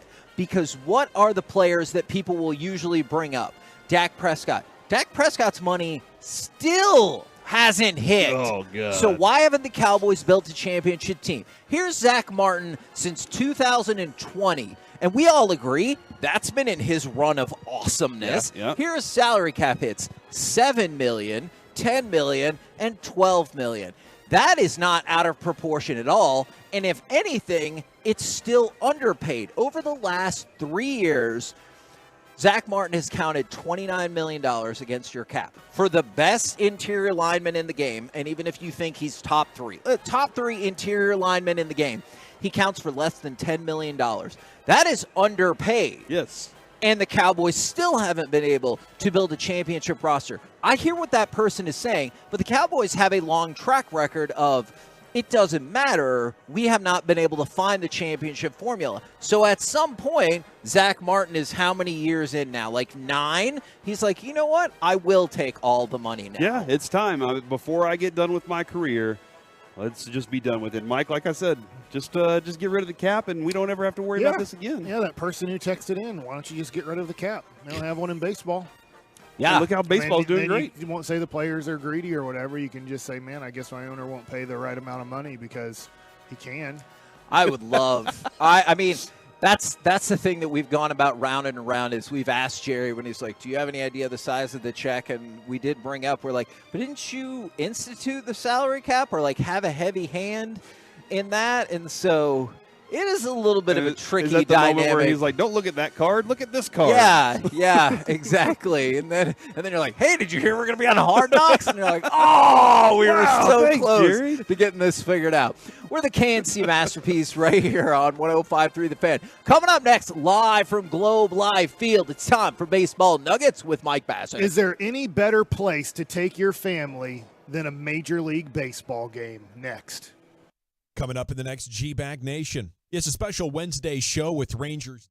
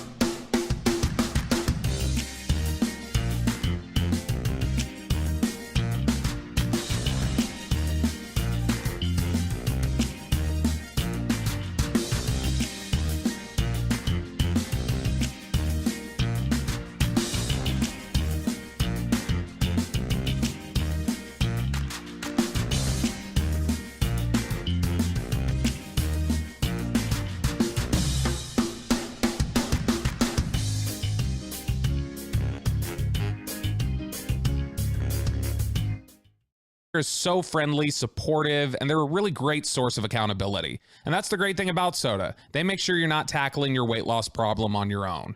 If you've struggled with weight for most of your adult life like I have, you're going to want to visit Soda's website at sotaweightloss.com and begin your own journey to a happier, healthier lifestyle. Trust me when I say you're going to be glad that you did. So join me, Bobby Belt, as I'm now fitting into a smaller belt. Visit sotaweightloss.com. Soda Weight Loss is, say it with me now, state of the art. RJ Chop here, my good friends over at A1 Air right now. Do not miss the A1 Air Super Summer Savings Special. Get up to $3,000 off a new heat and an AC system with payments as low as $79 a month. Great value. Here it is again, up to $3,000 off a new heat and an AC system. Payments as low as $79 a month. The Super Summer Savings Special. They're the leader in heating, AC, plumbing, and electrical. 1-800-NEW-COOL. 1-800-NEW-COOL or A1Air.com. This Rangers lineup on the Fan is unhittable.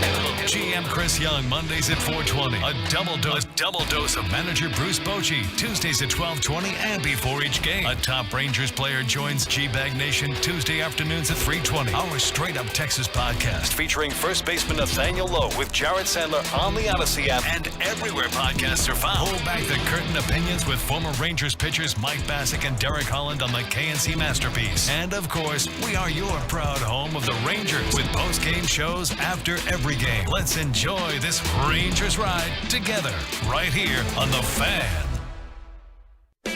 The upcoming segment of The Fan is brought to you by Classic Chevrolet. When you value real independence, you own it. At Classic Chevrolet in Grapevine, shop new Silverados with once-a-year July 4th savings. See them all at ClassicChevrolet.com. But hurry, the best models will sell fast. This is Texas. This is Classic Chevrolet. Relax and enjoy the difference and find new roads. KNC Masterpiece back here on 105 through the Fan. We're live out at Globe Life Field. We're in center field on the second level. If you want to come see us once the doors are open as we get ready for Rangers Rays 12:30 pregame, 105 first pitch right here on 105 through the Fan. And now it's time for Baseball Nuggets with Mike Bassick. All right, so yesterday I was able to take the family to the game yesterday, and we left a little bit early. We were going to go eat at Hurtado's. It ended up that my wife was just like, hey, can we get someplace where there's really good air conditioning? She was kind of, she got right home from work, was like, Hurtado's right now, I understand it's the best, but I just want like 70-degree weather right now. Yeah.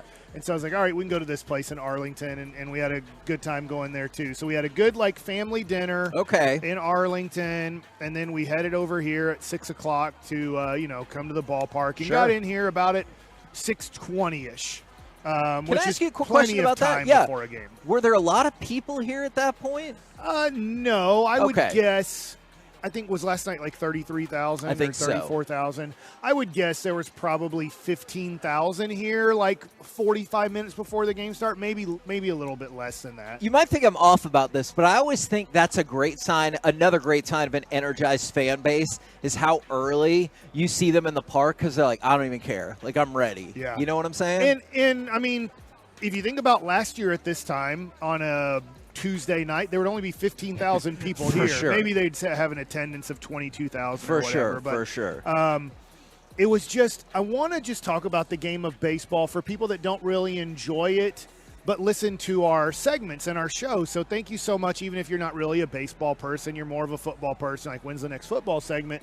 I would say this. It's after this one. We had a unbelievable family time, and I will say, we've gone to obviously all the sporting events, but for some reason, baseball to me stands out as the best place to take your family because, and maybe it's friends too, is because we're looking up at the screen and we're looking at haircuts and we're looking at where guys are from and we're having all these fun discussions and we're ragging on each other and we're talking about family time, talking about this happened there, or what about your haircut and this and that. And, hey, do you think like it would be fun to go to Cuba? Because obviously you have Randy Arozarena and you have, Adolis Garcia, and we were talking about Jake knows all the things about everybody, and he's like, yeah, they were roommates, and they grew up together and all these things. And so it was just this time of, yes, there's a game, and the pace of play is much better this year than it's ever been in a long time at least.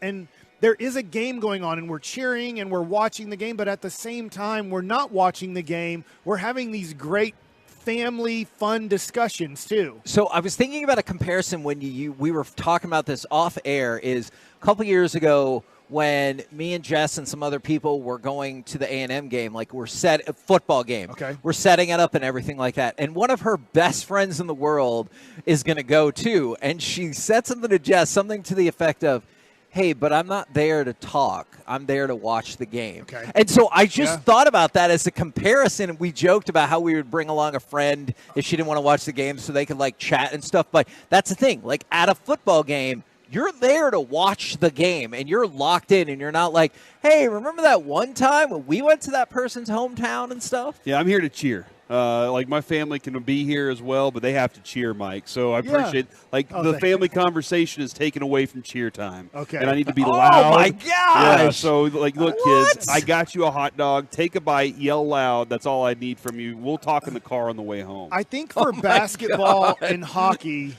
the game is going at a pace where there's not really like just slow time or whatever. Or, I was sitting there with Mary Grace and I said, pick which walk-up song you like the best. So as the Rangers are coming up, we're engaged in the game because we're seeing who's coming up and what their walk-up songs are and which one she likes. That's the first time, sorry, Mike, that's the first time I heard Baby Shark because I did not have a kid in that space. It was from Elvis. Oh my gosh. Now we listen to it 68 bajillion times. It was because of Elvis. Yeah. I like Nate Lowe's song, by the way. I think it's called Getting You Home. Yeah. And I just like the idea of I'm going to the plate because that's my job. Oh, okay. I thought it was about a girl. It's a good song, too. Yeah. Oh, no, okay. but in my mind, I'm getting you home. It's baseball, home plate. Okay, I got you.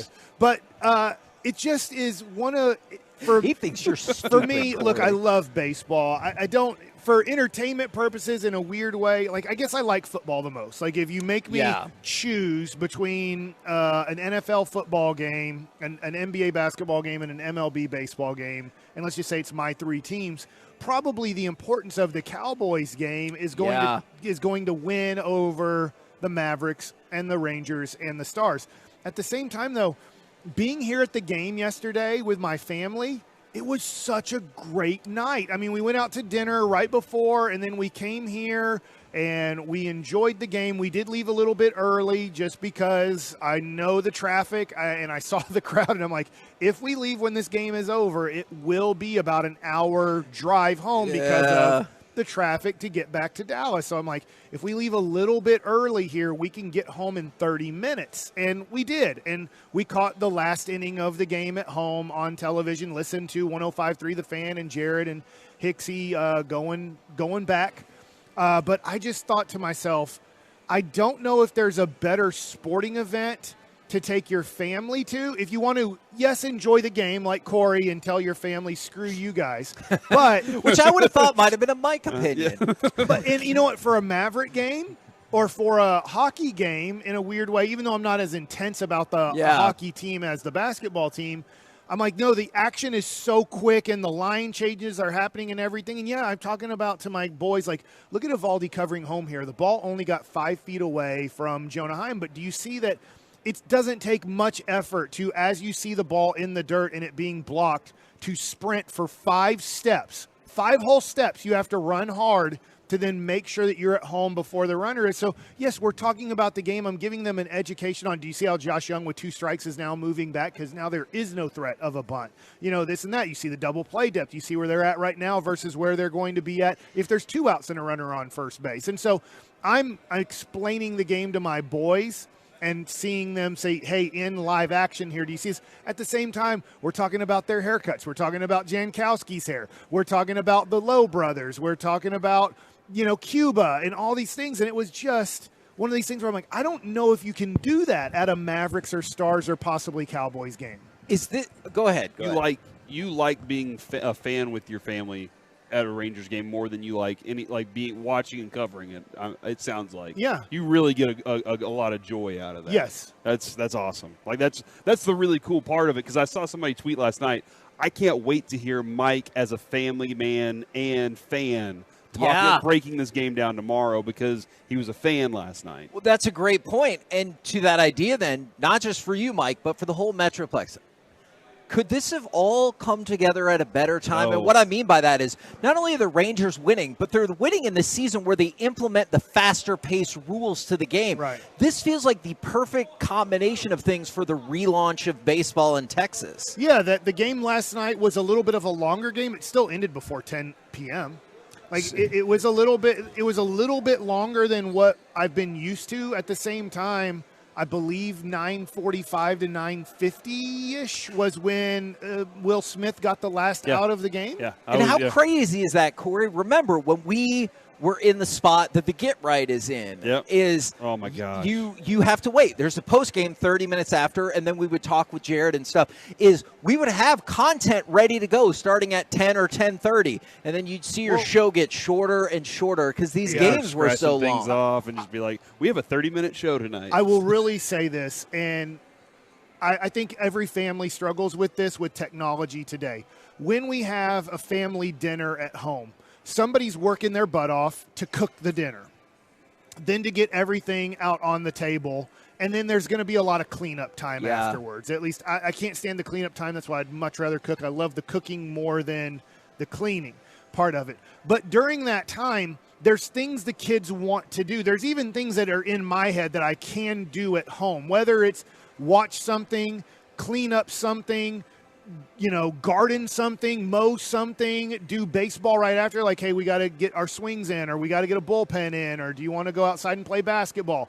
But when you're here and you go out to dinner, or you eat dinner here like a little bit before the game, like you're here. Mm-hmm. You can be on your phone. I know that you can screw around on your phone at any time, but I just felt like for our about 5:30 p.m. when we sat down for dinner to about our 9 p.m. when we left the stadium, like we were a family goofing off and talking and engaged with each other. And that was really fun. That's I'm like, super gosh, cool. we should go to more Ranger games because we all had a blast in different ways. That's their new campaign. Yeah, let your family be together. And what about the people that don't have families, Kevin? Make Then a what? new family. I will say this, and you know what? You can make this your family. I think a date here is not a bad idea. When you go to a Stars game, Mike, in the break, in the intermission periods, they're long, right? Like 18 minutes. An inning break is not that long. When there's an intermission, it's a break, it's long, and you get to go and do a lot of different things. You can have a family that is like, hey, and you're talking about the game, right? Yeah. In that break, you have halftime in basketball and in the NFL, but it's a very different. Mike's dead on, man. It's a very different vibe out in the baseball game. It's awesome. So if you were thinking about it, come on down to the ballpark today where it won't be 107 degrees inside. We're the KNC Masterpiece right here on 105 through the Fan, live from Globe Life Field. Coming up next, NFL Hype Meter. Are these teams overhyped or underhyped? We'll do it next right here on the Fan. They are three lifelong DFW guys talking sports, sharing laughs, and they love when you join in. You are dialed in to the KNC Masterpiece.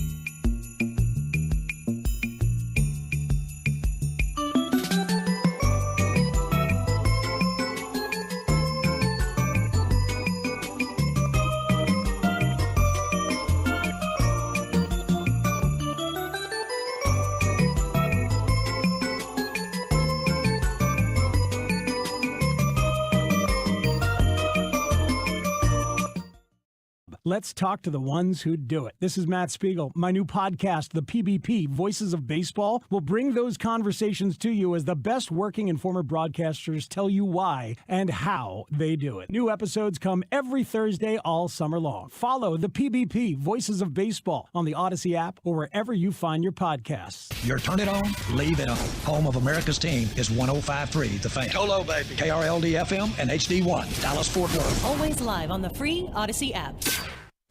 From our fan studio, secured by DFWsecurity.com, it's the KNC Masterpiece on 105.3 The Fan. KNC Masterpiece right here on 105.3 The Fan. We are live out at Globe Life Field in Arlington. Hope you're enjoying the show, and if you're going to pop by the game, we hope that you will come see us as well. Now, I want to talk a little NFL. I know we talked about Zach Martin earlier, but this is going to be totally different. Is the NFL hype meter. And I was flipping through this, and I thought of my own teams. Are these teams overhyped or underrated? So we have a variety of options for you. All right. And I'm going to start with the Baltimore Ravens. Are the Baltimore Ravens overhyped or underrated? Underrated. Underrated, huh? Yeah. I think that Lamar Jackson, when healthy, wins. He'll win more than he loses, and almost he'll win 11 out of now, let's say, 17 games. And I think people have written that team off because of somewhat his injuries. And look, he's not the best passer, 100%. Like, everybody knows he's not the best passer, but he's such a scary threat to a defense. And maybe it's a little bit easier when you are super preparing for him in the playoffs, and that's why general managers or coaches are like, dude, I get the threat week to week when you're preparing for them, but you just had that game and you're preparing for another game the next week, and it's a little bit tough to really prepare for Lamar Jackson during a regular season. You give me Lamar Jackson on a Sunday afternoon when it comes to a playoff game, and I can stop a lot of the things and make him go to his weaknesses, which are very weak. But I do think that they are going to win 10 or 11 games and make the playoffs. And I don't think many people see them as a threat in the AFC. Yeah, I think there are other people that are, you said when healthy. I also wonder when financially taken care of. When he's that. Oh, yeah. How much does he change? That's true. Does he change? Is he like, now I've been paid, now I got to go, now he's motivated more? I don't know how he responds to that because we've never seen it before. And, maybe he's even better because, Kevin, maybe he fights through the injury a little more. Maybe he's like, look, that injury last year was something that I was not going to do not being paid. But now that I'm paid, I'll go ahead and battle through it. So I'm with Mike. I also think, that division has a lot of question marks. Aside, I mean, are the Bengals again going to do it? I think now it's time for you to go, hey, I think the Bengals are for real. Well, let's stay in that division then and break Derek Collins' heart. He'll be on the show tomorrow. Cleveland Browns, overrated or underhyped? I'm going to stick with, they feel very much Cowboys-esque to me. Until I actually see it, I'm going to say overhyped. How did that happen? The Browns. How did the Browns become in the same category as the Cowboys? I think historically a lot of people want the Browns to be good. So I think a lot of people who run, let's say, ESPN or NFL Network, I would guess that those people are in their 50s or older, and there's a lot of history with the Browns. Maybe not even the best history in the 80s, but they were a good team in the 80s. They just kept losing to Denver in my mind as a kid. Like, they were always, Bernie Kosar was right there, but he couldn't get past John Elway and the Denver Broncos. So, and then you go back to the history of the Browns. They do have a great history if you go back to the Jim Brown era. Sure. And so I think they want them to be good. They have a rabid fan base. I mean, they are just crazy. But Derek just texted, damn it, come on, y'all. I have to say overhyped because if I'm going to go with the Ravens, I have to be a little bit consistent here. I can't have every team underrated in the same division because I do know the Bengals are the best in that division.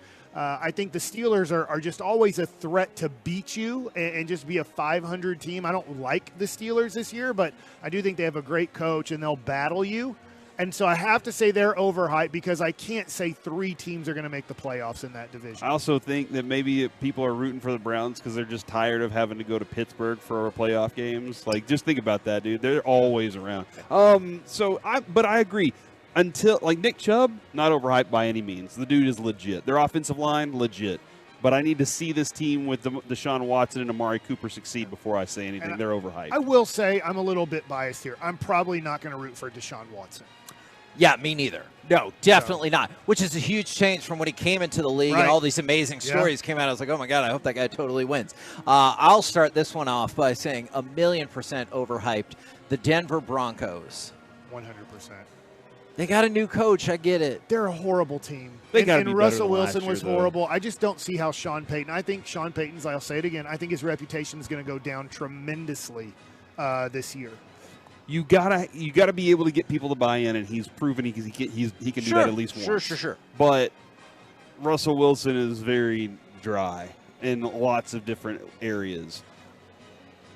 I think they're overhyped because they're definitely not underrated. Sean Payton's name alone overhyped them. They couldn't be underrated with Sean Payton. Okay. Now, Tua came out, and I believe it was yesterday, he was talking about how the Dolphins are definitely legit contenders.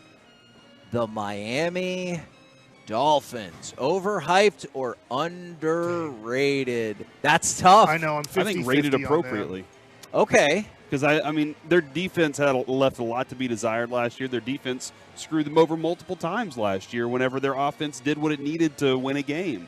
That's a very difficult division to play in, but I think that they're rated appropriately for what they are because I think they offensively can do a lot of really good things, and I think it's at its best when Tua's on the field for sure. Mike, this might help you. Real quick then, where do you rate them in the AFC? Like, if I'm just power ranking the AFC teams, you have them 5th? Anywhere 4th? between 3rd and 7th. Wow. Okay. But to a team means so much. I mean, look, every starting quarterback does, but did they go 7-3 or better last year with him? Yeah, no. And at the beginning of the year, they were undefeated with him. Obviously, the horrifying game where he got hurt. He was a legit MVP candidate, if not MVP front runner for a while. His weapons made him look really good. Jalen Waddle and Tyreek Hill made him look fantastic. And I had multiple Dolphins running backs on my team, my fantasy team, because I know that Mike McDaniel likes to run the football effectively, and they did last year. He was the quarterback in the moments that were big. The wide receivers are going to be there for him this year. To start the year, just looking at this is pretty amazing. Now, he did miss some time with injury, but they win. They beat New England, Baltimore, Buffalo. He only has 14 attempts against Cincinnati. They lose that game, so he gets hurt in that game. And then they beat Pittsburgh, Detroit, Chicago, Cleveland, Houston. And then they stink in December. They actually go 0-4 in December with him being healthy. Yeah. So, I mean, when you look at the start, 1, 2, 3, 4, 5, 6, 7, 8. 8-1. In the game that they lost, he only had 14 attempts for 110 yards because he got hurt. So that's where, like, I can see if he's 100% healthy, which I wouldn't bet on, but if he is 100% healthy, I think they can win 12 games. Right now, put Buffalo ahead of them? Yes. Kansas City? Yes. Cincinnati? Yes. Jacksonville? Jacksonville's going to win that division, so they're going to have home field in the first round. That makes sense. If I'm ranking the teams, I would still have the Let's Dolphins just say I threw them all in a pool. I do think Miami is better in general, but I think that Jacksonville is going to have a better record and a better situation come playoff Totally time. get that. Baltimore? Right there. Okay. I'll lean towards, freaking to a T. I think that team. I think that the Dolphins would win 7 out of 10 of those games. Okay. So just so you slightly have the better. Dolphins. Okay. Well, and then the other team I wanted to throw in the mix, the Los Angeles Chargers, because that's another one overhyped or underrated. The Chargers are overhyped. You're probably right. I on think that. so too. Because Justin Herbert does have a lot of skills. I will say this. I am not a Kellen Moore hater. I know probably 80% of our audience is. I do not think he was a major problem or an issue last year. I think he is good at that and is going to keep getting better. I think Justin Herbert did get a very good offensive coordinator for him. I do too. I think there will be times when they might cost themselves a game here and there, but I think that you're going to see big-time numbers from Justin Herbert this year. Now, will that translate to wins? That's what the rest of the team has to be there for that. I think, unfortunately, they're going to fall into the same category. They're going to make the playoffs like they did last year. because they cannot win that division. Unless Patrick Mahomes has a major injury, they cannot win that division. So they are going to be on the road at Kansas City or at Cincinnati, and they pray again that they're probably at Jacksonville when you just look at the division winners, most likely. I know I'm leaving one division winner out there, but can you beat Jacksonville at Jacksonville to advance in the playoffs? Because if you're at Cincinnati or at Kansas City as the Chargers, you're probably running into the same fate. You made the playoffs and you lose in the first round. Now, the one we inevitably have to get to because it just makes sense. It Or makes at sense Buffalo. pretty much every year. I got what you're saying. The Dallas Cowboys. All right, so This they're has been always a quiet offseason, Mike. This has been a very quiet offseason. It's almost felt like everybody just said, no, the Cowboys will be back at 12 wins this year. We'll see them in the playoffs, but there's nothing else for anybody to get excited about other than until they do something beyond playoffs. Like do something at the next level. That's of where I playoffs. struggle. So that's where I'm thinking. I think that it's been very quiet, the discussion about the Cowboys. Nobody's been like, I'm picking them to win the Super Bowl. They're just like, nah, man. There's a lot of questions about this team. They're always overhyped. I mean, that's the easy answer. They are always. There's never a time in the history of Jerry Jones that they've been underhyped. Sure. I mean, he will on sure. what day is it? Wednesday, where he comes out and says, "This is the greatest team I've ever seen in my life," and I don't even remember anything before 1995. So, So, I mean, he is going to overhype the living crap out of them on Wednesday when we carry his 1 hour press conference where he just tells us it's the greatest team in the history of teams. And that's where I struggle, Mike, Is because it next Tuesday?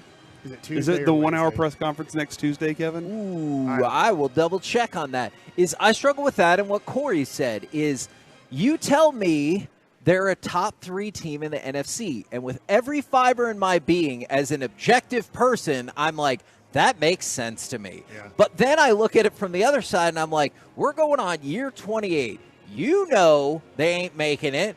I know they ain't making it. So why do I look at top 3 and be like, we could be in the NFC Championship? It's like, you remember when Mac Brown was like winning 10 games every year, and you're like, yeah, I mean, that's great to be in the top 5, to win 10 games every year, but it's not good enough. Well, really, top 15. Well, okay, yeah, top 15. If they lose to A&M, they slide down to 20. But yeah, that's kind of where the Cowboys are, and I think this has been the quieter offseason because of the multiple playoff losses consecutively, where when they lose consecutively, it's like, man, what are they going to do? They didn't go out and do anything drastic to change this team aside from Kellen Moore in their draft. To your point, I will say that I think nationally, people are very realistic on Dak Prescott nationally. Yes, they're rating him at 9. They're rating him at 8. They don't think he's great. They don't think he sucks. It's like, hey, because after good. the year that he went 1-3 and was losing to the Giants when he had his cramp, is that Romo thought it was a cramp, Corey. It is Maybe Tuesday, it's just a by cramp. the way. Tuesday is the 1 hour presser. But you look at it, and I think people are like, all right, now that he's come back from the injury and we've seen him make the playoffs, go 12-5 and lose, and then we've seen him make the playoffs, go 12-5, win and lose in the playoffs. It's kind of like I don't feel like they can overhype him anymore or sell him as crap because they're like, well, he does win 12 games, but he ultimately can't win the biggest games when you really need him to step up and be the best Dak Prescott you've ever seen. That's Troy Aikman. Yeah. Tony Romo and Dak struggle when you put more pressure on them in a do-or-die situation. I also think the fact that the Cowboys didn't let go of Zeke. They did a lot of things that fans were saying they needed to do. Sure. And they did it. Sure. And so I think a lot of people are like, wow, they're making strides in the right direction. And I go back to this. I stand firm with this from the 469. Would winning 2 playoff games satisfy? Absolutely. If you're in the NFC Championship game, I get it. People will be mad in the short term. You can get your doors blown off. Is it people at least would be like, well, at least you took a friggin' step we haven't seen in 28 years, and you look like you disagree. Mike, we've talked about this Rangers team a lot being this is a you got to go. This window with Corey Seager and Marcus Semien, this is the pitching that you have is older. Well, I guess, Dunning's young, but this is you got to make a move. The Cowboys for the last couple of years have been, man, they're building to something. Yeah. They're not building to something anymore. Now, you can look at it and say you're always building a roster. That's fine. but they're not building anymore. This is as good as their team has been in a very long time, as good as their coaching has been for a very long time. They have to do something now. I agree that winning, like getting there is fine. Like, that'd be cool.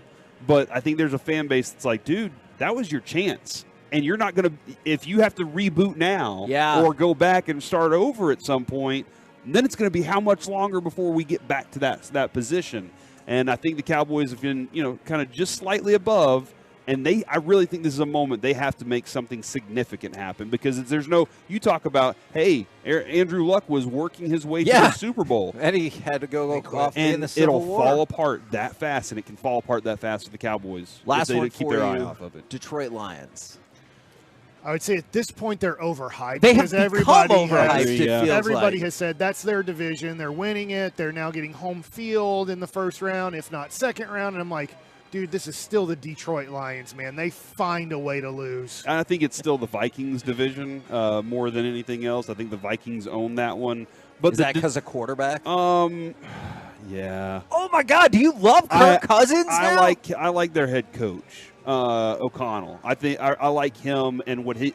The problem is, it seems like he has a lot of work to do with his quarterback on a constant basis of like keeping that guy's confidence up, and that's something you don't need. You got Patrick Mahomes walking around talking about, "Look at me" all the time. Like, that dude is always confident. Kirk Cousins never is. So it's different hierarchy.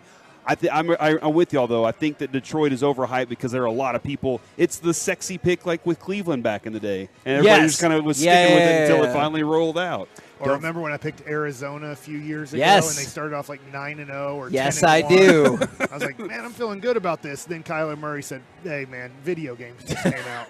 We're the Kansas Double XP weekend. Masterpiece right here on 105.3 The Fan. We're live from Globe Life Field. The doors are open. The Rangers fans are pouring in. Coming up next. Here to see Spees. It's time, maybe. It's time for the C Block starring Corey Majors and perhaps a special guest. Matt Hicks just texted and said he's working his way over to us as my we speak. Goodness. So let's talk some Rangers baseball with on the Fan. Miss any show segments? Tisk. But fear not.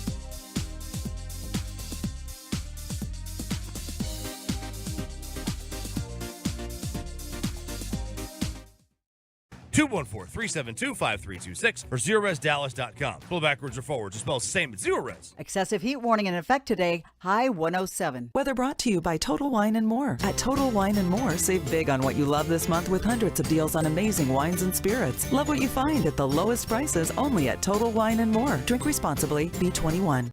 The upcoming segment of The Fan is brought to you by the Dallas Boat Show. Get ready, Metroplex. The boats are back. North Texas's largest boating event anchors at Dallas Market Hall, July 20th through the 23rd, with everything you need to make life on the water even better. All in one place. Visit DallasBoatExpo.com for tickets and event details. This segment of The Fan is brought to you by Window Nation and Franco & Franco. Life is unpredictable and accidents happen. Franco & Franco are the go-to attorneys for car and truck wrecks in DFW. If you or a loved one have been injured in an accident, contact Franco & Franco for a free consultation at truckwreck.com or call 214 or 817-333-3333. KNC Masterpiece back here on 105.3 The Fan. We're live out at Globe Life Field. And it was going to be time for just the C block starring Corey Majors, but Matt Hicks said, the hell it is, and he's going to be part of this now, too. Yeah. I texted Matt this morning and I was like, hey, you want to swing by? Because I knew I had the C block assigned for 11:20 this morning, and I was like, this is a perfect guest for this on this day. Matt, you just finished up talking with Bruce Bochy, is that correct? Yeah, just did the manager show. Did he break any news during that we need to be listening tell you about for? Spies. Yeah. We don't break a whole lot of news on the manager show, but we did talk a little bit about Alex Spies, so that is definitely on the show. What is your feeling from them and from what you know about him, about what he can deliver for this team right now? Well, he throws hard, and so that gives us another guy coming out of the bullpen that, is a 95-plus guy, and certainly capable of hitting triple digits. So there's that. But, you never really know what you're going to get. He could be making his big league debut here today.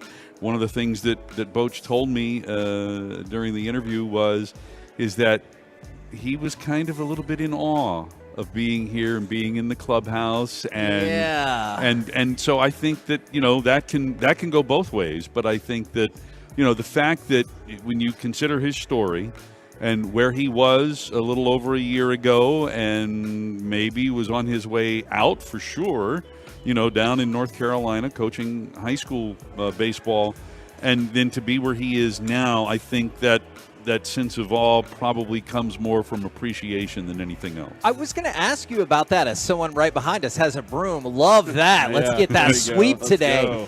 Love it. You've been doing this for a while, and not that you wouldn't always want Rangers to succeed, but do stories like this, where he was just out of baseball to focus on his mental health, coach youth, does that make you root for somebody even more, or does it not really work like that for you? I think so, because I consider my own story of being in the minor leagues for over 23 years and then, getting called up here by the Rangers back in 2012 and, wondering if that was ever going to happen. And so you have that sort of appreciation for it. And then a guy like Spies, who, was in the minor leagues for quite some time, but had injury issues that he had to deal with. He had Tommy John surgery.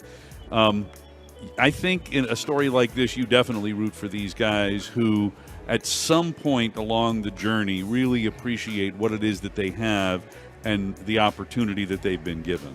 All right, so I'm on baseballsavant.com. Okay, there's a lot there. There's a ton there. I'm wondering from you, what is maybe one of your favorite stats from Baseball Savant? And then what is something on Baseball Savant's page when you're looking at a stat that you're intrigued by but you don't totally understand?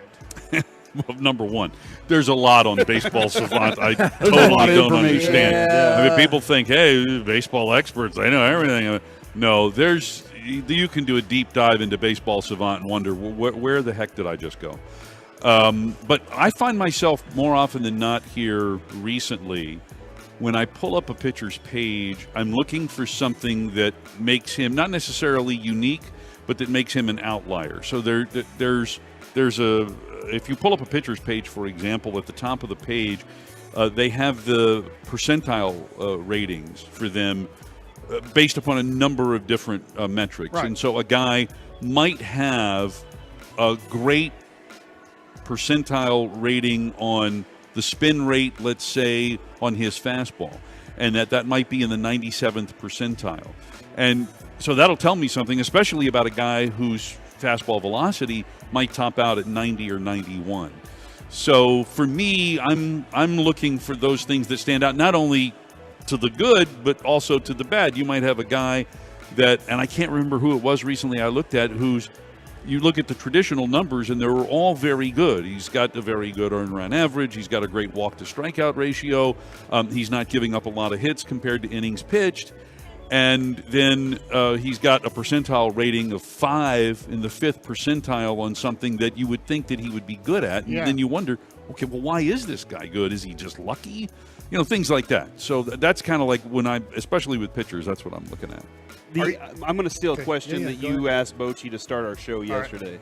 We've had 5 straight victories out of the All-Star break. Which one has been your favorite? I thought that was a real good question for Boch, and Boch's answer was, I guess the next one. And so he predicted victory, and then they won. But maybe you do the same. The last couple of nights against Tampa Bay it felt like there was a little more juice in the stadium. And Araldis was putting on a show the other night. So I'm just kind of curious from your perspective. I think the one-run victories have been my favorite. Just knowing, because the Rangers have been on the wrong side of this for most of the year, and the fact that here against a quality opponent or a couple of quality opponents that you're able to win one-run ball games, and he's been able to sort of juggle both Will Smith and Aroldis Chapman at the back end to make it all work to where, after Chapman went back-to-back games, he wasn't available. Smith was. He got the job done, and that means that Chapman's available the next day, and then he comes back in and gets the job done. So we've seen those guys each go 3 out of 4 and be successful. And to me, it's not just, okay, we got those wins that way, but we know that we can do that against good teams down the stretch. It's sort of like a little bit of a feeling of relief.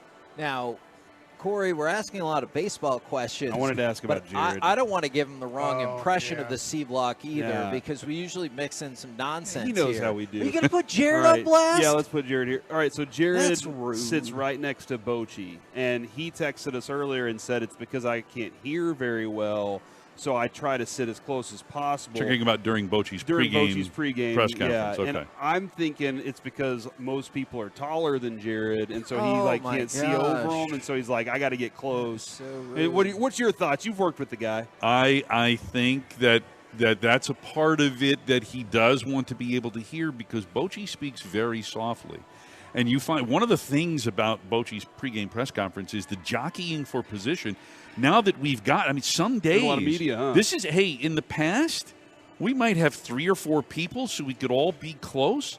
Now, some of his pregame press conferences, we got 20, 25 people.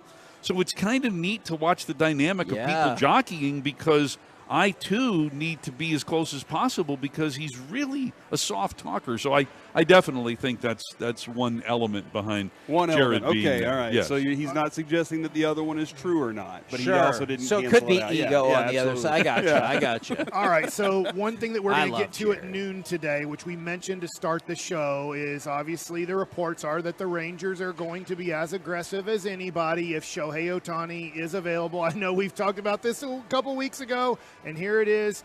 We're going to talk to you again about this. What would you put your percentage at today? 1, that Shohei Ohtani is traded, and then 2, that he's a Texas Ranger on August 1st.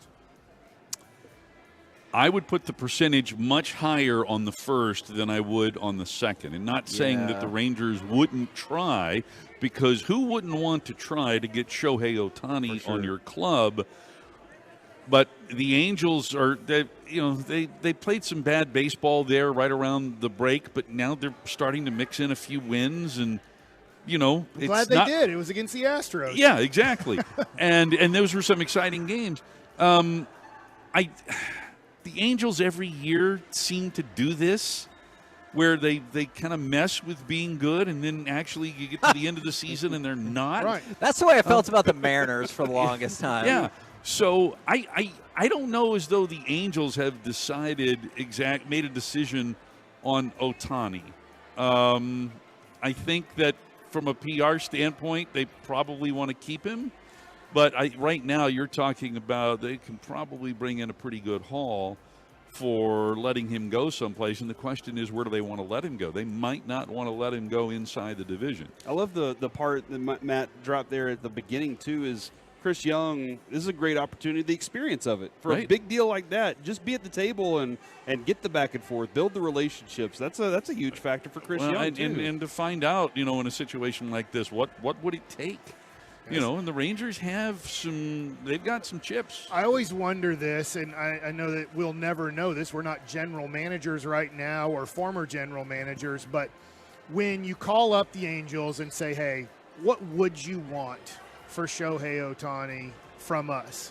And then you have to decide, all right, that's what they're asking from us. I wonder what the Yankees or the Giants or the Dodgers, I wonder, one, what they're asking for, and then two, what those other teams are willing to give up, because I'm competing with those teams, but am I competing with what the Angels want from me, or am I competing about what those other teams are willing to give up? Because that's always the tough thing on how much am I willing to give up, who am I competing against, and how do I win this without giving up too much? Yeah, that's a lot of phone calls, yeah. I think, in trying to determine exactly what it is. And the thing of it is that, the other thing here is that when it comes to prospects in an organization, you do not know.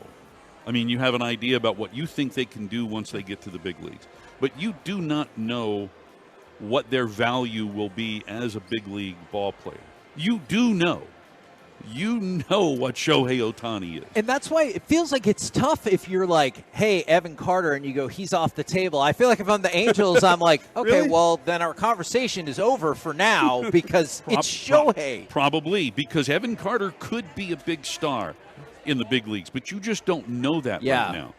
You do know what Shohei Ohtani is, and so I think that when it comes to the Angels, that they're dealing obviously here from a position of strength, and they can go and say, okay, we're going to need 4 or 5 players where we know that some of them are not sure things, but we think that our people think they're going to be a sure thing. It's so tough because the other day I was talking to Broadus, and we were having a conversation off the air, and it's like, well, college guys versus high school guys. They're like, well, Detroit took a high school guy. Who knows? Right now, Riley Green's a way better player when he's healthy than Spencer Torkelson is, and Torkelson was #1 overall pick. Everybody's like, no doubt he's going to be kind of Pete Alonso-ish. Will he hit 50 home runs a year? I don't know, but he'll hit 40 home runs. He'll drive in 110, and here he is in his second year in the major leagues, and Detroit's probably like, crap, when's Torkelson going to be the guy who is the #1 pick? Right, and he may never be that guy. Right. And guys change, too. Like Justin Turner. For the longest time, looked like he wasn't going to be anything. And then, he completely altered his swing and the kind of player that he was, and then he became an all-star. So it's, you don't know with guys that have never been here. Always appreciate you coming down here. We know you're a very busy man. Can you get one word in for us today? This will be the secret word for the day. Okay. Can you get masterpiece into the broadcast? I can work masterpiece into the broadcast. I had a boss back when I was in the minor leagues in Corpus Christi that would come up to me on a regular basis, pardon me, and he would give me a word of the day. He goes, I want you to work this word into the broadcast. I mean, how am I going to work that into the broadcast? But I would figure out a way. And so, yes, masterpiece. I'm going to write that down.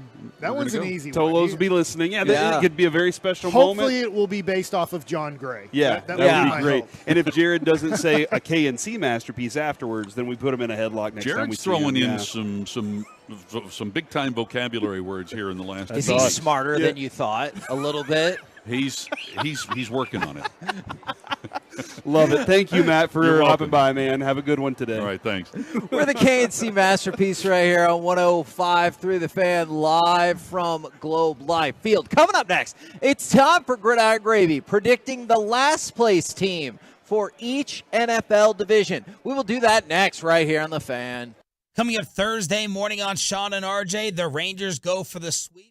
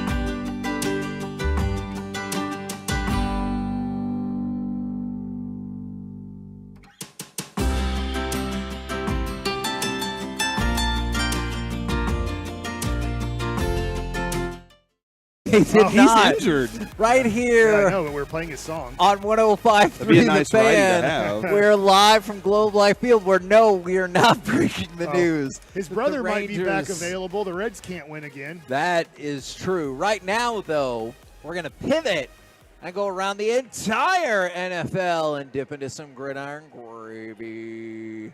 Dip. Nothing. Coffee? No.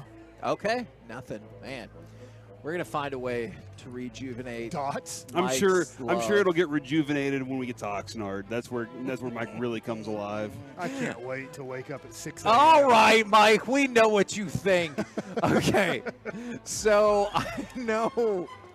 I know we went through some of our overrated or underrated, but I wanted to run through each division, and I want y'all to predict for me the last place team in each division. And if this goes the way it The A's. might, Yeah. no. Kansas City.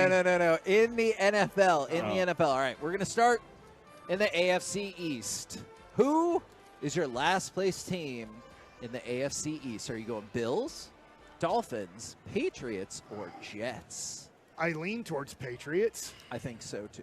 Did you see this morning Asante Samuel, who's been burning every bridge he has, said that Bill Belichick is not the greatest coach of all time? All right, he's like that. No, man. No, he didn't there's give no an way. alternate. Yeah. He's like, it's not him. No, he was like, that was all Tom Brady, and Tom knows it, but Tom's being PC about it. So that's why it's wild. Fantastic. I'll say the Patriots Okay. because I think the Jets are going to be good. I think they'll be good enough to surpass them this year. Isn't it amazing how quick it changes the hype of Mac Jones going into last year?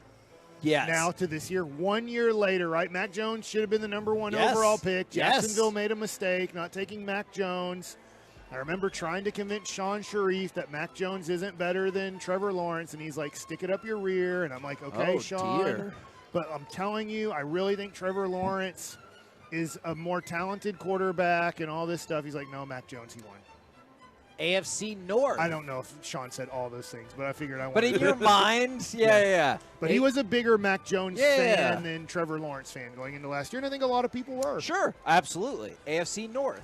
Pittsburgh. You sure, though? What do you mean?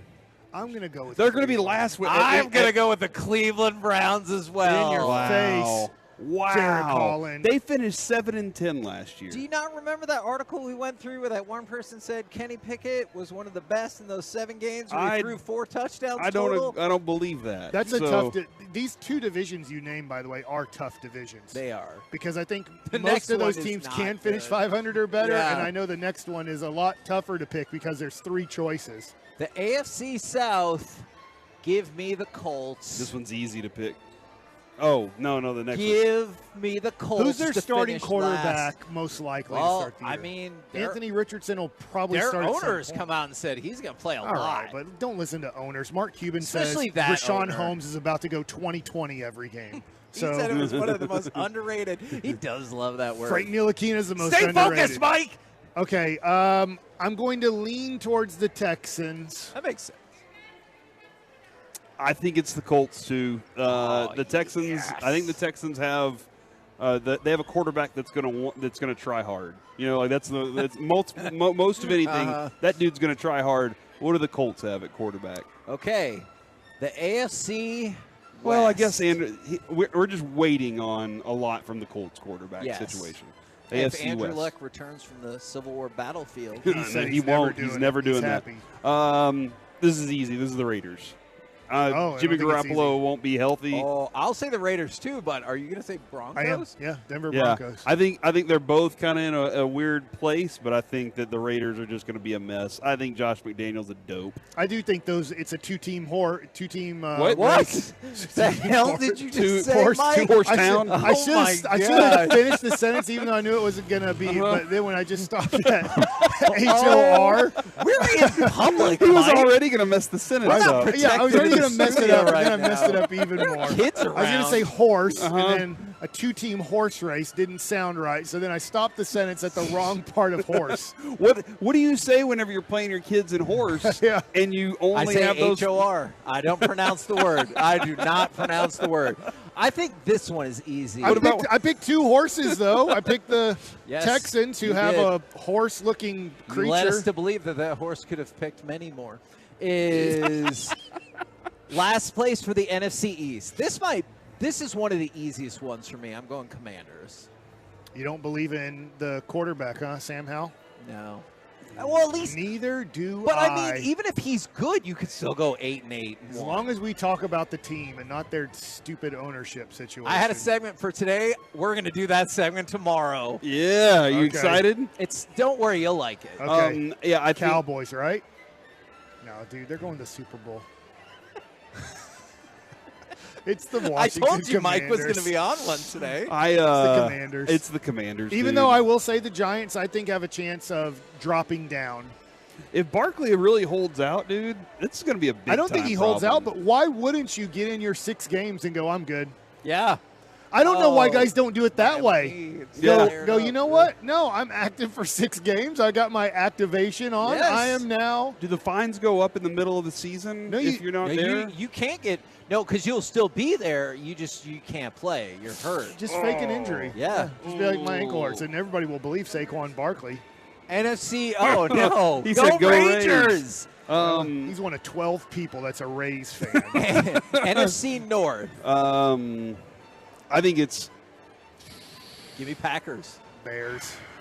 Oh, you just The Bears. played. See, this is the problem. I think this is another year with Fields where he doesn't have a good enough team. Sure. And that's going to be like quarterbacks. That's going to be like you're still just you're a Justin Fields homer. Okay, that's fine. That's fine. I am. I think it's going to be the Packers too. I think Justin Fields will do just enough this year, man. Did you say Bears? Okay. NFC South. Who will finish in that division? Sucks Bucks. too. I think you're Buccaneers. right. Buccaneers.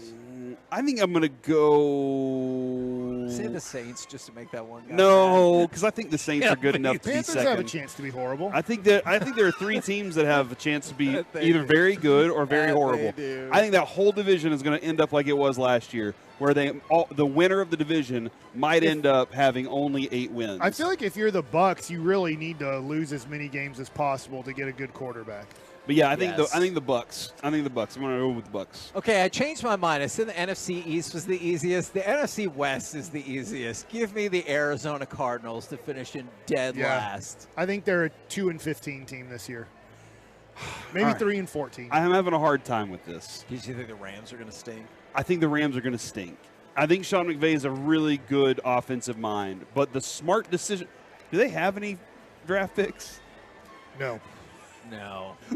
So I guess then my thought was like they need to tank so that they can go ahead and start reinvesting Let me go, in draft. since you're asking, but let me they go don't do that. I don't know when their next on real quick. Yeah, I don't know when their next one is, but I'll go with the Cardinals then too. Let me throw out a couple of other things. They have their first-round pick this year. The Rams do. Okay. Then this is the so year then to you do can it. Tank.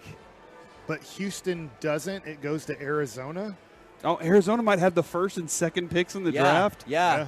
They definitely They would could. screw it up. They'll screw it up. The Jets, there's a report out that the Jets are going to waive Denzel Mims if they can't trade him.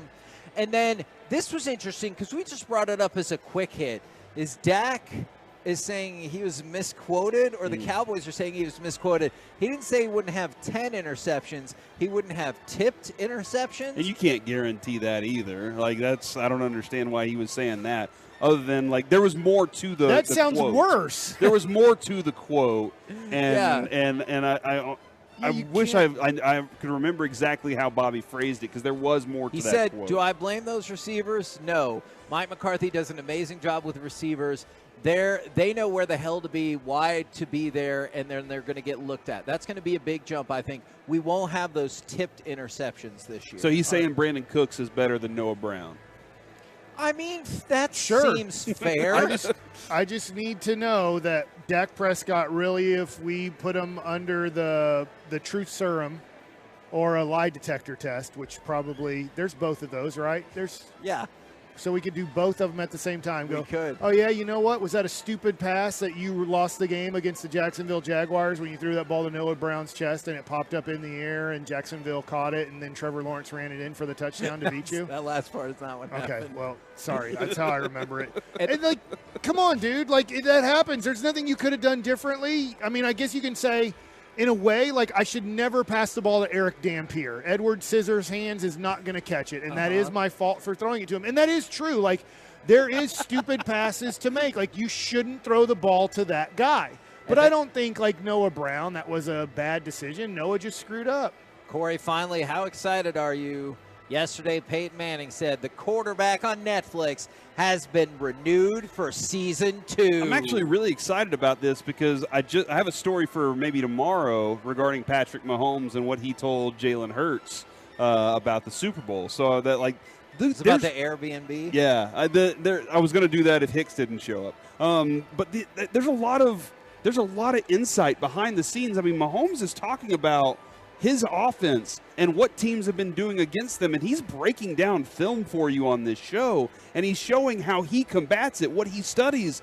There's a lot of good insight. I'm glad that Peyton Manning's part of this because it's real. We're the KNC Masterpiece right here on 105 through the Fan, live from Globe Life Field. Coming up next, let's get back into the Rangers and the thought that Shohei could come to Arlington. We'll do it next right here on the Fan. DFW's #1 Cowboys podcast.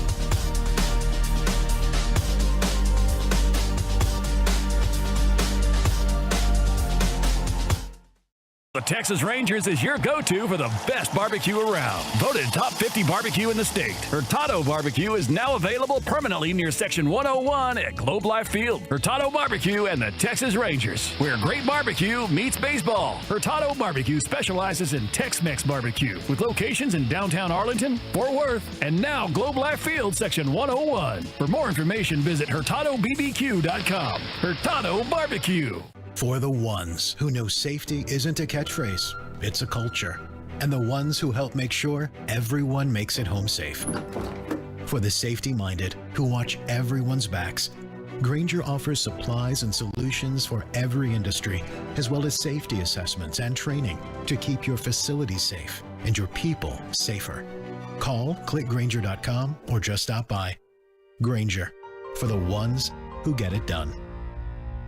Have you tried dieting and exercise and feel there is something holding you back? It may be your hormones. Optimizing hormones can have a dramatic impact, both physically and mentally. BioT is the world's leader in training healthcare providers on bioidentical hormone optimization. BioT's providers treat low T, low energy, muscle loss, low sex drive, and performance. Get your edge back by visiting myhormonelevels.com to see if you qualify for a reduced cost program offered by a BioT certified provider. That's myhormonelevels.com. Hi, this is Babe Laufenberg, here to tell you about my friends at Classic Chevrolet in Grapevine. When you value real independence, you own it. Own yours with July 4th savings on a new Silverado, Trax, Equinox, Malibu, and more. See it all at ClassicChevrolet.com or go to Classic Chevrolet today and ask for my friend Peter Reese. It's only once a year. Shop their best July 4th offers before they're gone. This is Texas. This is Classic. Find new roads. Your turn it on, leave it on. Home of America's team is 105.3 The Fan. Hello, baby. KRLD FM and HD1, Dallas Fort Worth. Always live on the free Odyssey app. From our fan studio, secured by DFWsecurity.com, it's the KNC Masterpiece on 105.3 The Fan. KNC Masterpiece right here on 105.3 The Fan. We're live at Globe Life Field, and we need to talk some Shohei Ohtani. I know we've mentioned it here and there. We mentioned it earlier in the show in the crosstalk as well, but the whole reason that this has come back up, and we've talked about it before, if we go to cut number 6 right here, this is Buster Olney. Teams that have been maybe looking at Shohei Ohtani as a viable option, and this has sparked a lot of conversation. The one that could be difference-making are the Texas Rangers, I think. You know, this is a team that has not been competitively relevant for a decade. They went out, spent big on Marcus Semien, spent big on Corey Seager, and they added Hall of Fame manager Bruce Bochy, who's made a big difference. And if, in fact, Ohtani's traded, watch them as potentially the most aggressive bidder because Chris Young, head of baseball operations, he wants this team to turn the corner. That is interesting.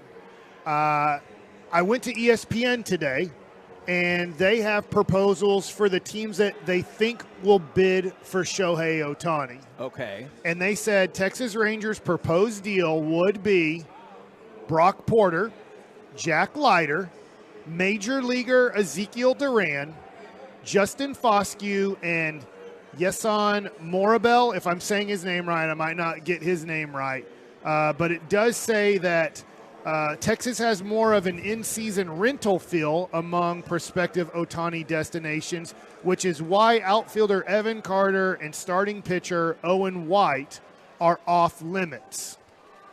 Okay, so I know Brock Porter was part of the Kumar Rocker deal. Right. He was kind of like, we're going to get 2 first-round picks in this draft rather than take the third best prospect in this draft. And I don't know if he's lighting it up in Brock Porter's doing very good. He is walking a few too many guys than you would like, but he is only 19 years old and having a very good low A-ball season. You are prepared to give up on Jack Leiter, or he needs to be fixed in some way. Right. He's still a prospect. But it's for Shohei. I don't know if I would say give up. I don't want to trade him like you did Dylan Tate at the time, where you traded him for an older Carlos Beltran who's about to be a free agent. You're like, so we took the 4th overall pick and got a utility DH who's leaving at the end of this year? Duran, Kevin, right now feels like he is your everyday left fielder. If you traded him for Ohtani, you're still feeling very good that you have that bat to replace him. But I guess my other question is, does Evan Carter move up into a situational role with Jankowski taking on left field? I'm kind of curious how that all works. Is Evan Carter ready for this? Is this Evan Carter time? I have absolutely zero problem with that trade. I understand one of the reasons you're getting a Jack Leiter, Kevin, is so you have some sort of currency to work with whenever these kinds of opportunities come up. And then I don't have a problem with the line, Mike, that says in-season rental, because this is the time where you are trying to legitimately win a World Series and show that what you put into this thing was worth it. So I have zero problem with all that lined up. And I think the fan base, sorry, Mike, I think the fan base would too, because fan base has kind of fallen in love, hopefully we've helped, with Evan Carter. And I feel like if you see that name go out the door, some people will be upset, even if it is Shohei Ohtani. Do you think that's more of, I think a lot of people here coming to the game don't know who Evan Carter is. But they know Duran. I think they would be happier in a way that Evan Carter would be in this deal over Ezekiel Duran, because Duran is such a he's already a 300 hitter. Now, will he keep a 300 batting average at the end of the year? Let's see. Let's see how the second half goes. But I think Ezekiel Duran has proven he can be a big leaguer and help a big league team win.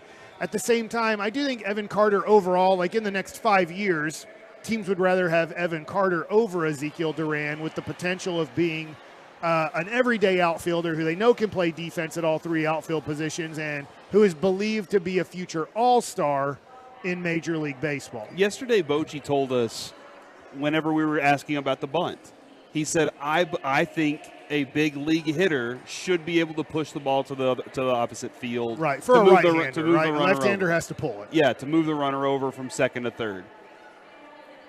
Was that a shot at Duran? Not at all. What he's saying is there is the ability, if I don't bunt and I say hit the ball the other way, there's more of a chance I also get him on base too. Yeah. There's almost no possibility. But he said, I believe a big league hitter. Yes. And so I guess my question is, he's saying, hey, there's still room to grow with this guy? And I'm sure that there is real room. He went opposite field on McClanahan for the home run. Yeah, so what he's saying is, hey, I'm not going to maybe ask a guy who's in high school or A-ball, but if you've made it to the big leagues and I expect you to be able to, with a runner on second, hit the ball hard to the right side of the field, and more positive things can possibly happen if I have you swing the bat in that situation than just square around early, try to get the bunt down the third baseline, and sacrifice yourself, and then hopefully it works in that situation. But I'm with you guys. I'm for this deal.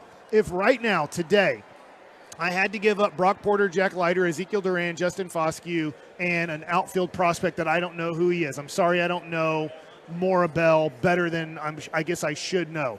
I'm doing that. I'm taking Shohei. The other thing that I don't know about, I don't know the Rangers' financial situation in 2024 and beyond. But if you get Shohei Ohtani and you get the number one seed in the American League and you win the American League, and God forbid you win the World Series with Shohei Ohtani here, I think Shohei might want to stay here. Now, you have to compete with the Dodgers, with the Giants, with maybe the Mets, with the Seattle Mariners. You have to be able to give him the exact amount that he's getting from those other teams. He wants to win. That's why he wants to leave. That's why he's leaving. Because the Angels can't pay him. He loves the Angels. I personally, I think he will get traded. I don't think he'll get traded to the Rangers. But the whole reason he wants to leave is he wants to go somewhere to win. That's the whole reason. Buster only brought him up. We've brought him up is that the Rangers are winning right now. All right, let's say that all the things that Mike just lined up, you do win. Are you okay with saying, all right, I'm not spending the money to keep him here? Yes. I would hope that they would. I would be if you win it all. I'd be like, who cares? Just like in a weird way. And I know they didn't win the championship, but one of my dad's friends is Doyle Alexander. He was traded to Detroit for John Smoltz. He was with the Braves. They traded for Doyle Alexander, and John Smoltz left Detroit and went to the Braves. And we see what happens with John Smoltz's career, and we see what happens in Atlanta. Most people in Detroit will tell you that we're part of that organization. We made the playoffs because of that trade. If we don't make that trade and we don't have Doyle Alexander pitching well down the stretch for us, we don't make the playoffs. We will take the playoff position for trading John Smoltz, even though we get overall how people crush us for that trade. Blake Bevan could have been a 2-time Cy Young Award winner, and I still would have been like, that's fine. Yeah, you made it to the World Series. I would have made the trade. Exactly. And so I would make this deal. Now, obviously, they say that the Angels could ask for Owen White over Jack Leiter. They could ask for Luis Angel Acuna over Justin Foscue.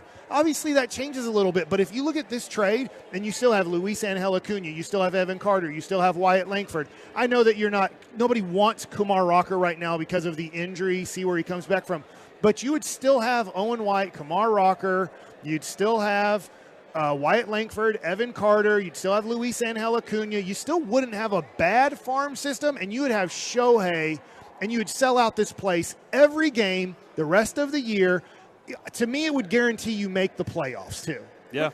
We're the KNC Masterpiece right here on 105.3 The Fan. Coming up next, it's baseball time in Texas. So let's talk with Jared Sandler right here on 105.3 The Fan. Coming up Thursday morning on Sean and RJ, the Rangers go for the sweep, and we have another.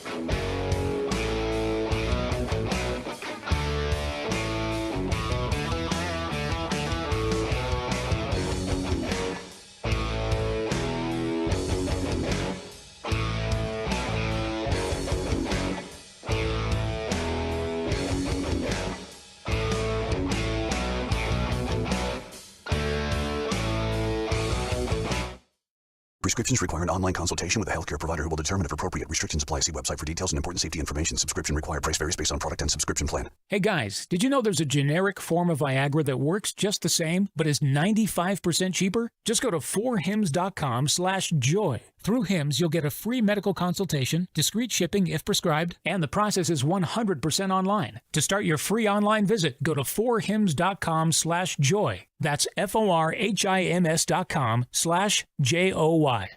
Hello? Hi, I'm Skimmy from Out of Town Roofing, here to take your insurance check and disappear without fixing your roof. No thanks. My neighbor used Central Roofing and Restoration right here in DFW and loved them. In fact, they'll be here for my free inspection any minute. CentralRoofingandRestoration.net.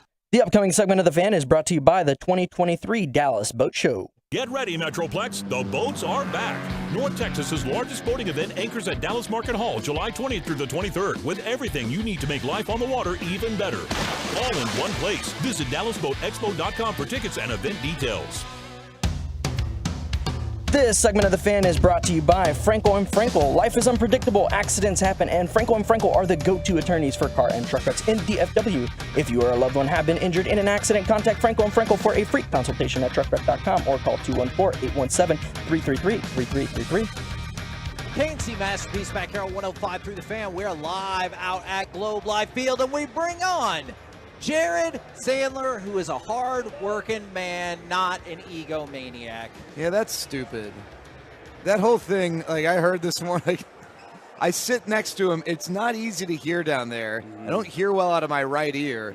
Sean's like, oh, I didn't know that. Well, I don't advertise it. It's not like, hey, sure, how's it going? By the way, I don't hear well out of my right ear, but if you ever watch me like in a scrum, I'm like always kind of leaning in with my left ear. You know, just real quick. I don't know. You know what's not stupid? Blue Nail Roofing for always bringing us this segment. No, that's true. That's a very good point. I hear that all the time. Now, we were talking about this just before we went on.